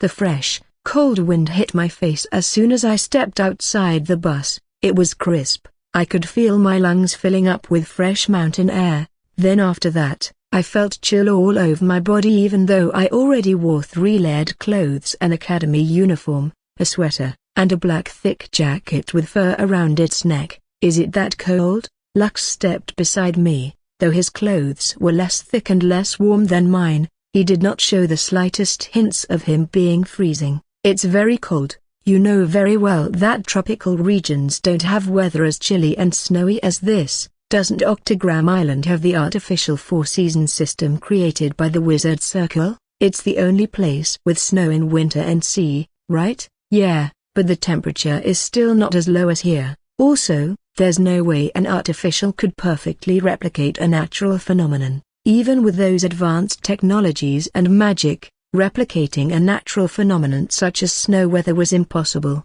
Well, except if it was a skill or magic spell. Still, they won't last long, and there was no one who could maintain and control the weather for that longer. No, wait, there is one. No, two. Clapper! Speaking of the devil, a broken bar. The sounds of clapping hands for garnering attention rang in the air. Hello, I am Han Jihan. You can call me just Jihan, your guide for this expedition. Standing in front of the group was a girl with long straight blonde hair with curfew bangs, leaving her delicate head and face framed by the hair. Her pale and tender finger was fixing the strand of her hair. We will be exploring the ancient ruin known as D Point, because it appeared near point D of this area. Jahan, the senior student who appeared a few times in the story, especially in every chapter all about the Explorer Club, she had a skill that allowed her to control the weather around her for 10 minutes. Though it sounded useless, her skill has the potential to evolve into one of the overpowered skills in the story. Sadly, I'd never written it. There might be monsters and other obstacles on our way to the ancient ruin, but don't worry, we have strong A rank and B rank heroes who will accompany us today. Standing behind her were 4 adults, nodding. According to my clairvoyance, one of them was an A rank, while the other 3 were a B rank. After the briefing, we gathered our equipment and began the journey to the ancient ruin. There were around 80 students and 4 heroes in the group. With that many members, what could go wrong in today's expedition? I'm not jinxing it, it's the truth. That a broken bar, of course. There will be many things that will go south today. A broken bar, it's so cold. A broken bar. Lumai was shivering under her warm clothes, thicker than mine. Need a hug? As I said that, she gave me cynical eyes and a disgusted face. I'm just joking, don't look at me like that, please. Well, at least I now know that having just a handsome face won't be able to sway her. Talent. What she was looking for was someone with great talent and potential to be a high-ranking hero. I circulated my mana and channeled it to my palm. When I felt the mana had gathered in my palm, I patted Lumai's shoulder, covering her body with my mana. Is it warm now? She looked at me with wary eyes. You know how to use mana coating? She said, examining the mana around her, and it seems like you already have a high level of mastery too, thanks to my cousin. She's the best yet not the best teacher. Lumai raised her eyebrows, her face looked confused. What is that supposed to mean? I shrugged. Then, someone approached us from behind. It was Lux. Zio, Lumai, he began. Looks like we've arrived. Look, far from us, there was a big cave under the snow and ice mountain terrain. The cave's entrance was blocked by a huge metallic door. Wow, I think this is the biggest ruin I've ever visited, said Lumai. I could feel an ominous feeling coming from the ruin's direction. Then as I narrowed my eyes and used my clairvoyance, window panels were appearing in my vision. It was just as I expected, the trouble that would greet the group as soon as they arrived at the ruin. Who are they? One of the heroes said as they noticed the shadowy figure waiting in front of the gate. Hey, who are you guys? This place has been reserved by the Octagram Academy. Anyone other than Octagram students is not allowed to be here. The B-rank hero shouted loudly. His voice made the snow rumble, but there was no response coming from the other group. Wait here, kid, we will go first and check what's going on ahead, said the A-rank hero. Okay. Broken Bar Jahan nodded. She looked nervous. My eyes followed the 4 heroes who were running effortlessly on the snow toward the group in front of the gate. As they arrived there, the heroes and the unknown group looked like they were discussing something. What the question mark? But then something happened. Those guys are Lux, whose eyes always had a great range of vision, obviously could tell what was happening right there between the heroes and the unknown group. He was shouting frustratedly as he witnessed the scene. As for me, I had clairvoyance and pathfinding. I could see the image of the heroes fighting against the unknown group. At that moment, Lux ran forward, toward Jahan while shouting, Senior, they are villains. In the world where good people exist, there was also bound bad people. Villain, that word alone embeds the stigma of the individual that bore malicious and evil intentions. The good people, or those referred to as heroes, embodied courage, nobility, fighting for justice, and upholding the values that define humanity. Villains, on the other hand, were the epitome of malice and malevolence. They were the enemies of society, driven by greed, power, and revenge, and will at nothing to achieve their goals. Though that was not always the case. Even among the heroes, there were tens bad people disguising themselves as a person of justice and virtue, and among the villains, there were still good people and intentions left behind them. For example, corrupt heroes were still roaming around society, hiding behind their hero title to do inappropriate acts, saying that it was for the good sake, which was not true. Contrary to the corrupt heroes, there existed the good villain. Their heart was in the right place but not their mind and body. This might break the system and concept of good and evil, but these things existed. In the case of the unknown group in front of the D-Point Ruins gate, they were the real villains. They brought evil intentions with them as they waited for the group of students to approach the ruin. They did not expect that the group would have high-ranking heroes guarding them, which lead them to a conflict. Hey, state yourself. This area is restricted to other visitors than the Octagram students, the unknown group whispered among themselves while the heroes were approaching them. What the they have an A-rank hero among them. You said this will be an easy task. Shut up, I'm just bad at math. Cruncher! As they were bickering, the heroes finally arrived in front of their group. Leading them was the A-rank hero. A man with stretched scar started from his eyebrow to his mouth. Identify yourself. What are you doing here? This area is restricted to visitors for today. Someone from the unknown group stepped forward as they pulled out the black hood covering their face. Sorry, sir, we don't know about that. Can you inform us why is it restricted? Pretty a broken bar. The hero was dumbfounded the moment he saw the person's face. She was a woman, with a stunning appearance often referred to as a hot girl. Her long, silky black hair cascaded down her back, framing her exquisite features perfectly. Her almond-shaped eyes were a deep shade of brown, and her full lips were painted with a bright red lipstick that contrasted sharply with her flawless, porcelain skin. The way she carried herself with confidence and poise only added to her already captivating presence. The hero couldn't help but stare at her, completely mesmerized by her beauty. It took him a few moments to compose himself before he finally spoke. Excuse me, a broken bar, miss. We are conducting a special occasion, a ruin exploration activity exclusively for Octagram students, which means that this area is not accessible to visitors today. I'm afraid you'll have to leave. Upon hearing this, the woman responded with a charming smile and said, "Oh, I wasn't aware that a ruin could be reserved. That's quite interesting." Her smile caused the hero's heart to skip a beat. He shook his head to clear his thoughts and tried to focus on the task at hand, but it was difficult with such distraction in front of him. Oi! His B-rank hero companion patted his shoulder and whispered, "Can't you act a bit more professional here? You're A-rank, dude. I can't help it. She's too hot." A broken bar. Well, you're right, a broken bar. His companion he gulped and nodded. The A-rank hero cleared his throat. Typically, ruins cannot be reserved. However, since Octagram is involved, special arrangements were made. I see. So even a public and non-owner area like this ruin can become a private space when Octagram is involved. The heroes frowned. Miss, with me could you realize that ruins are perfect locations for attacking and pointing swords at each other's throats? People, regardless of whether they are on the same side or not, become overcome by greed and even betray their companions. Sorry? The ruin is a lawless zone that belongs to no one. It's stated in the agreement pact that neither your association, Omega, nor my organization,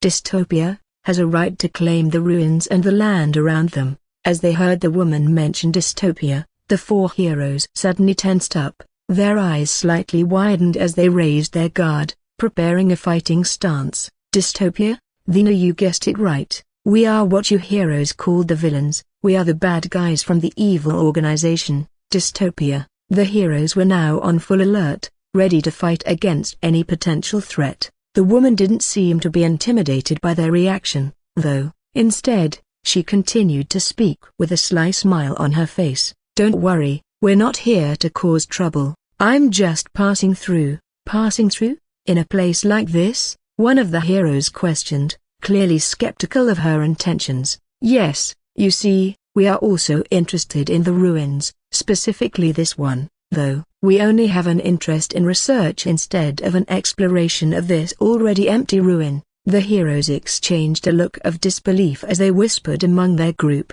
"Don't let them fool you. Villains are all like that," said the B-rank hero. "I know, but they look harmless, especially that woman," the A-rank hero replied, his eyes exploring the woman from the top to the bottom. His companion put a hand on her face, clearly lost in words by her companion's behavior. How come is he an A-rank with this kind of attitude? Those were what the three B-rank heroes thought about their one and only A-rank hero in the group. But, competition is good, isn't it? The woman continued, still smiling. "It keeps things interesting." Then her eyes briefly shifted toward the group of students a few hundred meters away from her. No one noticed her gaze on the students. At the same time, the heroes didn't respond. They were still wary of her and her group's motives in this place. However, the woman simply shrugged and began to walk away, regrouping with the rest of her group. "Well, it was nice meeting you all. Good luck with your exploration with those kids." As she left, the heroes watched her talk to her group, Still unsure of what to make of the situation, they didn't put their guard down yet until they were sure the villains won't bite them. As soon as they put their guard down, "What are we going to do? It's risky to leave them be. I think it's better to capture them once and for all." The A-rank hero never took his eyes off the woman. Either he was completely captivated by her beauty or he was thinking about what to do to her and her group. Capture a broken bar. Yes. That's it, capture. We shall capture them here so they won't make any trouble in the future, especially the woman. I have a bad feeling that she will create a lot of problems if we let her go, said the A-rank hero while his tongue licking his own lips. Though I know what your real intentions are, but, whatever, let's capture them. I'm speechless, said the female hero as she massaged her temple. As the A-rank hero was done with his fantasy, he smirked. Hey! When he was about to shout, he felt a chill run down his spine. Then, in a split second, two people in black robes suddenly appeared in front of him, each with swords pointed at him. Luckily, he was able to block them in time. What the fuck? The two people didn't stop just there. They kept pressing the attack with perfect combination. The three other heroes looked confused at first but then regained their senses as killing intents were directed at them. Another 6 robed men dashed. They were all the 8 people from the woman's group. As for the woman herself, she was smiling from afar and disappeared like snow being blown by the wind. Happy hunting, boys. That was the last word she spoke before disappeared from the scene. A broken bar senior. They are villains, Lux shouted as he ran toward Jahan. Junior? What do you mean? As Lux was about to speak, the 80 students had already witnessed the turmoil of the distant snowfield. The cacophony of clashing metal, shouts, and intermittent explosions blended together into a horrific symphony that surpassed even the most dreadful compositions. Oh, darn, Jahan cursed, not knowing what to do with the situation. We don't know if there will be more of them. I'm afraid that if we return to the base camp, the villains might have intercepted our way back. I think it'd be best if we help the heroes fight those 8 villains, said Lux, his eyes determined. Filthy villain, how a broken bar, the A-rank hero shouted as he fought back the 2 villains who relentlessly attacking since earlier. Grah. Blocking the incoming attacks from the villains, he quickly pushed his advantage. While the villain was staggering and in an unbalanced position, the hero slashed him in the stomach. One fall, the other one disappeared as soon as his friend died and appeared again behind the A-rank hero, his sword at ready to pierce the hero. Clanger! What? But, someone had parried the attack and disarmed him.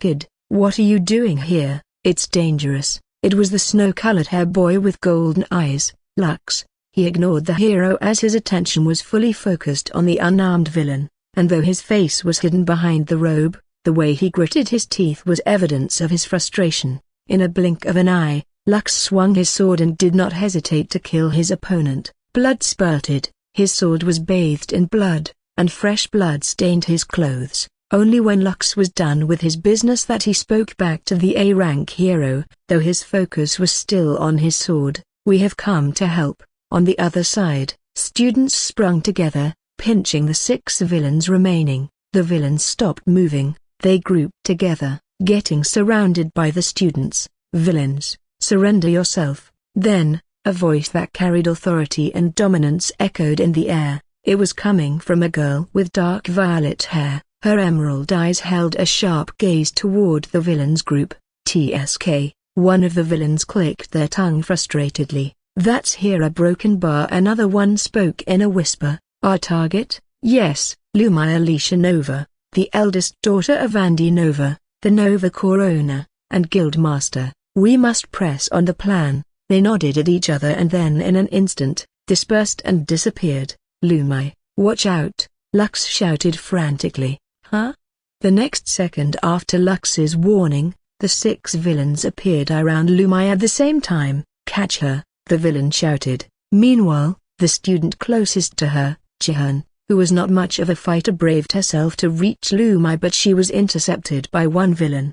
Lumia wasn't expecting the quick ambush at all, so she was defenseless at the moment. She couldn't put up a guard in time. There was basically nothing she could do at that point except for accepting her fate, though already knowing that, she didn't give up and put up quite a resistance. As her wrist was grabbed, his other hand manifested the mana blade and swung it toward the grabber. "Don't touch me!" But she was soon overwhelmed by the assailants and her resistance couldn't buy enough time for Lux to reach her place. "Not so fast, third rates, this lady is mine." Suddenly, an unknown man in an all-black suit styled in Victorian fashion showed up, saving Lumai from the four villains. The students, villains, heroes, Lux, and Lumia, literally everyone was shocked by the unknown man who moved like lightning toward the gate and entered the ruin. "Stop him!" Three of the villains dashed, trying to catch the unknown who stole their target, but the heroes intercepted them. "You must pay if you want to enter the ruin, guys, attack them." Another fight occurred between the four heroes against the three villains. On the other side were the students against two villains. The other one was already dead, killed by Lux. "Senior, I will catch up to whoever kidnaps Lumai." Jihan nodded. "All right, be careful, a broken bar you." "Luke's a broken bar?" Lux smiled before turning around. "That's my name." Then he rushed to the gate, slipping around the chaotic fight between the heroes and villains. "A broken bar, release me." Inside the ruin, loud and high-pitched screams echoed. "Who are you?" Lumai struggled to release herself from the unknown man, but it was but a futile attempt. "Stay still." The man's voice was cold and calm despite the constant loud voice penetrating his ears. "Noah." As Lumai tried to wriggle again, the sweet smell like cotton candy hit gently entered her nostrils. "Thee's a broken bar." She couldn't finish her words as the smell clouded her mind. It was the smell coming from a powder, a sleeping powder to be more precise. Not long after that, Lumai fell into a deep sleep on the man's shoulder. The man shook his head. "Why does she so aggressive today?" He kept running around the ruin, exploring it as if he already knew the entire layout of the place. "Though I must say I'm glad that she is like that. She can't think rationally when she is stressed. She doesn't even think to attack me with her mana blade." A broken bar. As he arrived at a small corner, the deepest part of the ruin, he carefully lay Lumai on the ground so as not to wake her up.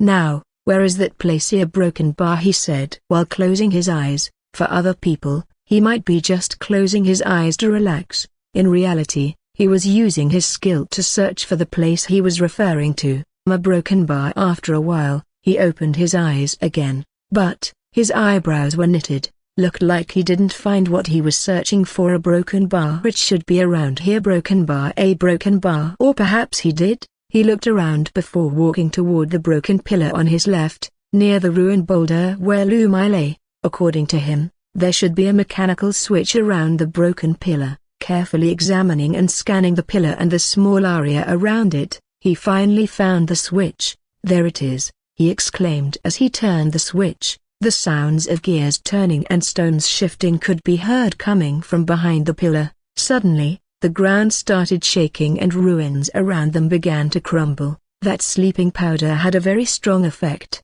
With all the sounds and rumbling of the ruins covering the surrounding area, it didn't disturb Lumai's sound sleep in the slightest. "The duck really lives up to his name as the future Utopia's vice leader," the man mumbled. The man quickly lifted the girl up and started running towards the opening revealed by the shifting stones. As he ran toward the opening on the floor, he saw a narrow staircase leading downwards. With Lumai in his arms, the man began descending the seemingly endless staircases. Finally, they reached the bottom of the stairs. They were in a large chamber filled with gold and artifacts. "This is what I call hitting two birds with one stone." Soon after, he shook his head slightly and started moving again. He seemed to be searching for something specific among the treasures, but it wasn't them that he was looking for. "Found it!" he exclaimed, pressing the small stone button buried under the mountain of gold. Another sound of stone shifting could be heard coming from behind him. A hidden door was revealed beside the staircase. It didn't lead anywhere and only contained a small, narrow room. He put down Lumai carefully. "Sorry for doing this. I hope you could bear the fear of being trapped here." The man spoke and walked away, pressing the stone button. Then the hidden room was closed again. His blue eyes shone briefly before the stone wall door fully closed. Then, "It's time to go back to the surface here, broken bar," though he said that confidently, his face said otherwise. He looked hesitant to leave this place, but there was not much he could do. "Foo you a broken bar. I should have brought 2 storage cube rings a broken bar, but even with the money I have, I can't even buy the smallest size." Shaking his head, he went back to the surface, climbing the endless stairs once again. "A broken bar odyssey, can you locate where they have been gone?" Dinger exclamation mark. "Sorry, you don't have any attempts left to ask for my help," a monotonous, robot-sounding voice responded to Lux. That voice, only Lux could hear that. Damn it. Despite his frustration, he kept running around the massive Deep Point ruin, searching for his kidnapped friend. After a long search and couldn't find a single clue of his friend's whereabouts, he rested for a moment, leaning toward the grand pillar. "You know what, you're actually useless in urgent situations such as this, Odyssey." There was no one around him, yet he spoke loudly. If someone was to hear that, they might assume that the boy was crazy. "I shouldn't have accepted you back then," Lux sighed, taking out a bottle of water. He drank it in a gulp. Crackly exclamation mark. The sound of someone making noises on the ruined carcasses was heard from the distance. Startled, Lux quickly got up and pointed his sword toward the direction of the sound coming.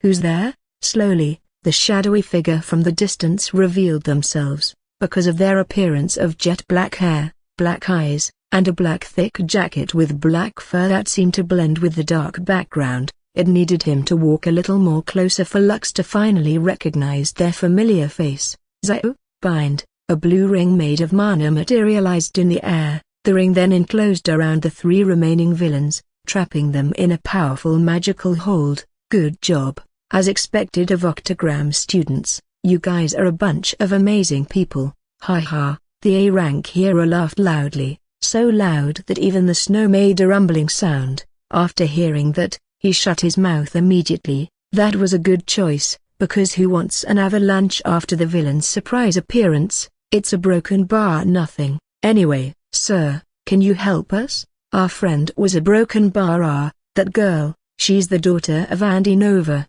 right?" Jihan nodded. As he heard that, he fell deep in thought to a creepy thought. "Ho ho, the heir of Nova Guild, a broken bar. If I can have here a broken bar, then a broken bar, he a broken bar." His companion realized what he was thinking about, judging from his face, so she stepped on his feet. "Ouch, what?" he shouted. The female B-rank hero looked at him in disgust. "You are such a creepy guy, a broken bar, huh? Why do you suddenly saying that?" She rolled her eyes, really hating on this so-called A-rank. "Disgusting, a broken bar." The hero frowned and turned around, looking back at Jahan. "First, who is that guy before that took your friend away? He doesn't seem to belong in the same group as these guys." Jahan looked behind, toward the bunch of students. They were all shaking their heads. "I don't know." Stroking his chin, the hero then pulled his big sword buried in the snow. "Well, whoever that guy is, he will pay for his doing, just as these 3 weaklings." A broken bar inside the ruins. 2 students faced each other, with their strikingly different hair colors serving as contrasting features. One had white hair resembling snow, while the other had black hair resembling the night. Black and white, they were like a yin and yang. "Zio?" The white-haired boy, Lux, spoke first. He was surprised to find his friend, Zio, in this place. As far as he noted, there shouldn't be anyone than him who entered the ruin while the situation outside was in chaos. "I didn't sense his mana at all, a broken bar," Lux said inwardly. Not only that, he was certain that no one could match his speed among his peers. So, Zio being here meant that he could catch up with his speed, but he still didn't believe it. "Buta broken bar, there are fresh traces of mana around here. He might be using mana coating to speed him up." That's it, the trace of mana. It was filling the whole area but did lead nowhere, just a random trace that was used to distract a tracking ability. "Luke's a broken bar, finally a broken bar. I can't a broken bar catch up to you, a broken bar," said Zio as he gasped for air. Lux noticed that Zio was panting heavily and was walking rather sluggishly. "How did you know where I am?" Zio stopped, bringing his body down, and sit on the floor. Right, I've never told you about my skill. It's all right. You don't need to tell me. Zaya smiled as Lux said that. Letting out a long breath, he stretched his legs. Thank you for your consideration. Don't mention it. Hugh broken bar. Lux, who had been on guard since Zaya's sudden appearance, finally could take a breath and sat down again. The ruin went sleeping. No sounds and strange things happened as the two students happily took their rest time. As the silence stretched for quite long enough, one of them began to speak, bringing a new day to the sleeping ruin. So, have you found out where did they go? Zaya asked. Lux shook his head first, then slowly got up from his short yet fulfilling resting time. Not yet. This guy is quite skilled at faking traces and patterns to make sure no one could follow him. The paths are random. They are leading to nowhere. I see a broken bar standing up. Zaya patted the dust from his clothes. As he was done, he briefly scanned the area. Then, just leave the rest to me. Lux raised his eyebrows, as he was about to ask Zaya about the meaning of his words. Lux was interrupted by a small shock coming from Zaya, who was now closing his eyes. A tracking skill, number. This feels like a broken bar, a site-related skill. He's got a rare skill, a broken bar, Lux thought, trying to guess the skill type that Zaya had just used. A few moments later, Zaya opened his eyes. Once his eyes were fully opened, he looked around while mumbling, broken pillar, a broken bar, ruined debris, a broken bar and a monument. Are you describing a place? Zaya turned to Lux and nodded. Yes. Do you happen to know where that place is? One with broken pillar and the monument close to each other. Putting his hand under his chin, Lux fell deep in thought. He tried to recall every detail of the place in the ruin he had passed by. As his face frowned, the answer was revealed by itself. He didn't know it either. Looking at your expression, seems like you don't know about it too. Sorry. Well, we'd better move around. Lux nodded in agreement, and the two of them set off to explore the ruin once again, hoping to stumble upon the particular place Zaya had sensed. They carefully treated through the ruins, scanning their surroundings for any sign of the broken pillar and the monument. Zaya, who led the party of two, actually already knew the place that he referred to, but for some personal reasons, he had to act as if he didn't know about it, so they just walked around for at least 20 minutes before eventually arriving at the designated place. There, a monument and broken pillar, Lux exclaimed as he pointed toward them. Zaya simply nodded as he approached the monument, inspecting it carefully with his hand. Lux stood beside him, watching him with curiosity. This is it, Zaya said as he traced his fingers along the engraved words on the monument. What is it? Lux asked. Zaya turned to him, his expression serious. The monument. I can see that a broken bar. Is there anything special about it? Yes. Don't you think it's strange that a monument like this is here? After hearing that, Lux then realized what Zaya meant. He stroked his chin while saying, You're right, it's indeed strange. A broken bar. Zaya nodded. Right, it's even more strange that you even believe what I just said. Yes, a broken bar. Wait, what? Right, it's even more strange that you even believe what I just said.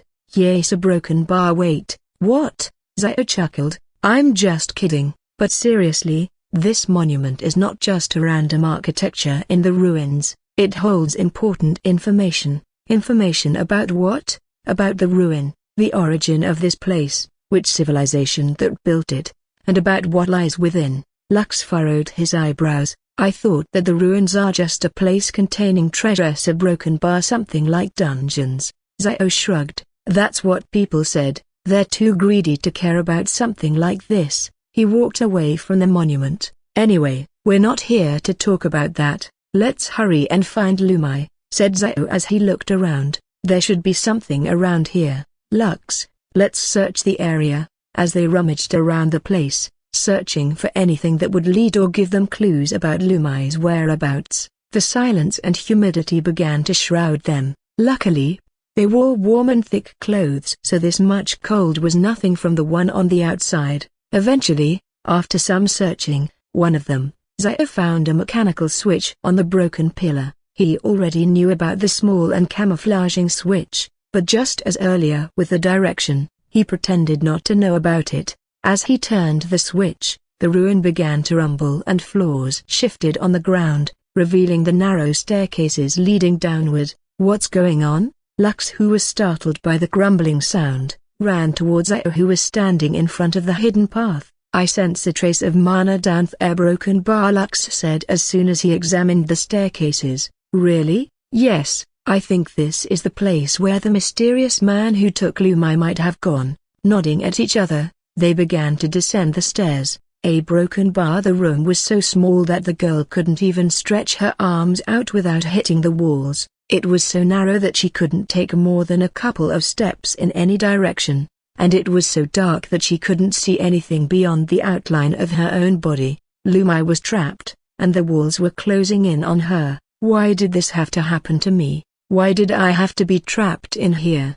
How long was it since I was trapped here? I can't breathe, I can't see anything, I'm so scared." She tried to take deep breaths to calm herself down, but it only made her feel more panicked. She began to imagine all sorts of terrible things that could happen to her in this room. She tried to feel her way around the room, but her fingers found only smooth, unyielding walls. What if the walls keep closing in until there's no space left? What if the air runs out and I can't breathe anymore? What if I'm stuck here forever?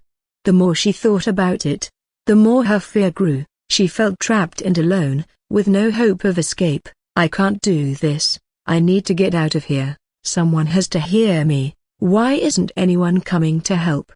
Zio, Lux, anyone, help me, I'm here." She called out for help, but her voice echoed back at her mockingly. She tried to calm herself down, but the fear was too great, crying and screaming, hoping that someone, anyone, would hear her and come to her rescue. "Please, someone, help me." Tears streamed down her face as she realized that she might be trapped in this room forever. "I don't want to be in here anymore. I don't want to be alone again." She pounded her fists against the walls, screaming until her throat was raw, but no one came to save her. "Please, please, please." She was alone in the darkness, with nothing but fear for company. No one answered her pleas, only the sound of her own cries echoing back at her, hopeless and helpless. That was what she felt, no way out of her situation. That was what she thought. Anya near broken bar, pleasey broken bar, hicka broken bar. As her consciousness was about to leave her body, she felt the floors and walls shaking. Then, voices started to fill her head. She was holding to those voices in her head, the only hope she had to maintain her consciousness. She wanted to know her fate. She wanted to know what and whose voices were those. If they were only hallucinations, then so be it, but if they were the voices of her savior, she wanted to know who were they. She wanted to make sure that if she survived she could pay back her debts to her savior, her hero. I, me, Lumai. As the blur voices started to become clearer, Lumai felt relieved. She recognized those voices, and they were real. She knew that she wasn't alone anymore, that someone was finally there to save her. The voices were calling her name, and she could hear footsteps approaching, but she was too tired to mutter any strength to call them. She could only hope that they could be faster to save her. The shaking of the floor and walls grew stronger, and suddenly, a small opening appeared in the wall in front of her. A hand reached in and grabbed her, pulling her out of the room. "Lumai, are you okay?" It was Zio's voice, so calm and reassuring. She tried to open her eyes, but everything was still blurry. She felt someone's hands on her shoulders. "Zio, a broken bar?" "Yes, it's me. Glad you're safe here." Broken bar said Zio. His expression somewhat looked guilty, but no one noticed it. Lumai lifted her face. She wanted to see her savior's face. Zio's face, though blurry. She caught a glimpse of Zio's face, but it wasn't the face that she felt familiar with, but rather a face that would give her a nightmare. For a moment, the image of Zio's face was distorted, changing to that of her abductor's face. Jet black hair and blue eyes, wearing old-fashioned clothes and a monocle. Because she was too tired at that time, she couldn't get more surprised as she saw that. Before she lost consciousness, she said, "Why a broken bar did you trap me a broken bar?" With that words being spoken, she fell into a deep slumber. "Huh?" Zio and Lux were both of them surprised at Lumai's words. Of course, the reasons they were surprised were different from each other. She must be just too tired that she mistook you as that guy. Lux, who heard the words spoken by Lumai, assured Zhao there was no way he could accuse Zhao as the kidnapper when in the first place they were so different. The man was an adult, tall, and even though they had the same jet black hair, his eyes were blue. Contrary, Zhao was a teenager, of average height, and had a pair of black eyes. Yeah, broken bar. Zhao released a relieved sigh silently, not wanting to alert anyone, especially Lux who was there. Anyway, this place is a broken bar. Lux interrupted Zhao's words as he looked around the large chamber filled with gold and artifacts, low-ranked ones. Amazing, a broken bar. So there are still treasures left in this ruin? I thought it was empty. That's what everyone said too. Lux's eyes widened as he marveled at the sight before him, the gold stacked high, forming mountains of glimmering wealth that seemed to stretch out endlessly in the chamber. The artifacts, though not as valuable as the gold, were still impressive. One could sell them for money too, as they were all trash. At least that would get them some pocket money. But unless the gold, everything here seems useless. Zhao, on the other hand, looked relieved and glad as he noticed Lux's disappointment because he couldn't find a good artifact among them, because, in fact, he already hoarded the good artifacts from this chamber. There were only 3 of at least C-rank artifacts, enough for him to store them in his storage cube. You could always sell them for some small money, he said. Lux nodded somewhat grimly. As he approached the narrow staircase leading to the surface, Lux spoke curiously. Who is that man, anyway? He took Lumai here and then what? Just to trap her in that small room in this hidden chamber with treasures? I don't understand his intention at all, he said, frowning. Lux did not know. He did not know about Lumai's fear. No matter how much he thought, he couldn't find the answer to his questions. He could only assume, though it was all illogical thinking. Zhao, though, who has always been the culprit behind all of this, could only smile nervously. He doesn't know that Lumai has claustrophobia. I kind of feel bad now, both for him and Lumia. Broken bar. She must be very scared. Just look at her tears, Zhao said inwardly as he swept the tears streaming down from Lumai's eyes with his black gloves. He sighed. No matter how many times I sweep it away, the tears always comes back. Lux, unaware of Zhao's inner thoughts, continued his inquiry. Do you think we should find where that man has gone, demand answers from him for the whole situation? He asked, his tone serious. Zhao shook his head, still holding Lumai. No, we will just be wasting our time if we do that. We've already accomplished what we came here for, rescuing Lumai. Lux turned back, staring at Lumai who fell asleep in Zhao's arms. You're all right. He scratched his head, then he paused suddenly and froze in place. Zhao looked at him quizzically. Lux? Lux felt a shock run down the back of his neck, just like a spider sense. He could also detect and sense when danger was about to befall him thanks to his skill. He stepped away from the staircase and stood beside Zhao and Lumai. Careful, I sensed some Eoniano, a group. They're coming from up there. Broken bar. Zhao closed his eyes upon hearing that and opened them again after a passing moment later. He frowned, biting his lips. The villains are broken bar. Sure enough, the sound of footsteps descending the stairs could be heard. Whoever they were making sure that their footsteps, which resembled a horse's gallops, could be heard, bringing an intimidating feeling. Then, a group of 5 emerged from the staircases, blocking Lux's and Zhao's only way out. The air around them grew tense as the strangers drew closer, their faces hidden behind the folds of their black, ragged hoods. Zhao tightened his grip on Lumai while Lux stepped forward with a sword in his hand. He had a bad feeling about this, and he wasn't going to let anything happen to his friends. Zhao, prepare to run to the exit after my signal, Lux said in a low voice that could be heard by Zhao. Zhao gave him an acknowledgement nod. Looking back at the strangers, Lux warned them, take another step and you're dead. The strangers remained silent and ignored his warning, their attention fixed on the trio as they closed in on them. A deaf one, huh? Then, without warning, Lux lunged forward, targeting the one in the middle of the formation. In this dimly light place, his sword shone bright and beautiful. As he swung it,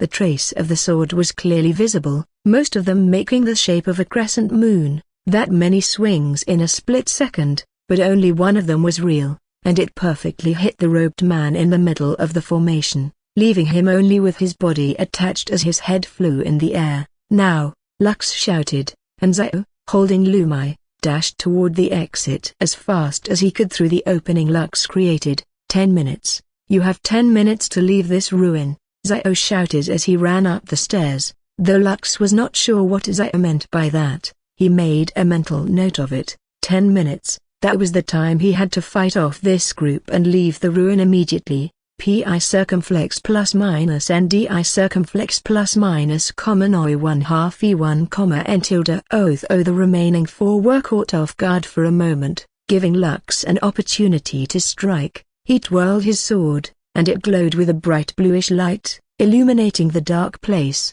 With lightning-fast movements, he managed to disarm 2 of the robed man quickly, sending hands and weapons flying. "You are!"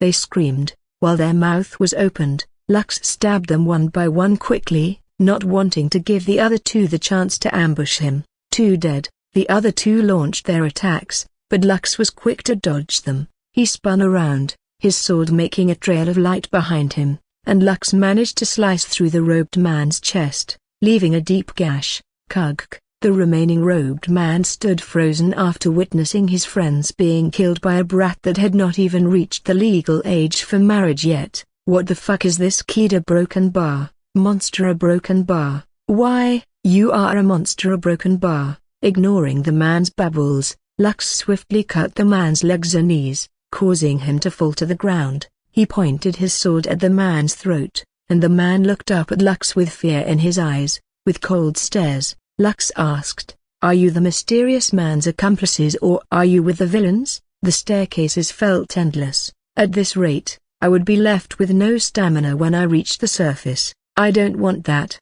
I did not want to feel helpless once I arrived back at the ruined surface. There would be a lot of villains waiting for me up there. Knowing that fact because of my pathfinding skill, I slowed my pace, which almost looked like a leisurely walk. Taking deep breaths, I tried to regulate my breathing and conserve my energy as much as possible, this also considering that I was holding Lumai like a princess. She's so heavy. I was glad she fell asleep and was unconscious right now so she couldn't hear what I just said about her being heavy. If she was to hear it, I did not want to imagine what would happen to me. Humming while climbing the stairs, I took my time to reach the surface. Finally, after what felt like an eternity, I reached the top of the staircase. I was back in the area with a broken pillar and a monument, and to my surprise, I didn't find any villains up there. Even after scanning the area, I found no signs of life around.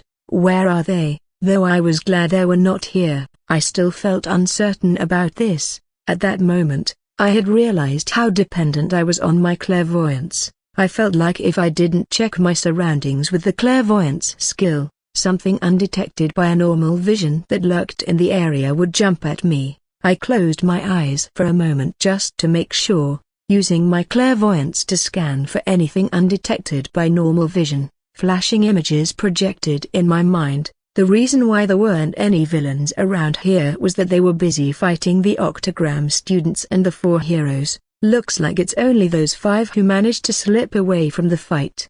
Feeling relieved, I approached the monument, carefully examined the engraved words on its hard and cold surface. I couldn't read those unknown alphabets, but I didn't need to know how to read them as I already knew what did the engraved words meaning. Narrowing my eyes, I began to read it out loud. "Behold," I began, already feeling cringe, "the Frost Heart, a monument to the great civilization that once flourished in our world of eternal snow." A broken bar. The first paragraph basically told about how the people of that world were hardy and resilient. They adapted to the harsh and unyielding environment that surrounded them, and despite the challenges they faced, they built a magnificent civilization, with cities of ice and crystal that shimmered in the pale light of their world. Yet, we knew that our world was not meant to endure forever. Our seers and sages had long foretold of a great cataclysm that would bring about the end of all things, and so, we built the Frost Heart, a sacred place of remembrance and warning to all who might come after us. I frowned upon reciting the second paragraph from my memory, especially when it mentioned the great cataclysm that would bring the world to its end. That somehow does ring a bell, a familiar, the same meaning as the third catastrophe of this world. Let's finish it first. A broken bar. Just as when you started the engine of your vehicle before taking off, I too started my engine. It was not the same engine as the vehicle, but a magic technique called mana coating, covering my legs from feet up to knees with mana. I took the first step, and another step as I did the first one. It was a motion of a human walking at first, then after a few dozen steps, it turned into a running motion. This is it. As the ground beneath my feet began to shake violently, I felt a surge of thrill go up my head. Yes, it was a thrilling feeling that I had felt, not fear nor nervousness, and only God knows why that was happening to me. Maybe I was going crazy. I ran like a madman on the shaking ground, dodging the falling rock and ice block that crumbled from the cave's ceiling. Thanks to the mana coating my legs, I could run in balance and faster than my original speed at that. If you had read or watched the show with the protagonist who had a nine-tailed monster inside him, then you might know that this leg's mana coating worked like a chakra. It could balance you on any surface such as a vertical cliff, the water's surface, etc. Of course, it was not easy to do that. If it was easy, everyone would have been called a Spider-Man or a ninja. The difference though, mana coating would also give me an enhancing effect. Depending on what part one coated my mana, they would be enhanced by the mana. Extra speeds movement for the legs coating, extra power for the hands coating, and extra anything for any body parts available. But one thing for sure was that the parts which were coated would be no doubt hardened, like steel. The cave, the Deep Point ruin, the frost-hid sanctuary, or whatever you call this place was crumbling. While this place was in that situation, dozens or almost hundreds of people were inside. The students, the heroes, and the villains were all inside this ruin. As I made a halfway through the exit gate, someone's high, hoarse voice echoed in the air. That's her, that's our target. Group of people villains showed up from the gate's direction. 3, 4, 5 broken bar. I stopped my track as my eyes traced, following the robed figures that appeared like a black wave. 8 in total, standing a few meters away in front of me. Curious too as how they could manage to reach this place despite being blocked off by the heroes and students. I closed my eyes and used my skill, once again, and obviously would not be the last one. I used this skill. Mental images projected in my head, showing the students and heroes fighting against a massive number of robed men, the villains.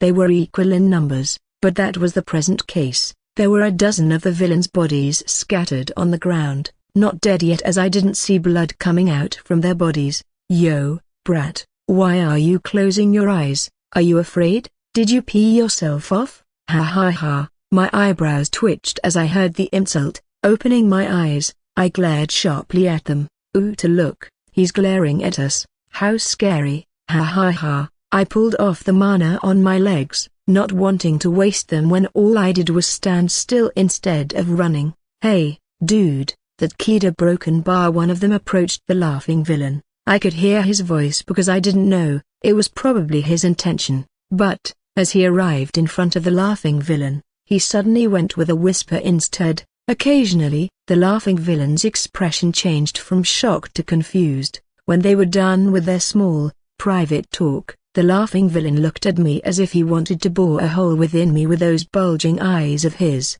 He stroked his chin and said, "You're right, that boy does seem familiar. Where have I seen him?" He was thinking. His guard was lowered. The others too, scanned at me and immediately fell deep in thought. If I wanted to make an escape, now was the chance. Ah, I remember now, that damn witch. She, unfortunately for him, before he could finish what he was about to say, a knee coated with mana was flying toward his face and left him unconscious. You're not suited to be a villain if all you got is only a tongue and a mouth, I yelled as I dashed, breaking their formation. The others, realizing what just happened in a split second, chased after me. Chase him!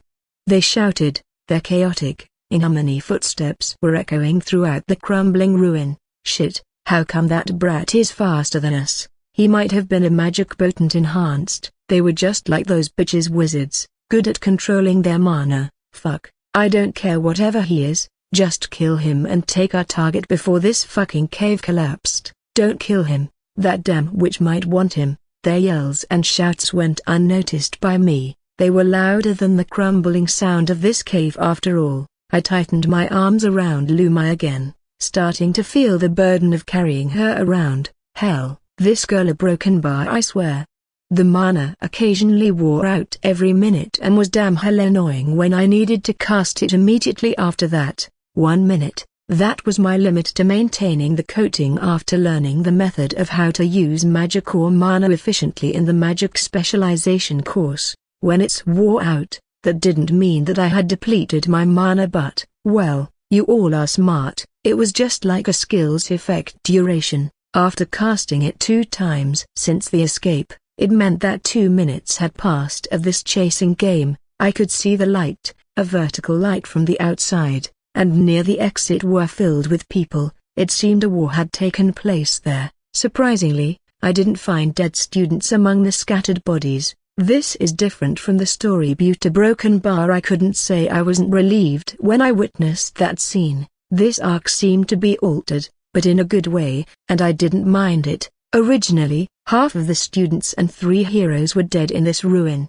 Lumai injured herself, and Lux went on a rampage, massacring the villains in his sight. I guess that it must be because I messed it up by taking Lumai myself. In the first place, this was bound to happen after seeing Lumai act differently from the novel. She was blank and occasionally lost focus on this trip, so the villains almost caught her back then. The ambush inside the ruin didn't seem to happen either. That was what made half of the students and 3 of the heroes died, in this very place. Hey, you, stop him, stop that brat and take the girl. A high-pitched, hoarse voice assaulted my eardrums, bringing me back to reality. The villains behind caught up to me, and some of the villains who were fighting the heroes and students made a shifting focus on me, surrounding me on all sides. I was trapped. They were closing in their distance from all sides. My eyes flickered, trying to find the spot where I could use to break through them. There. As I found the spot, I renewed the coating on my legs, but, as I did that, I could feel my mana was almost depleted. My breath became ragged. This would be my last chance, successfully slipping through them, and I could leave the rest to Lux and the heroes. Gritting my teeth, I took a deep breath and prepared to lunge forward, toward the 3-layer villains with daggers and swords. Swoosh or exclamation mark. As they closed in, I moved swiftly, dodging the first wave of a sword slash, then blocking the dagger's pincher attack with my mana-coated legs, and kicked the last layer of villain in the face. Wow! I couldn't believe it. I couldn't believe that I was moving like that earlier. It felt surreal. Ha ha ha, you can't stop me. My mouth and tongue moved by themselves, speaking the words that I did not. A broken bar had a little expectation would come from me, because agility is my middle name. Remember that, scum, I exclaimed, bursting out from them. Again, it was not my intention to speak and act arrogantly like that, but fuck, I couldn't help it. The excitement and confidence already got me in their grasp, but then, I heard a voice here. Broken bar, look out. When that voice reached my ears, a sudden blast of energy knocked me off my feet, sending me tumbling across the ground and hitting the pillar. I accidentally released Lumai in the process. Now, she was lying a few meters ahead in front of me, unconscious, defenseless, but her expression was peaceful. I couldn't move. My body won't listen to me. My breath was ragged. I felt suffocated as my throat turned dry and the air escaped from my lungs. Mana depletion, not this again.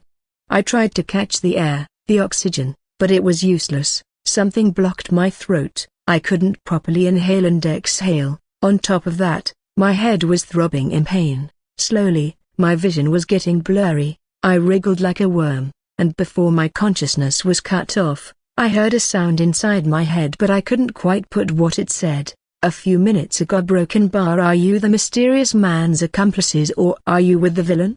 Lux pointed his sword at the man's throat, his eyes as cold as ice even though his eyes' color were gold like a sun. The man looked up at Lux with fear in his eyes, shivering as if he was shrouded by the cold weather, though, a moment later, his eyes widened as he finally recognized the boy's face. "Ah, broken bar," he laughed. "So broken bar you're that Lux Vertis." Lux raised his eyebrows, but his sword now touched the man's neck. Blood streamed down slowly from there. "Shut up and just answer my question," Lux said coldly. The man's laughter did not stop even when the sword pressed against his skin. His eyes were as round as a ball, his smile like a maniac. He was crazy. "You think I'll tell you?" he said. "Oh sure you will." Lux tightened his grip on the sword, making the man wince in pain. "I'll ask again, are you with the mysterious man or are you with the villains? And why did you want to kidnap Lumai?" Lux asked through gritted teeth. The man closed his eyes and took a deep breath before he spoke again. All right, boy, I'll talk. Just please don't kill me," he said as his eyes gestured toward the sword pressed against his neck. Lux lowered his sword and stepped back. "Talk then, but make it quick," he said, his voice still cold. The man took another deep breath before he began to speak. "I don't know who the man you're talking about is, and I'm not obligated to answer the dead man's question." Instead of giving a proper answer, the man surprised Lux with an attack. "Predictable. You could never lower your guard to the villain, even when you saw they were pitiful. The moment you did that, it was you who would be dead in the villain's hand." Those words were said by Lux's mentor, Grace Calican. Lux was always a kind and gentle, naive-looking young man when he was around his friend. That was his facade. That was the role he was playing in the academy, a kind and innocent boy yet strong and sharp enough to not let people make use of him. But, his true personality was the complete opposite of what people called kind and gentle, cold-blooded. As the man thrust his sword at Lux, he deftly dodged it and stabbed the man's neck quickly. "Merciless!" exclamation mark. He pressed the sword until it penetrated the man's neck. Brutal. Blood gushed out violently, coming from the wound and through his mouth. He was suffocated by his own blood. Buta broken bar twisting his sword as if the man's neck was spaghetti and his sword was a fork. Lux then pulled it upward, splitting the man's face into two. Those true personalities of his were nothing more than a passing twisted personality that occasionally woke up when he was fighting the villains. As the man's body wobbled, Lux seemed to be in a trance. Then, when the body hit the cold floor with a loud thud, Lux looked as if he was just waking up from sleep. Huh? What happened? He looked around and found his sword and clothes were covered in blood. Not only that, his hand and face too. As his eyes found the man's body, he realized what happened to him. Pressing his head with both hands, Lux tried to calm himself. "I can't believe I lost control over my mind and let him overtake my body," he sighed. "I need to train my mind again after Thesa broken bar." Suddenly, the room shook violently. Lux was confused at first, but then he remembered what Zaya said. Is this what he meant when he said I need to get out of this place in 10 minutes? Looking around, Lux hesitated. He wanted to take the gold in this chamber, but if he was to do that, he might not have time to safely get out of this ruin. But, if he did not do that, he thought that this exploration might not be fun and just wasting time. He should at least get something for the club mates, to compensate for the gone wrong activity even though he wasn't a club leader. In the end, he took whatever he could take in 3 minutes and stored them in his magic bag, an inferior storage-type artifact than the storage cube. He spent a minute running from the hidden chamber to the ruined surface. As soon as he arrived at the surface, he immediately ran toward the exit by following a smell or a trace of mana that intermittently every few hundred meters. He knew the trace was belonged to Zio, though he was not sure that the trace would lead him to the exit, but at least it would lead him to Zio, who was probably already outside. Yeah, that had the same meaning that it would lead him outside. But, as he reached halfway to the exit, he spotted a group of people. Theta broken bar the robed men. 5 of them surrounded a boy with jet black hair who stood like a motion doll. His eyes were gold in color, and the sword in his hand also glowed the same color as his eyes. 3 of the robed men were lying on the ground, and each of them had the same wound, a hole in their heart. As Lux focused his eyes on the boy, he instantly recognized him. A broken bar not far from him, a girl with dark violet hair was lying on the ground. Lumai, as Lux fastened his pace. The battle between Zio against the 5 men continued. With his sword, Zio launched various forms of attack such as slashing, thrusting, and spinning his sword, and every time he did, the air around him would distort. "What is that swordsmanship?" Lux said inwardly as he ran. One of them was chanting a magic spell skill. Lux noticed that and wanted to disrupt the man's chant, but he was too late. By late, Zio was already shifting his attack toward the man. He swung his sword but missed his attack. Weirdly, though his attack didn't hit his target, Zio didn't try to launch another attack but instead shifted to another target. When Zio stepped away, the man suddenly coughed up blood and found his chest had a hole. When he realized his heart was gone, he fell to the ground, dead. "What?" Lux exclaimed. Zio's attack left his enemy and Lux in confusion. They didn't understand what was happening. The only thing they would know was after Zio's sword made contact or made a swing, they felt as if something was distorted. The space, the time, miss-attack became a killing attack, slashing the right side became the left side.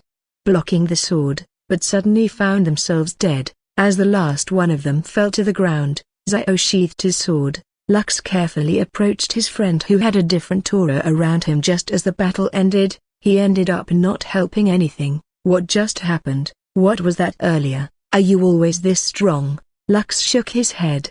Who are you? Are you really Zio? Zio just glanced at him blankly. His golden eyes gradually disappeared and returned to their original black color. After that, he suddenly fell to the ground. Zio. Lux knelt beside Zio and checked his pulse. He did the same to Lumai.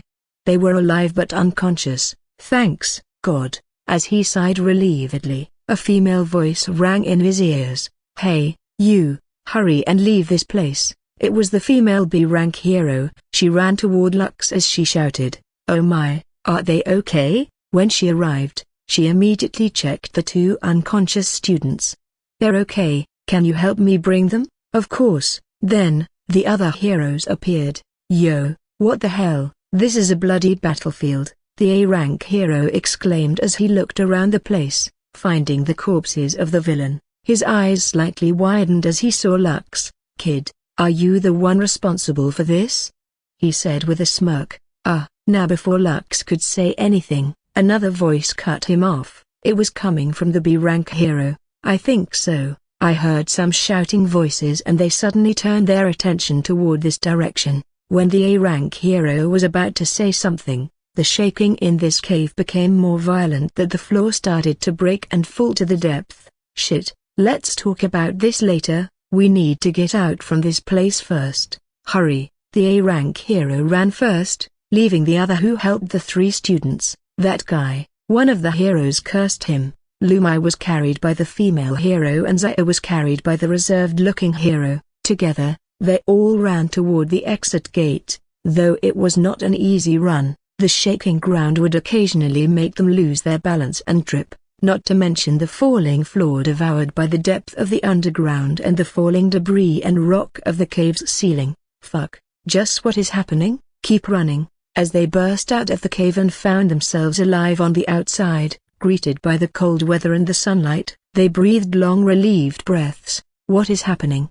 Look, the ruina broken bar. The cave was completely gone. In its place, there was a massive, unfathomable hole that seemed to stretch down into the earth forever. The students, the heroes, and the remaining villains that seemed to make it out alive and unnoticed stared in shock as they realized the magnitude of the destruction. Lux, who was standing among the students, couldn't believe what he was seeing. "This is crazy, a broken bar. What did he do to make something like this?"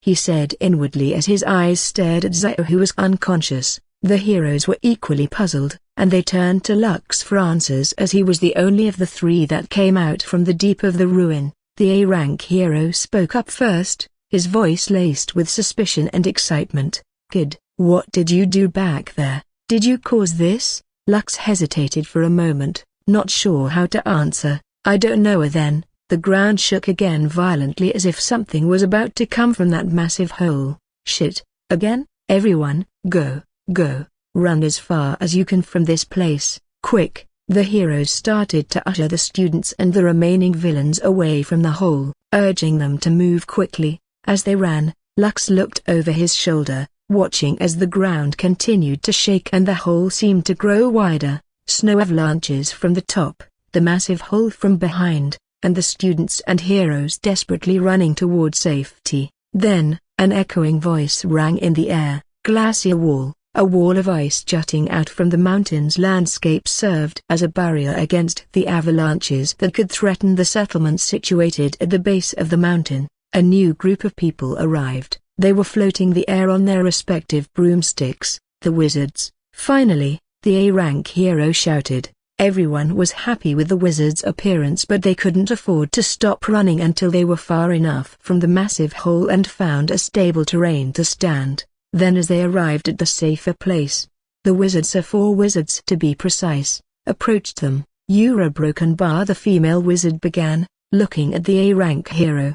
Her long straight blue hair swayed slightly as she spoke, her dark blue eyes fixed on the hero. The hero smiled almost creepily, relieved to see the wizards had arrived. "Gustavo, it's a pleasure to meet with the 8th Circle wizard, Evelyn Aquatal. I see. So, Gustavo, do you mind telling me what is happening to the D-Point ruin?" Evelyn said as she pointed in the massive hole direction. "That's actually what we want to know, Miss Evelyn." Gustavo shrugged and shook his head slowly. "I think it's better if you ask those kids instead." He pointed in the direction of the crowd surrounding Lux, Zao, and Lumai. "Which kid?" "The 2 that unconscious and that white-haired boy." Evelyn scanned the crowd and spotted Lux. "Very well." Turning around to face her companion are the other 3 wizards, Evelyn commanded them to go and investigate the massive hole. Watching them go, Evelyn folded her broomstick into a wand and walked toward the crowd of students. As she approached the crowd, Evelyn could hear the chatters. "You are telling me that Zao, the rank 911, defeated 8 of the villains by himself? Could he possibly be possessed by the sword god's spirit? ATSK. We're broken bar. It's not the time for a joke. I didn't know that Lumai has claustrophobia. Broken bar ASHH. You better not tell anyone about that if you don't want to be hunted by the Nova Guild. Cruncher exclamation mark. Some of the crowd turned their head, their eyes widened as they saw a prominent figure standing behind them, but, somehow, they felt like the prominent figure was too small to be called that. "Hey, what is happening here?" Evelyn said cheerfully. The students whispered among them. "Evelyn," they said. Hearing the students talking about her right in front of her, she felt proud. Then, one student emerged from the crowd. It was Jihan. "Miss Evelyn, a broken bar. Nice to meet you." Evelyn's eyes flashed in recognition as she saw Jihan. "Hiya, Jihan. It seems your club really fancy problems." A broken bar. Jihan scratched her cheek. "Never mind that. Can you tell me what is going on here, and what caused the D-Point ruin to end up like that?" Jihan seemed troubled to explain the situation as she herself didn't know what actually happened. Fortunately for her, Lux came up and helped her. "Miss Evelyn, nice to meet you. I'm Lux Vertis. Allow me to tell you the story before all of this happened," said Lux, tightening his grip on Zao's sword. Evelyn nodded. "Go on." Lux told Evelyn everything. The villain's appearance in front of the gate, the mysterious man with swift feet, the hidden chamber, Lumai's phobia, and Zao's fight against the villains. He left out everything that related to the possibility of what caused the ruin to collapse. What he told the wizard were the things that seemed ordinary, with no clue about what caused the ruin to collapse. That was how much he wanted to keep his friend safe. If he was to tell her that the one causing the ruin's collapse was Zao, she would take Zao and interrogate him, extracting information from him, whether by soft conduct or force. "I see. I don't know what actually caused the collapse, but I sensed a great disturbance in the magical energy from that hole." "Ominous." "No, it feels resilient, majestic, and preserved." As she spoke, Lux couldn't help but notice the aurora-like pattern in her eyes, a mesmerizing sight that made her appear even more prominent. "Whatever that is, I'm 101,000 sure that it's related to magic. I mean the magical energy that only we, wizards, could sense, you know, right?" Lux nodded. "Good. We'll need to investigate this further. In the meantime, a broken bar. She took out a crystal ball. Only God knows where it came from. It looked like she was talking to someone with it, a communication device that the wizards used. Why don't they just use a phone or the watch? As Evelyn was done talking with her fellow wizard through the communication device in the form of a crystal ball, she looked at Lux with a smirk on her face. Communication through this tool is safer than using the phones or the watch's network. Technology freaks, hackers, are everywhere, she said, her eyes looking at the Nova watch on Lux's wrist. When Lux realized what she meant, he smiled sheepishly. Right, her broken bar. Well then, as she was about to leave, she caught something. Oh? Evelyn walked toward the crowd, approaching the two unconscious students wrapped in layers of warm blankets. Who's this?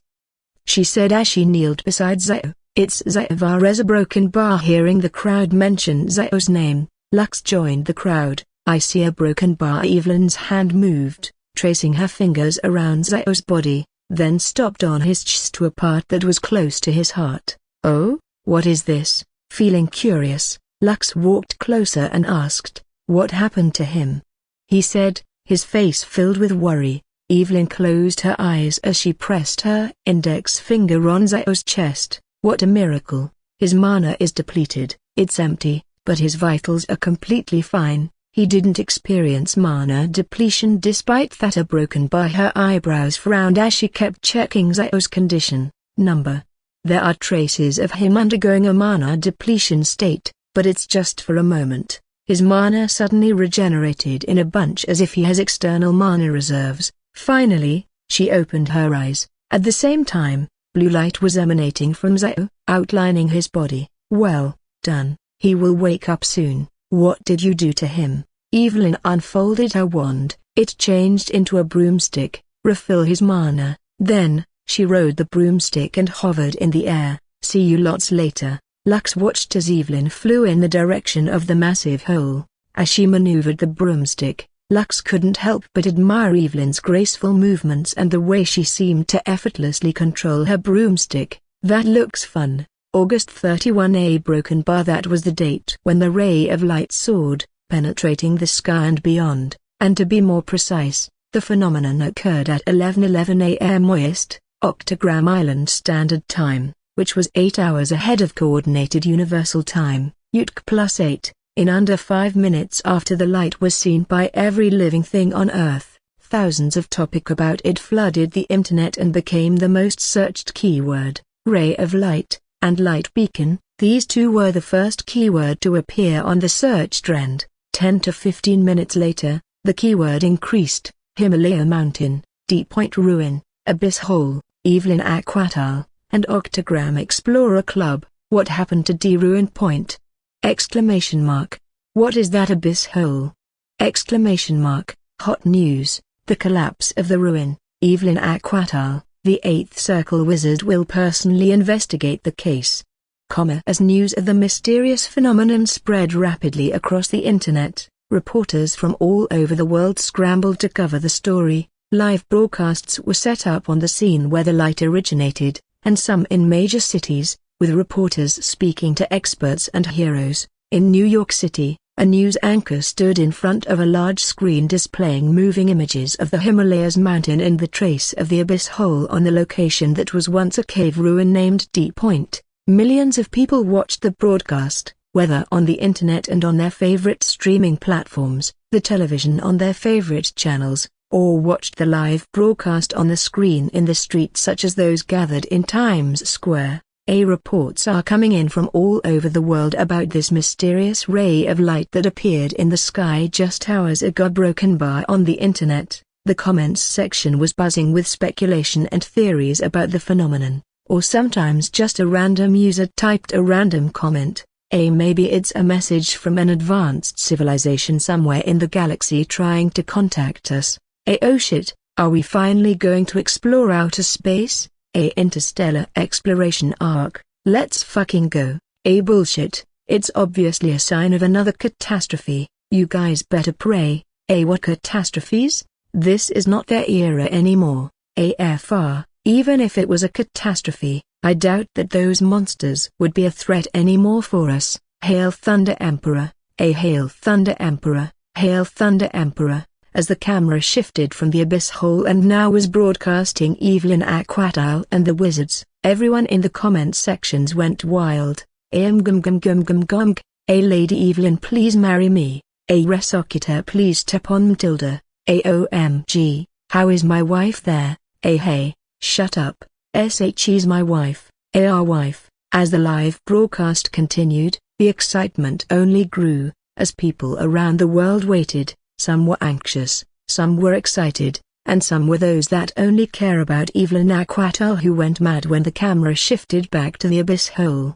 They all waited for answers about the mysterious ray of light that had captured their imaginations and sparked their deepest fears and wildest hopes. In the grand throne room, a magnificent figure sat on their throne, a sinister grin spreading across his face. Their most trusted advisor stood beside them, their heads bent together in conversation. Master, the advisor said, clearing his throat, it seems that one of the 8 seals has been broken. I don't know who did it, but this is great news for us. We can execute our plan sooner than expected. The master's eyes glinted with a malevolent light. Excellent. This is the first time that my prediction miss. I thought we would need 3 years before the first seal broke. This is a stroke of luck for us. The advisor nodded. Indeed, master. Then the advisor handed the scroll to their master. Here is the information you requested about the location of the other seals.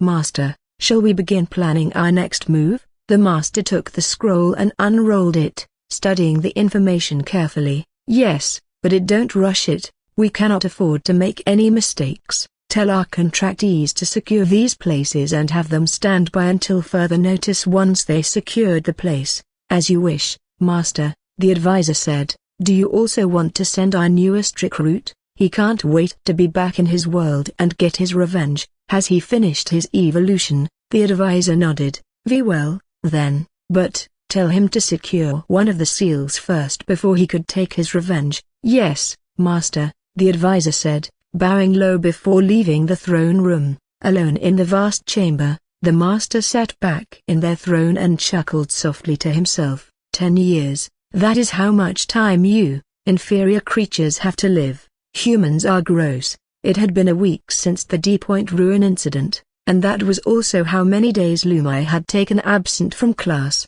Of course, master is different from those gross humans. Right now, I was resting inside my dorm room after training. In front of me was Zia. We had reconciled, though. She became quieter and more passive than I had ever known. Every time Lux paid me a visit, Zia would suddenly disappear. I never knew she was that shy to meet other people. No wonder she couldn't make any friends in her class. When I said to her I'd like to introduce her to Lux and everyone else in my class, she rejected the idea immediately, saying that she didn't need anyone except me. A bit sounded creepy, but well, what can I do, master? And there was another person who would live here with us. Number.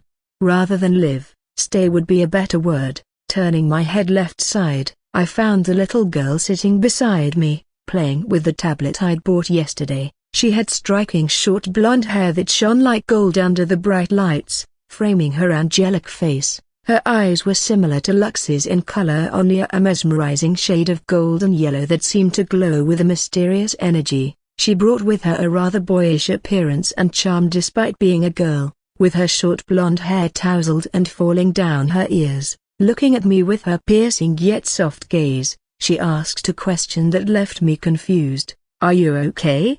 Who you are talking to? A friend. Don't you see her? In front of me. This? I said, gesturing at Zia, who stared at my hand. The little girl shook her head, tilting her head. Master, I think you need to see a doctor. Eh? Yeah, well, anyway, this little girl's identity was one that I'd expected to be. She was the ego of the sword's artifact, Retro. This happened the next day after the event that people called Ray of Light or Light Beacon. It was Sunday at that time. I didn't have much schedule except for of course, training. Lux approached me when I was improving my dual-wielding talent with daggers. Here, he said, while handing me a sword. When I looked carefully, the sword had a carved letter on the lower blade. I recognized it. That was my sword, Retro. But, I didn't remember I took my sword out in that ruin. Something exploded and sent me flying. That was what I remember before I fell unconscious.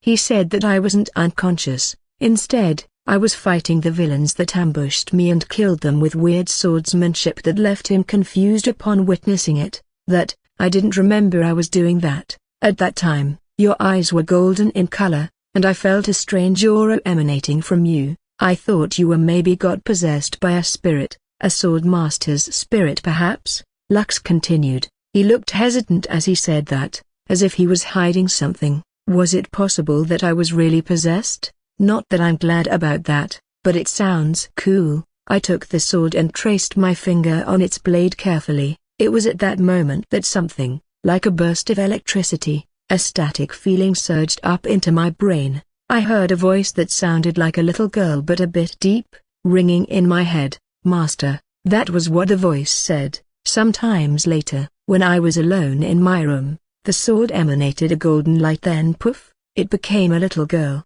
As soon as she saw me, she lunged in and hugged me tightly. Master, Master, ha, I can finally hug you, Master. She was like a chick clinging to its mother. Father, if you thought whether I was confused or not, then my answer is number. Why would I be confused? I had already expected this the moment I got the sword. Every artifact with ego had its own consciousness and personality, and this sword was no exception. They were rare, very rare, especially the one that could transform into another living thing such as a human or animal. Among many ego artifacts that Lux had in his possession in the story, only 3 could transform into living things: a woman, a cat, and an eagle. The rest only had consciousness and personality without being able to transform. So, I was quite surprised that Retro could transform into a living thing, but the question was, why must it be a little girl? Couldn't it transform into another form, a cool and kind mommy perhaps? I looked down at her, her golden hair shining in the light of the room. So, you're the ego of this sword? She nodded excitedly. Yes, I've been waiting so long for someone to wield me, and now that you're my master, we can go on so many adventures together. Ha. She buried her face in my stomach and snuggled up excitedly, just like a child. What should I call you? Anything. You can call me anything, Master. Seeing her cheerful face, a smile formed across my face. I patted her head as I spoke. How about Raina? Do you like it? She tried out the name Raina aloud, testing how it would sound. After repeating it a few times, she exclaimed, Yes, I really like it. Thank you, Master. Then she hugged me again. What an active keyed a broken bar. When she finally calmed down, she sat on the chair and began swinging her feet back and forth while flashing me a smile coupled with a prolonged gaze. As I moved closer to observe her golden eyes carefully, she tilted her head. Master, is there something wrong with my face? Raina, could it be possible for you to take over my body? Of course, Master, but I only can do it when you are unconscious, not sleeping though, but more like when you are faint or when you lost consciousness in that cave. Oops, she blocked her mouth as soon as she realized she spoke too much, though I already heard it, so that was useless, but cute nonetheless. I see, so it was you. I'm sorry, Master, please don't leave me. I will not do that again, I swear. I patted her head. How can I leave a kid as sweet as you? I'm not that heartless. Really? Yes. She lunged forward for a hug and I let her be. I meant, who the fuck in their right mind wanted to throw away an S-rank artifact just because it took over their body when they were conscious? Only an idiot would do that. Imagine an S-rank artifact with an overpowered ability and an automatic defense system. That was how our first meeting looked like. A broken bar. The presenter broken bar. If you don't want to go to a doctor, how about if we play hide and seek? Why? In the corner of my eyes, I noticed Zia's blank gaze at you. Sat Raina. I'll play hide, and you will seek for professionals' help, Master. Huh? For some reason, Raina became a sassy kid instead of a sweet and cute little sister. I mean it, Master, you really need it. I shook my head and sighed. Looking at Zia, I plead to her, you really don't want anyone to see you? Zia didn't answer me. She only raised her hands and crossed them on her chest, her mouth pouting while her eyes still locked on Raina. See, you are talking to an empty air again, Master. Let's don't waste time anymore and go to the doctor, Raina said as she tried to push me. No, Raina, I don't need them. I'm mentally fine. She's just shy to show herself to other people. Raina stopped, glaring at me with teary eyes. Really? Yes, really, I'm fine, no brain damage at all, she snorted. Okay, broken bar sighing. I patted her head as I apologized to Zia for Raina's behavior. It's fine, she said, looking in the direction of the door. She stood up. I will be at the cafeteria if you need me. Barma exclamation mark. Ha, a broken bar master. I still think you need to go to the doctor. Just when I thought I'd have a peaceful and sweet time after Raina Kamiya broken bar. Morning, class, Carolina greeted as she entered the noisy, chitty-chatty classroom. Her voice was vibrant, and it echoed in the room. The classroom's noises quickly subsided as the students watched Carolina sit at her desk, organizing her stuff and all on the long rectangular table. She then strode a few steps away. Her eyes scanned the students before she started to speak. I hope everyone had a good weekend, Carolina said, smiling warmly at her students, and she stopped once she spotted a particular student, Lumai. Especially you, Lumai, glad to have you back in class. Lumai stood from her seat and bowed slightly. Thank you, Miss Carolina, and sorry for my absence for the past week. Carolina's smile widened as she gestured for Lumai to sit back down. No need to apologize, I understand. It must have been a hard and terrible experience for you. Lumai just nodded, and this time, Carolina looked in the direction of where I was sitting. And how about you, Zio? How was your week? I slightly fixed my posture, feeling a little surprised that she had noticed me. Well, I meant, who would not? I'm doing just fine, instructor, I replied shortly. Great, she clasped her hands together. But, I hope you'd address me with Miss Carolina in the future like everyone else. Carolina Monty. She really had that passion for teaching, just like what she said back on the first day of her class. It had been 5 weeks since then, which meant that it had been 5 times I had attended her class. Within that time, I could more or less tell what kind of person she was. She was outgoing, trendy, and had a unique way of engaging with her students. Her warmth and friendliness made her students comfortable, and that made them know they were going to enjoy her class. Throughout these past 5 weeks, Carolina proved to be an excellent teacher, mentor, and friend for her students. She always kept us up to date with the latest trends and technology, and her classes were always filled with excitement and enthusiasm. Carolina cleared her throat and caught the attention of her students. Class, I want to remind you that our midterm exam is fast approaching.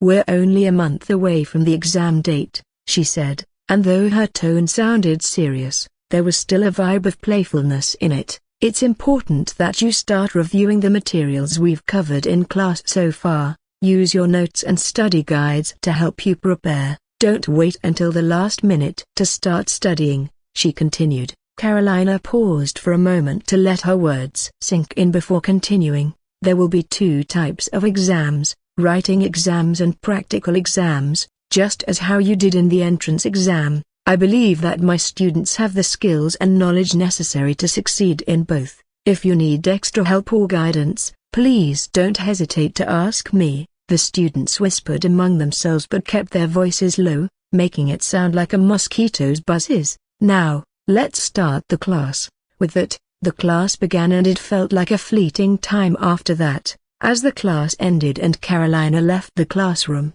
I found Lumai striding toward my desk while I was packing my stuff. Hey, can you spare a moment to walk with me? She said. A broken bar. We arrived at the park and took a silent stroll. People occasionally glanced at us, probably thinking that we were a couple. Then, as we passed the small pond where a beautiful lotus flower lived, Lumai suddenly turned to me and said, a broken bar, you know. I can't stop thinking about what happened to me back then. A broken bar. I listened in silence as she began to tell me how she got trapped inside the small room in the ruin. She didn't hesitate to share her stories with me as if I was Leo, her childhood friend whom she trusted so much. But, knowing her nature, she won't tell anyone including Leo about things like this except for a person who was involved. In this case, it was me, and probably Lux too. A week ago, Lumai had been in a dangerous situation threatening her life. She told me about how she was losing focus when the villain launched an ambush and ended up getting kidnapped by a mysterious man who looked like me but was older, also with blue eyes. I think everyone in the Explorer Club has already known about my claustrophobia by now, a broken maybe, but Jahan is making sure that this information doesn't get leaked to everyone else, I said, taking a moment before continuing. It must be hard for you. I mean, I don't even want to imagine how I'd feel if I had it and ended up in the same situation. You better not, she sighed, and, I want to thank you for saving me. I shrugged, acting nonchalant. Don't mention it, I'm just doing what a hero should do. Lumai scoffed. Hey. Bullshit, I know you're not that kind of a person. What do you mean? She turned away and faced the pond. First of all, I want to apologize for invading your privacy and gathering information about you without your consent. I sent a team to gather information, but there wasn't much to find. It seems that someone has been actively trying to hide information about you and erase any records or traces of your past. I could only hold my gaze as I heard that, though my mind was pondering. No wonder I couldn't find anything about me on the internet. A broken bar. If the team Lumai had sent out couldn't even find anything, no matter how hard I looked, I won't find it. Alternatively, I could always ask my most trusted to-be villain Duck for help, but, if I did that, he might tell Shannon that someone was looking into her cousin's past. I wouldn't do that until I knew what their relationship was. Were they an accomplice, or simply knowing each other because Shannon was the individual his guild was after? Looks like you don't have any intention to forgive me for that. A broken bar. Lumai's voice brought me back to my senses, and I immediately shook my head slowly. Oh, sorry, I dozed off, I said. Anyway, it's fine. I don't mind when someone is looking into my past. In fact, I was glad if someone did that, and if possible, I wanted them to share with me what they have found about me. Hell, I might as well be happy if I had a stalker following and digging up information about me, especially my past. Quite narcissistic, aren't you? I gave her a shrug. Anyhow, I'm the type of person who can't stand the idea of being in debt to someone, Lumai said, her voice filled with conviction. She faced me again firmly. So, I need to pay you back as soon as possible. Upon hearing that, I felt my soul was smiling inside. It's about time. I thought, it was about the damn time she gave me something for saving her, even though all of that was what I planned. Kidnapped her, trapped her in a small room, then eventually saved her, making her owe me her life, which would bring me closer to my goal. Not an end goal though, but a short-term goal. That was making my financial situation stable. I appreciate the sentiment, Lumai, but you don't owe anything, I said, trying to reassure her. Of course, I did that for pleasantries. I needed to look like I was your humble, virtuous, and kind guy, the same as Lux. It was called the build a good rapport strategy to increase the chance your would-be boss accepted you into their company. Also, I said that because I knew that no matter what I said and what I did, such as reject her proposition, she would still force me onto it. No, I owe you my life, and I can't help feeling like I must pay you back for everything you had done, Lumai said. I want to make things right. See, there was no way she would just call off her offer just because I said number. Trying to keep my expression neutral, I said, well, if you insist, what did you have in mind? I was thinking about maybe offering you a contract to join my guild, but Yuma! It's prohibited to recruit a student who hasn't graduated yet, so I'll postpone that. Alternatively, I can offer you a reward in the form of money or items, or you can ask me for something specific that I can afford. That's a pretty generous offer, I said, touched by her willingness and determination just to pay me back. I was really touched, and it was not a joke. But you don't have to do that. I helped you because I wanted to, not because I expected anything in return. You're my friend, and so Lux, I will always help my friend. As I said that, my stomach felt like it was being twisted and a shock of electricity ran down my spine. I felt it, I felt the cringeness in my word. Lumai held my gaze. Please, let me do this. I shut my mouth for a moment and glanced down, just to make her think I was considering her offer. Very well, I said finally, if you're that persistent, I could use some help with a project I've been working on. I handed her a piece of origami paper shaped like a cat. Lumai smiled in relief as her hand reached for the origami. Thank you, I'll do my best to make it up to you. Only when she looked at the origami that a smile spread across her face for a moment before she noticed that I was looking at her. Her favorite animal was a cat, and that was why I folded the origami into a cat. It was another plus point for my value point in her eyes. If there was something much like a bond parameter that you'd find in a dating sim game, I would assume my bond point with her was around 40 if not 50, noting that the max bond point was 100. What is this? She said, trying to hold the urge to add a so cute comment on the origami. Just open it. Lumai unfolded the origami to reveal a sketch of a potion and a handwritten note inside. My handwriting had improved slightly. Well, at least it was on the level that one could read without needing to spend time to figure out what was written. This ice a broken bar amazing, she exclaimed, her voice filled with wonder. I gave her a grin when she looked at me. I think we should discuss this thoroughly, she said, beaming with enthusiasm. With that, our stroll was concluded and a few days later, I found myself sitting inside a tidy office. Lumai had invited me to discuss the potion, which I named Catalyst Potion. It was a potion that could raise someone's stats growth rate potential. Unlike the Horizon Elixir which could only be consumed once, someone could consume a Catalyst Potion a few times before it lost its efficiency. If one was an incarnation of the God of Luck, one would hit the jackpot in the first shot. It meant that they could get a significant raise in their growth rate potential. But, if one was an incarnation of the God of Misfortune, one would need to consume the potion until it lost its efficiency and yet didn't get that much raise in their growth rate potential. Oh, Goddess of Fortune, a broken bar, please bless this poor child. Anyway, that was what I told Lumai. It was just a brief explanation of what Catalyst Potion was, and I'm not that dumb to tell her about the existence of the Horizon Elixir that I sold already to Chrysalis Guild. Now that I think about it, they should have been starting to distribute the elixir by now. Give it a week and it's going to monopolize the enhanced market. Then comes the Catalyst Potion, a broken bar. I could already hear money fell down like rain in my head.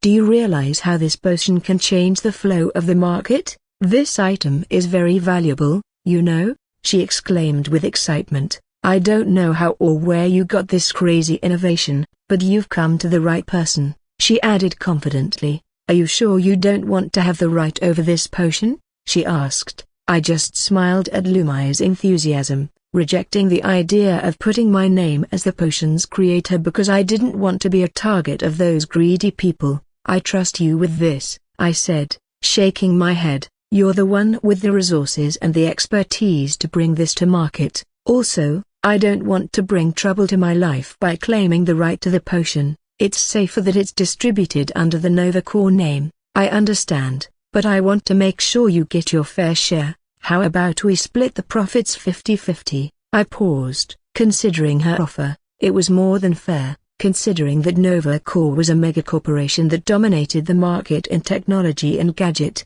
enhanced equipment, and man-made artifacts. I already calculated how much I would get by sharing 50-50 profits with the Nova Core and the Chrysalis Guild, assuming both of the items sold well in the market. In 1 year one could get more than 400 million creds. Yep, that was more than enough to get me a rare A-rank weapon artifact with good skills, but I wasn't going to do it since I already had Redro, which was worth more than 10 billion creds. Let's do it. Ha! Finally a short break. As I made my way to sit down on the sofa in my dormitory room, the storage cube round my finger shook as if something wanted to get out from there. When I sat down, a little girl emerged from the ring and shot me a glare. Master, just when I thought I would have a peaceful time, a broken bar. What? I don't want to live inside there. I held her glare, and she showed me an angry yet cute expression. If only you could transform into another creature,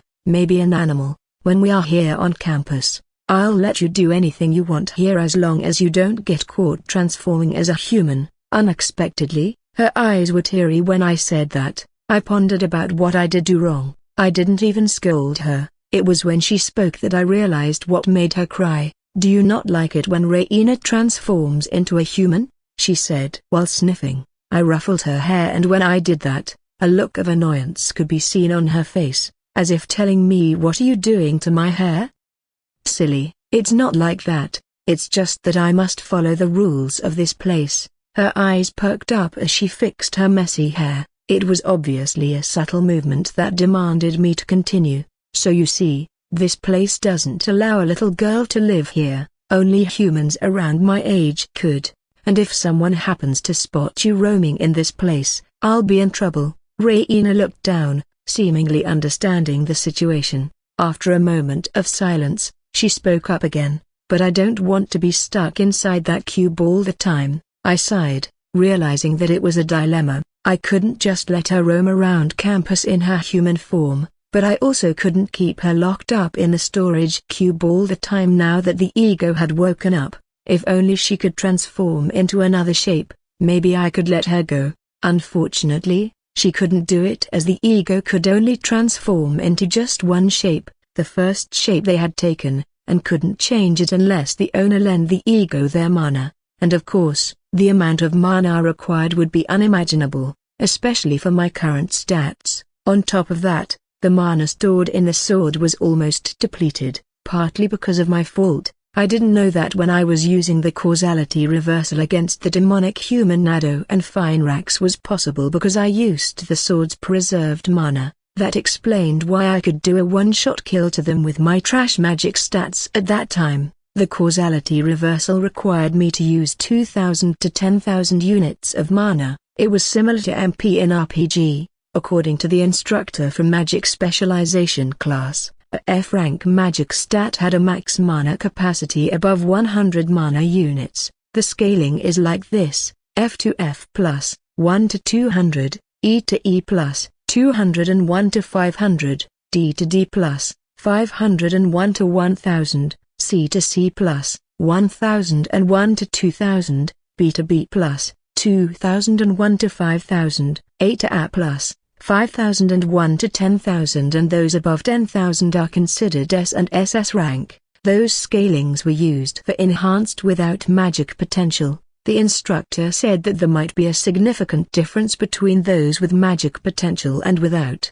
Unfortunately, the wizards still couldn't determine how much was the difference between them. When I checked mine with the mana parameter, the number shot up to 230 even though I was F rank at that time. Because of that, the instructor invited me multiple times to serve as a benchmark for her research journal. It is rare to find an enhanced with such a high rank magic potential like you, she said. I rejected her every time she made an attempt. Of course, back to Raina's situation, I ruffled her hair as she curled up next to me. I'll think of something, okay? For now, you can't roam around the campus, but every time I'm outside, I'll let you out. How's that sound? She looked up at me, her teary eyes now replaced with her usual childish and naughty expression. Okay, Master, you're the best. I smiled at her and patted her head. Good, now let's rest for a bit and enjoy this quiet time together.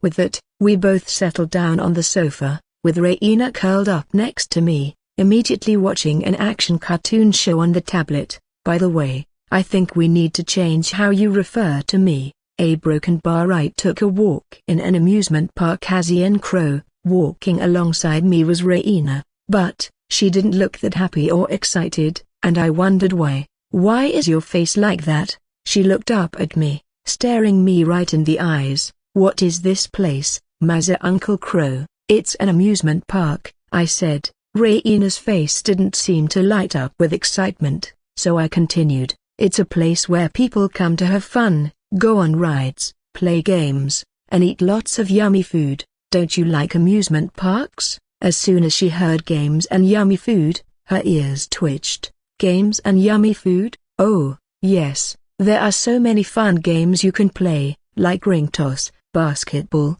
and whack-a-mole, and the food here is yummy, too. You can try cotton candy, popcorn, hot dogs, and even ice cream." Raina's eyes widened with excitement. "Wow, that sounds amazing. I've heard about basketball and ice cream, but I don't know about everything else." As we walked through the amusement park, I took the time to explain to Raina what each ride was and how it worked. "This is a Ferris wheel," I said, pointing to a large, slowly rotating wheel with enclosed seats. "You go up to the top and can see a great view of the park and the surrounding area." Raina looked up at the Ferris wheel with interest. "That sounds interesting. Do you want to try to ride it?" She nodded excitedly. "Yes, yes." Seeing her happy face, I couldn't help but smile at her. So, this was what it felt like to have a younger sibling. Taking her hand, I led her to the Ferris wheel. As we ascended into the air, Raina's grip on my hand loosened as she began to show the most bright smile to the world. As we reached the top, I pointed out the beautiful view of the park and the surrounding park. "This is so beautiful," she said. "Unfortunately, the sun is still conquering the sky up there. It would be much better if we take a look on top at night. The night view is much better than this." As I said that, Raina glared at the sun. I could only wonder how her eyes could fare with the light. Uncle, let's go kill that sun." I just chuckled and ruffled her hair. After the Ferris wheel, we continued to explore the park, trying out different rides, playing games, and indulging in delicious treats. Our last stop was the roller coaster, a broken bar. "Are you ready for this, Giga Snake?" I asked her. "Yes, let's go," I smiled. "All right then, moving on, soldier." We waited in line for the roller coaster, and as we got closer, I explained to Raina how to buckle the safety belt and hold on tight. "Don't let them know who you truly are. Be careful, there are a lot of spies," I whispered to her jokingly. "Yes, sir." Her expression turned serious, which I found cute. As we rode the roller coaster, Raina screamed with delight, and I could see the thrill and excitement on her face. After the ride ended, she was bouncing with excitement. "This is so much fun." By the end of the day, Raina's face was beaming with happiness and excitement. "Thank you, Mazza uncle," she said, giving me a big hug. "I had so much fun today." I patted her head and smiled widely. Then, as we were about to leave the amusement park, an attractive, soft, and alluring voice stopped me on track. "Hello there, are you Ian Crow?" I turned and twisted my body as fast as I could upon hearing the voice. I knew whose voice was that. I had heard it before, in the Neophyte Nexus. Approaching me were two people with identical undercover outfits, sunglasses, masks, hats, and hoodies. They had the same hair color. One was an adult while the other one was a teenager around my age. Zaivarez's body, the Crimsons, Nuria and Ember. Taking notice of the nervousness that showed on my face, Raina gripped my hand tight. "Uncle Crow?" Raina's sweet yet stiff voice brought me back to my senses. I looked at her, giving her a reassuring nod before shifting my attention to two people standing before me. Regaining my composure, I spoke with a calm tone. "Yes, I'm Ian Crow." "And you are?" I said, my eyes moving to look at Nuria and Ember simultaneously. Both of them were different from their original appearances. The crimson red hair had been changed to a bright, light blonde color. Nuria slightly lifted up her sunglasses. "Can we talk somewhere more comfortable?" And her blue ocean eyes winked at me. A broken bar. The night in Octogram City, which was known as the most advanced in the world, was a spectacle to behold. The city's tall buildings dominated the skyline and streetlights illuminated the roadway below. The sun was already set by the time we arrived at a bustling cafe. The cafe was nestled in the heart of the city, surrounded by towering skyscrapers that lit up the sky with their neon signs and bright LED lights. "Please, let's have a drink first." Sitting opposite me were two beautiful creatures, Nuria and Ember. They took off their sunglasses and carefully hung them in their breast pockets. Beside me, Raina was eating a pancake, staring at my drink, a vanilla latte. I took a sip and tasted it. I looked around the cafe, taking in the diverse group of people around me. A group of friends laughed and chatted at a nearby table, while a lone figure sat in the corner, typing away on their laptop. Couples cozied up together, lost in their private worlds. "Mazo uncle, I want to watch my favorite show," Raina said, breaking the silence at our table. I smiled and handed her the tablet I had hidden under my coat. Nuria glanced at Raina briefly, while Ember had her eyes locked on her. "Such a sweet child," Nuria complimented. I just gave her a silent smile and said, "So, what brings you to the Crimson here?" Both their eyes widened as I said that. "So you already know a broken bar?" "Ah yeah, it's hard to not recognize the smell of ash which is so familiar," I said, making up things. "No offense," Nuria chuckled. "Well, that will fasten things up," she spoke, her finger flicking a sound. Immediately, I could feel a barrier of mana forming around our table. Judging by how the barrier was formed, I guess this was to isolate sounds inside the barrier from leaking out. "Now, let's get straight to the point. Is this you in the video?" Nuria leaned forward, placing the photos and a video player on the table. Examining them, I found out that they were photos of me. The portrait of my face was printed there, blue eyes shining in the darkness. Playing the video player, it showed me footage caught by a drone camera filming my action, killing the student whose real identity was a demon in disguise in the night after Neophyte Nexus a few months ago. Of course, Nuria had no idea about the student's identity, or was she? I sighed and leaned back on my chair, huffed. "You finally figured it out." "It took longer than I had expected."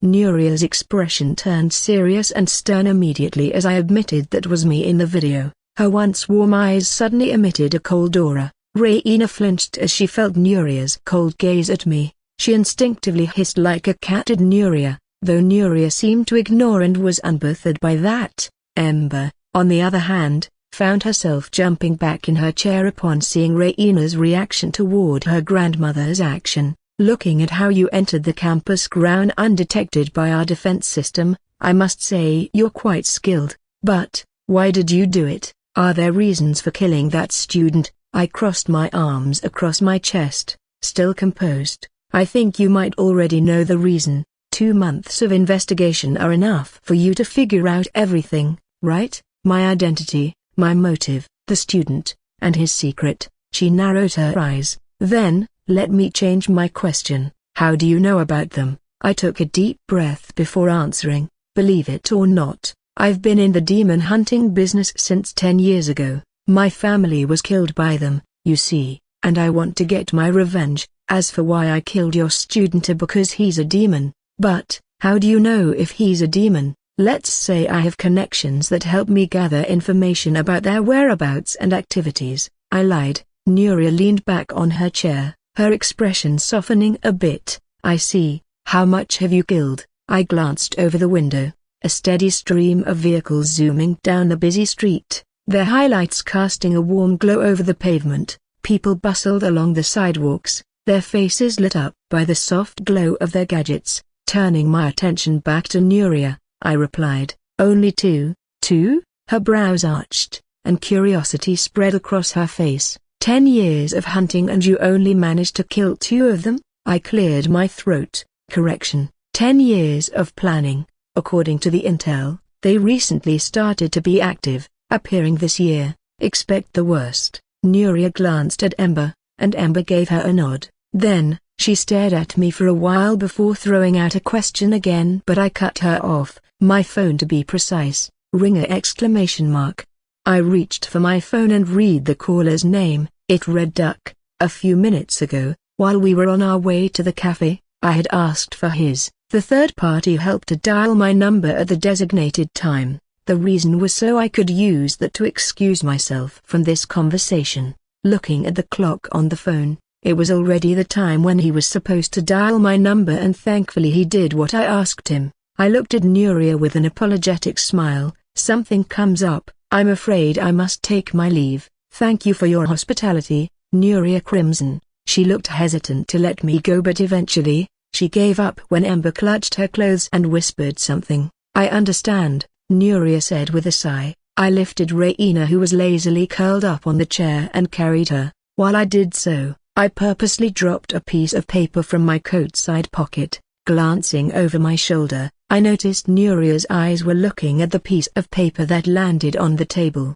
As I headed to leave the cafe, I took one last glance at her table. She took the piece of folded paper, unfolded it, and read it. With that, I left the cafe and disappeared into the sea of people wandering the city. As Nuria and Ember read the note written on the paper, their eyes widened in confusion. The note read, "Observing the sky at the New Year." New Year?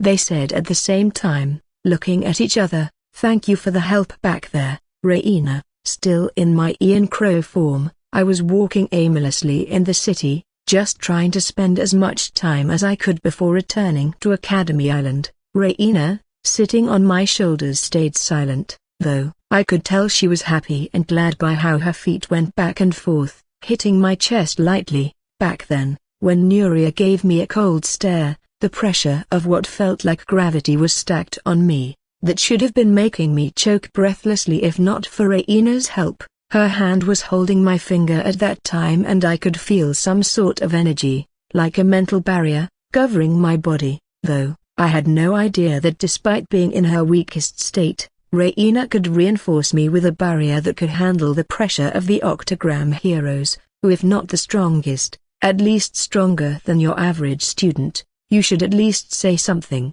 Are you okay?" "Yes, Uncle, Raina is okay. That rude lady is a piece of cake," she said with confidence, though her shaking hands gripping my hair said otherwise. "Yep, there's no way someone would be okay after receiving that pressure from the war goddess." As I walked along the bustling street, my head cocked upward, staring at the night sky. "Only 4 months left before they appeared," I muttered. A broken bar. The Horizon elixir had finally been on the market for a few days, and just as I expected, the elixir immediately caught the attention of Enhanced all over the world. It didn't matter whether they were a hero or a villain, everyone had set their eyes on this elixir now that even the Thunder Emperor had given his testimony. The Chrysalis Guild deserves the top 3 in the guild ranking for creating this miracle. Thanks to them, I can finally break through the chains that have entangled me for all these years, though I was a bit sad that this is a one-time use product. The Thunder Emperor, the rank 1 hero, who had reached the limit of his potential, at the same time he gave his testimony to the public. He was announced as the first SS rank hero in the world. The announcement of the Horizon elixir and the testimony of the Thunder Emperor caused a significant stir among the Enhanced community worldwide. The elixir's potential to break through the limitations of one's potential was a game-changer for both heroes and villains alike. With the Thunder Emperor's endorsement and confirmation of its effectiveness, the elixir gained even more credibility and attention. The Thunder Emperor's acknowledgement of the elixir's positive impact on his powers further fueled the excitement surrounding it. As a result, the Chrysalis Guild, the organization responsible for creating the Horizon elixir, gained widespread recognition and acclaim. Their achievement of developing a product that could potentially break the limitation was hailed as a miracle despite it being a one-time use product. The guild's reputation soared, and it quickly rose to the top 3 in the global guild rankings, 1 rank away from the Nova Guild. Simultaneously, the Thunder Emperor's status was elevated even further. His transformation into the world's first SS rank hero solidified his position as an unparalleled force among the Enhanced. The news of his achievement spread like wildfire in a flashed second, inspiring countless Enhanced individuals, especially villains, to seek out the elixir in the hopes of breaking free from their own limitations. Today, I had an appointed meeting with the Chrysalis Guild Master, Nachta, who had always been my favorite character in the novel. She was an interesting fellow, dressing fully covered in all black attire and an odd full face mask covering her entire face. As soon as I arrived at the Chrysalis Guild lobby, 2 staff members warmly greeted me with wide smiles. One of them spoke up, addressing me by name. "Good day, Mr. Ian Crow, we've been expecting you," one of the staff members said cheerfully. "Guildmaster H2 is eagerly awaiting your arrival. Please follow us." The staff members led me through the impressive guild headquarters, guiding me down a corridor adorned with intricate designs and futuristic technology. The atmosphere was buzzing with activity, and I could see the guild members and staff engaged in various tasks and training exercises along the way. After a short walk, I reached a set of grand double doors. The staff members gestured for me to enter, and as the doors swung open, I was greeted by an opulent and spacious room. Seated at the far end of the room, behind a large ebony desk, was Guildmaster Nachta herself. She wore her signature all-black attire, which concealed her figure and added an air of enigma. Her full face mask obscured her features, making it impossible to discern her expressions or emotions. "Welcome, Ian Crow," Nachta's voice resonated from behind the mask, carrying an air of authority and intrigue. "Please, have a seat." I took a seat across from her. Nachta's enigmatic nature had always fascinated me, making this second meeting with her still intriguing. "Good day to you, Guildmaster," I said casually. "Can we go straight to the point for this occasion?" As I settled into my seat, ready to discuss the Horizon Elixir sales and profits with her, she leaned forward slightly, her masked gaze fixed on me. "Crow, the Horizon Elixir has truly exceeded our expectations in terms of demand and sales, just as you predicted," she began, her voice measured and confident. "Within just a few days of its release, we've witnessed an unprecedented surge in orders from heroes and mercenaries across the globe." She paused, looking at me in search of a response. I just nodded, gesturing for her to continue. "As a result, our sales have skyrocketed. The initial projections have been surpassed multiple times over, and we've had to ramp up production significantly to meet the overwhelming demand." I leaned back on my chair, cocking my head sideward as I listened to her talking. Everything that she said was what I already calculated and told her before we had a deal for this business, so I just shut my mouth, letting her continue as she savored the feeling of wonder. Nachta gestured to a holographic display on her desk, which showcased various graphs and charts depicting the sales numbers and profit margins. "Our profits have seen a remarkable increase as well. The combination of the elixir's high price point and the substantial volume of sales has resulted in a substantial boost to our financial standing, a broken bar." As the discussion progressed, I pondered a strategy that could further boost profits for me and Chrysalis Guild, taking into account the unique properties of the Horizon Elixir that differ from Catalyst Potion. When an idea sparked in my mind, I decided to share it with her. "Guildmaster, considering the incredible demand for the Horizon Elixir and its potential to unlock and raise an enhanced potential limit, I have a suggestion that could maximize our profits even further," I proposed. Clearing my throat, I continued, "What if we create exclusive, premium editions of the elixir that come with comprehensive guidance and resources? What if we create exclusive, premium editions of the elixir that come with comprehensive guidance and resources?" That was the idea that surged up from my mind, considering the nature of Horizon Elixir, that most people didn't know about how to use it to reach max proficiency. The Horizon Elixir is a product that is essential for enhanced. It can remove or precisely raise the limitation of someone's potential, though in the end, it will depend on how the consumer uses the elixir. They need to absorb every essence of the elixir for maximum efficiency to raise their max potential limit. If not, they will only waste their only chance to increase their potential limit. Also, yes, how much it could raise one's potential is dependent on how much one can absorb and circulate the elixir essence with their mana core. Nachta leaned forward, clearly intrigued by my idea. "Go on, Crow, explain." I smirked. I told her that the premium elixir would be something like a subscription or season pass that you'd often find in a video game these days. The premium editions would be more even pricey than the normal Horizon Elixir already set price. Though this would make some people mad and protest at first, they would still buy it in the end. Anyway, the packaging would be unique and they would get an invitation to a specialized training program that would guide consumers on how to absorb and circulate the elixir's essence effectively. If you can get the Thunder Emperor's help, this plan will run smooth there. I could see Nachta considering my suggestion, her masked expression pensive. After a brief silence, she spoke. "I think it's a good idea. By providing guidance and resources alongside the Horizon Elixir, we can create a truly exceptional experience for our customers and differentiate ourselves in the market. But, what happens if one of the customers who have received the guide on how to maximize the elixir's effect leaked the information to the other?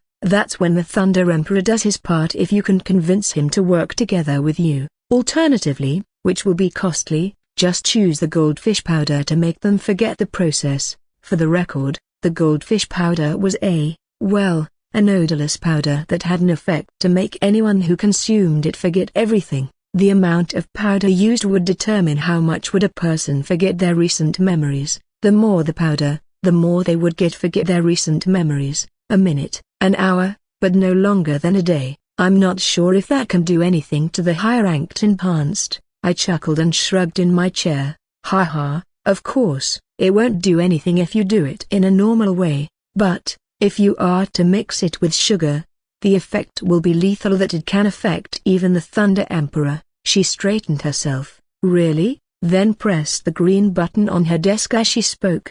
Bring a glass of milk, 20 grams of goldfish powder, and sugars. A moment later, the staff member entered the room with everything Nature had mentioned earlier. The staff was a middle-aged man in butler attire. I knew who he was. He was the Chrysalis Guild's shadow, S-rank hero whose strength was slightly weaker than Nature, James Knott. He put the tray on the desk, turning away and about to leave the room before Nature stopped him. Wait, she said. I gave James a sympathetic look, which then he made a confused frown at me and then turned to Nature. Oh, what a poor guy, he gonna become a rat lab, I thought.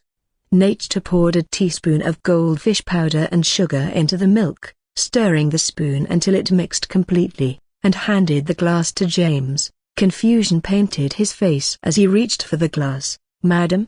He said, as the glass was already in his hand. Drink it, James. Nature said no, commanded. James closed his eyes and nodded, bringing the glass closer to his mouth. But before he could take a gulp, Nature stopped him again. James, she called, putting a stop. James looked at Nature. Yes, ma'am. Nature opened her mouth and began to tell James the trick of how to maximize the usage of the Horizon Elixir Essence. Oh, that's certainly a good tip to know. Thank you for telling me this, ma'am. Nature waved her hand, gesturing for James to continue to drink the milk. Yeah, no problem. Now, drink it. James stared at the glass of milk briefly, his face showing confidence and a smirk. Confidently, James brought the glass to his lips and took a gulp of the milk mixed with the potent concoction of goldfish powder and sugar. Almost immediately, his expression shifted from cocky confidence to blankness. The effects of the powder were taking hold. James blinked, his gaze becoming unfocused as the memories of the past few minutes slipped away. As soon as his eyes returned to normal, James looked around the room. Confusion filled his dumb face. What am I doing in Madam's office? James, what are you doing here? Nature asked, trying to hold a chuckle. Yeah, broken bar. I don't know, ma'am. I was at my usual spot then. Your broken bar then, something you... I'm sorry, ma'am, I don't know what happened. Nature nodded and looked at me. Well, it seems you're right once again. I can't help but wonder where you got all this knowledge, she said. I just smirked, impressed that the combination of the goldfish powder and sugar was working against a S-rank hero as intended. It was a clever solution to ensure secrecy and protection of valuable intellectual property. Nature looked at James. Now, James, go back to your duties, carry on as usual, and don't think too much about your situation. James blinked a few times, as if trying to process everything. Then he straightened his posture and replied with a resolute tone, Yes, ma'am, nodding at his response. Nature dismissed him with a wave of her hand. Now, Nature said, turning her attention back to me, let's continue the discussion. We continued to think about the plan for the premium edition of the elixir. A broken bar at the end of the discussion. I received my shares of money from Nature, in cash, because I forgot to make a bank account for Ian Crow. Well, money is money. Whether it was physical or digital, it would still make my wallet full. We exchanged a firm handshake before I excused myself from her office. The Horizon Elixir was just the beginning for this world's development. There would be even greater things waiting in the future, and I hoped that this world would be ready by the time they come. It was 2 weeks left before the midterm exam began. I particularly didn't have any scheduled activities, so I just spent my time practicing and improving my battle skill. The theory or written exam wouldn't be a difficult subject for me, but a practical exam would.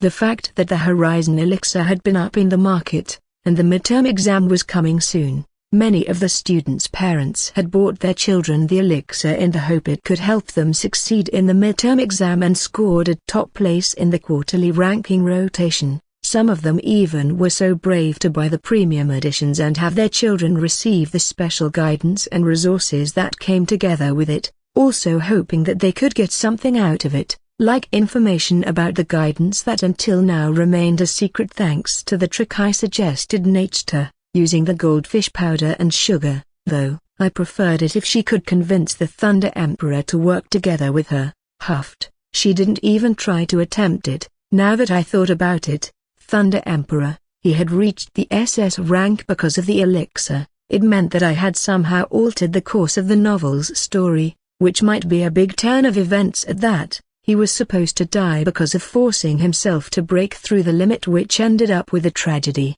He should have suffered from magic core dysfunction and died. Not even the strongest wizard could cure him. When that happened, the Horizon Elixir's original production was a year after Thunder Emperor's death. But now that it appeared a year earlier from the supposed time of Thunder Emperor's death, he was lucky to be alive, and I unconsciously added a new variable to the script and plan I had revised. Guess I needed to make a few changes again.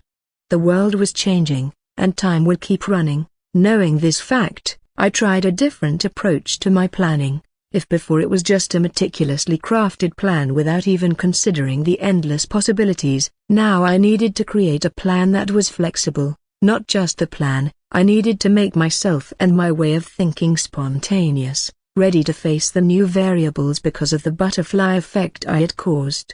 Zio, can you help me with this question? Knocking me off from my little world of thought was Enzo. Glancing at him, I couldn't see his usual lazy and bored self. Replacing them was a contorted face. I leaned close to look at the paper sheet on his side of the long table. Oh, this one is easy. You just do this and these are broken bar. I pointed out a few corrections on his paper sheet, also telling him how my correction would make sense. I see a broken bar, so that's how you do it. Thank you. A broken bar, he said, though his face was focused on the paper. No problem, I said, glad that I could be of assistance. Anytime you need help, just let me know, I offered. A quiet passing moment went by, and breaking the silence was Enzo again. He glanced up from his paper, his eyes reflecting curiosity. I've always wondered how you became so knowledgeable about everything. It's like you have an answer to every question. You know,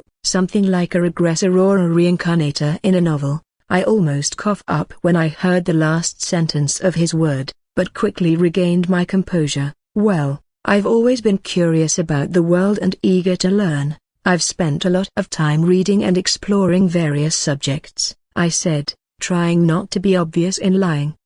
I guess that's true. It's just impressive how much you know. I patted his shoulder as I got up from my seat. Everyone has different areas of expertise. It's important to embrace what you're passionate about, I told him, my feet ready to take me away from the talk. Knowledge comes with time and experience, so don't be too hard on yourself. Glancing toward the exit door, I prepared to walk down. Anyway, I have something to do this afternoon. If you need any more help, just ring my number. Oh right, we haven't exchanged numbers yet. I strode back to him and we exchanged our watches. Contact done. Just ring me anytime you need help. Walking down while waving my hand, I left the classroom and headed to my dorm. A broken bar ringer!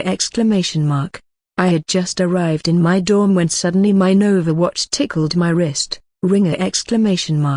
Checking it, I arched a brow when I found the contact name read Lumi. The messages were coming from Lumi, not Enzo, and I couldn't help but wonder why she sent messages. A Lumi, the Horizon Elixir, can you believe that? A Lumi, it's already monopolized the market. taking away 13% of our market share. Alumi, I don't know what to say anymore, but I will not let the Chrysalis Guild takes over the market from me. We already announced the production of the Catalyst potion to the public and we're open for investment. Alumi, the hype for the potion is building up thanks to them. Now, we just need to wait for the time to play out and took over the market back from them. Alumi, sticker Alumi, BTW, how are you doing? Alumi, sticker I sighed with a chuckle. My fingers moved to type on the hollow digital keyboard of the watch. What I typed was just a short LOL message that irked her. Before she could send me more messages, I closed and turned off the notification.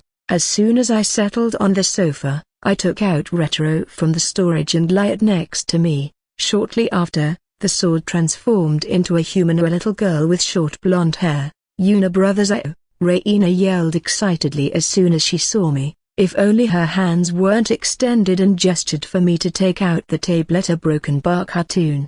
Tablet, give me. Ruffling her fluffy hair, I took out the tablet and gave it to her. I was happy seeing her like that, but I also felt regret for letting her mingle with technology, and I didn't want to imagine how would she behave if she got the addiction. I leaned on the sofa, stretching my legs forward and my arms upward, taking out the book with a blank black cover and a pen. I began to flip through the pages, looking for an empty page before I started to fill it out with a bunch of ideas and mind map for the upcoming, small event of the novel. The event would take place at the Tea Ceremony Club's activities in London, and the main cast of this event was Ayanofu Ayuki. After writing everything down in the book, I closed it and savor a moment of peace while sitting on the sofa. Though the occasional laughs and gasps coming from Raina helped me not to succumb to the dream world, as I sat there, basking in the tranquil atmosphere, my mind began to wander. The images of the burning city came back again after a long time. As the images became more vivid, I shook my head and displaced the thought away from my mind. That again a broken bar, I said through gritted teeth, placing my hand on the temple. Raina shifted her position as she heard my grunt, her eyes staring at me with a mix of wonder and worry. Master? Her head was tilted to one side as if asking me if I was okay. I forced a smile even though a pang of pain still stabbed my head like a needle. I'm fine, just reminded of something horrible, I said with a dismissive tone. I thought that was going to make her back off, but I was wrong. Raina's concern deepened, and she leaned closer. Her voice filled with genuine care. I'd never heard this type of voice of her. Master, you can't hide anything from me. Our soul and fate are intertwined with each other. I could feel what you feel, Master, and you also could feel what I feel. And I know that this feeling I felt from you is telling me you're not fine at all. It was true. Our connection went beyond the physical realm. It was something that I'd already known in the first place. When an artifact willingly bound with its owner, the pact was made automatically. The owner and the artifact would share sentiments after the bond. They could feel each other's feelings and understood what each other wanted even without exchanging words. Since Retro's ego, Raina, was manifested, she had become a part of me. That was the reason why I felt like I was always happy and optimistic. It was probably because of Raina's influence on me. I sighed, realizing that I couldn't hide my true emotions from her. But I still didn't make an attempt to tell her what was on my mind. Master. She scolded me. It felt weird, to be scolded by something that resembled a little girl. She pouted, and her hands on her hips, posing like a domineering figure. This won't do. I think we should just go to the amusement park again. Master, come on, I smiled, ruffling her hair again and again. A disbelief expression and hanging mouth were visible on Raina's face as I did that. Master, how many times are you going to ruin my hair? I chuckled. Sorry, I can't help it. Your hair is so soft like a cloud, I said, standing up from the sofa. Anyway, let's go. Raina perked up with sharp, narrowed eyes while fixing her hair. To the amusement park? She sounded like she was grumbling. Nope, to the training center. A broken bar. Arriving at the training center, already in my P.E uniform, I immediately started my training of the day. After all these times, since the first day of the academy calendar, I had always trained and improved my fundamentals, the basics of handling daggers and swords. Other than physical talents, I also trained my magical talent, mana control. The talent, swordsmanship, had reached level 3, and mana control had reached level 2. In my hand was Retro, the sword artifact with the ability that could reverse the outcome of my or my enemy's attack. Today was a special training. I had realized I couldn't rely on the one-shot ability of causality reversal of Retro now that the mana the sword had saved was now depleted. Thanks to who? Yes, thanks to me, of course, at least to B rank in magic stats before I could use it again. So, today's training was not only to improve my footwork and technique, I hadn't learned any though, but it was to find an alternative way how to use Retro's ability. I already had some thoughts in my head to make use of Retro's ability. Since the one-shot technique was no more available, I had to use or search for another technique. Hell, this might also be my chance to create my own technique. Honestly, after a long time of thinking about how to create an alternative technique for causality reversal, I finally stumbled upon an idea. That was to reduce the mana usage to activate it. I knew that by reducing the mana, the effect would also be reduced, but that was exactly what I intended to do. The simple explanation would be like this: a large amount of mana could result in a deadly one-hit kill move. Meanwhile, a small amount of mana could create a technique that resembled a feint. At least that was what Raina told me. She wanted me to learn to use a minimum of mana to make use of her abilities. At first, I didn't have a grasp of what did Raina want me to do, but as hours went by, I finally took the first step of creating my own technique. Before I could do any attempt to swing my sword for offense, I needed to learn how to control my mana first. Thankfully, with Control Mana LV.2, the process was going on a smooth side. The first and second day was just me standing around the training center, channeling my mana to the sword in a controlled manner.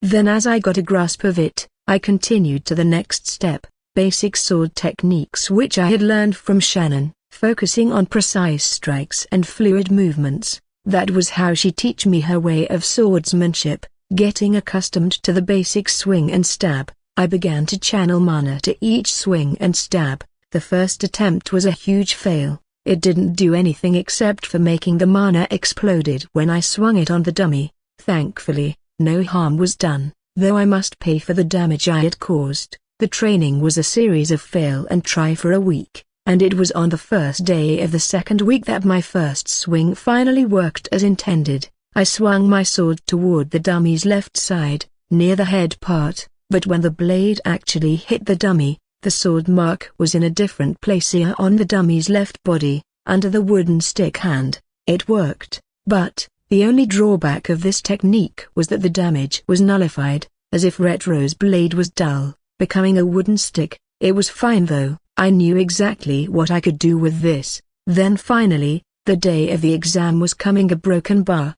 The midterm exam. It was a mini-arc of the novel, telling a story of what was happening on the midterm exam. All the events that occurred in the academy were but a small story arc, an appetizer before the main dish. In fact, this midterm exam would be the last two mini-arc along with Ayano's arc. After these two were done, the first main plot event would finally occur. The exam would be divided into two different categories: written exam and practical exam. The written exam would be as easy as ripping the paper with a scissor, as long as I could remember what I had learned and known about this world. Scoring first in the ranking would be possible. I didn't need to prepare much for this exam, just some reread on the file I'd gathered to refresh my memory, and it was done. Looking around, everyone was focused on their digital tablet that served both question sheets and answer sheets, just like how it was done at the entrance exam. Focusing on my own digital tablet, I quickly filled out my answer. While I was doing the last two questions, my eyes widened as I saw Ember get up from her seat and submitted her answer, leaving the classroom earlier than Anya than me. She just did a speedrun on her exam answer.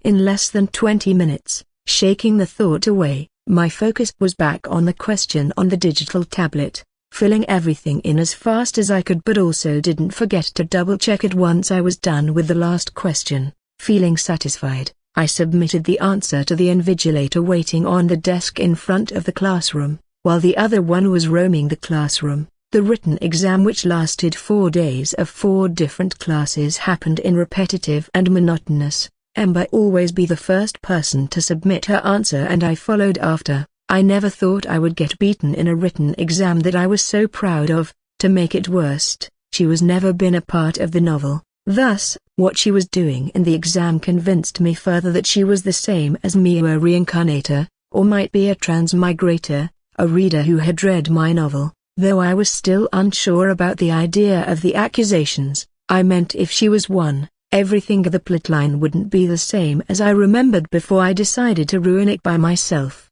Unless she was the type that didn't care about the whole idea and just wanted to enjoy her new life as the granddaughter of the Crimson family, that also seemed wrong, because if she was going for that route, then she shouldn't have brought herself to the spotlight by scoring first place in the entrance exam. I don't know. I guess the only way to confirm it is to ask the person herself. The 4th day of the written exam week had finally concluded. On the 5th day of the week, I went for some training again. This time I was going to try dual-wielding a sword. The training center was crowded with students, which was to be expected because everyone wanted to improve themselves, not to mention that some of them had now rejuvenated with new energy after consuming the Horizon Elixir. I didn't know if most of them bought the premium subscription though. If they were not buying it, well, I hoped they could get even a tiny of the elixir's essence and raised their potential significantly. If they were unlucky, then I could only thank them for the money. As I prepared for the warm-up session, someone's voice broke the air and made me shudder. Rat. Oh, number. Not her again, a broken bar. I complained inwardly. Running away was too late. I could only prepare myself to receive the incoming damage. But, no matter how long I waited, the thing that I expected was never happen. Turning around, I found no one. I meant, a lot of people were there, but it was just that the one that I expected was not there. Where is she? I said. My eyes scanned the crowd, but after a long search and I ended up just wasting my time, I returned my focus to training. I tried swinging the sword a few times before pausing for a while, once again searching for the person that might be jumping at me anytime. The result was still the same. She was nowhere to be found. Am I getting hallucination now? Taking a deep breath, I continued to swing the sword a few more before eventually grabbing another sword. With 2 swords each in my hand, I determined to improve my dual wielding as well as my swordsmanship. At first, swinging the swords in synchronized movements was difficult, but as I focused on my training, I managed to do it. Slowly but surely, what seemingly unfamiliar feeling of long-bladed weapons in my hands gradually became more familiar and comforting, just as when I wielded 2 daggers. However, the absence of the person I had been expecting continued to bother me. I couldn't shake off the feeling that she was playing some sort of game, hiding and watching from a distance. It was as if her presence lingered in the air, even though I couldn't see her. Despite the constant distraction, I remained determined to push myself on training and make the most of it. After all, I only had 3 or 2 days to prepare for the practical exam. Why did I so determine for the exam?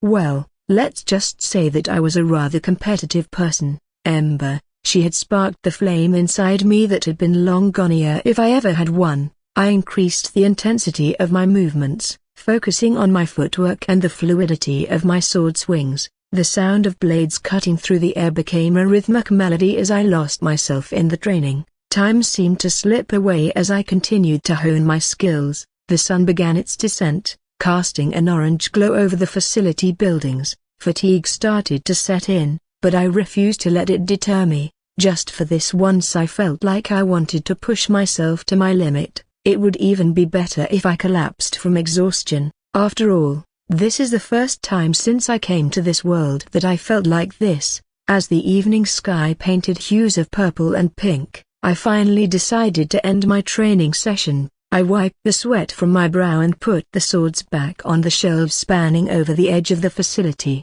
Dinger!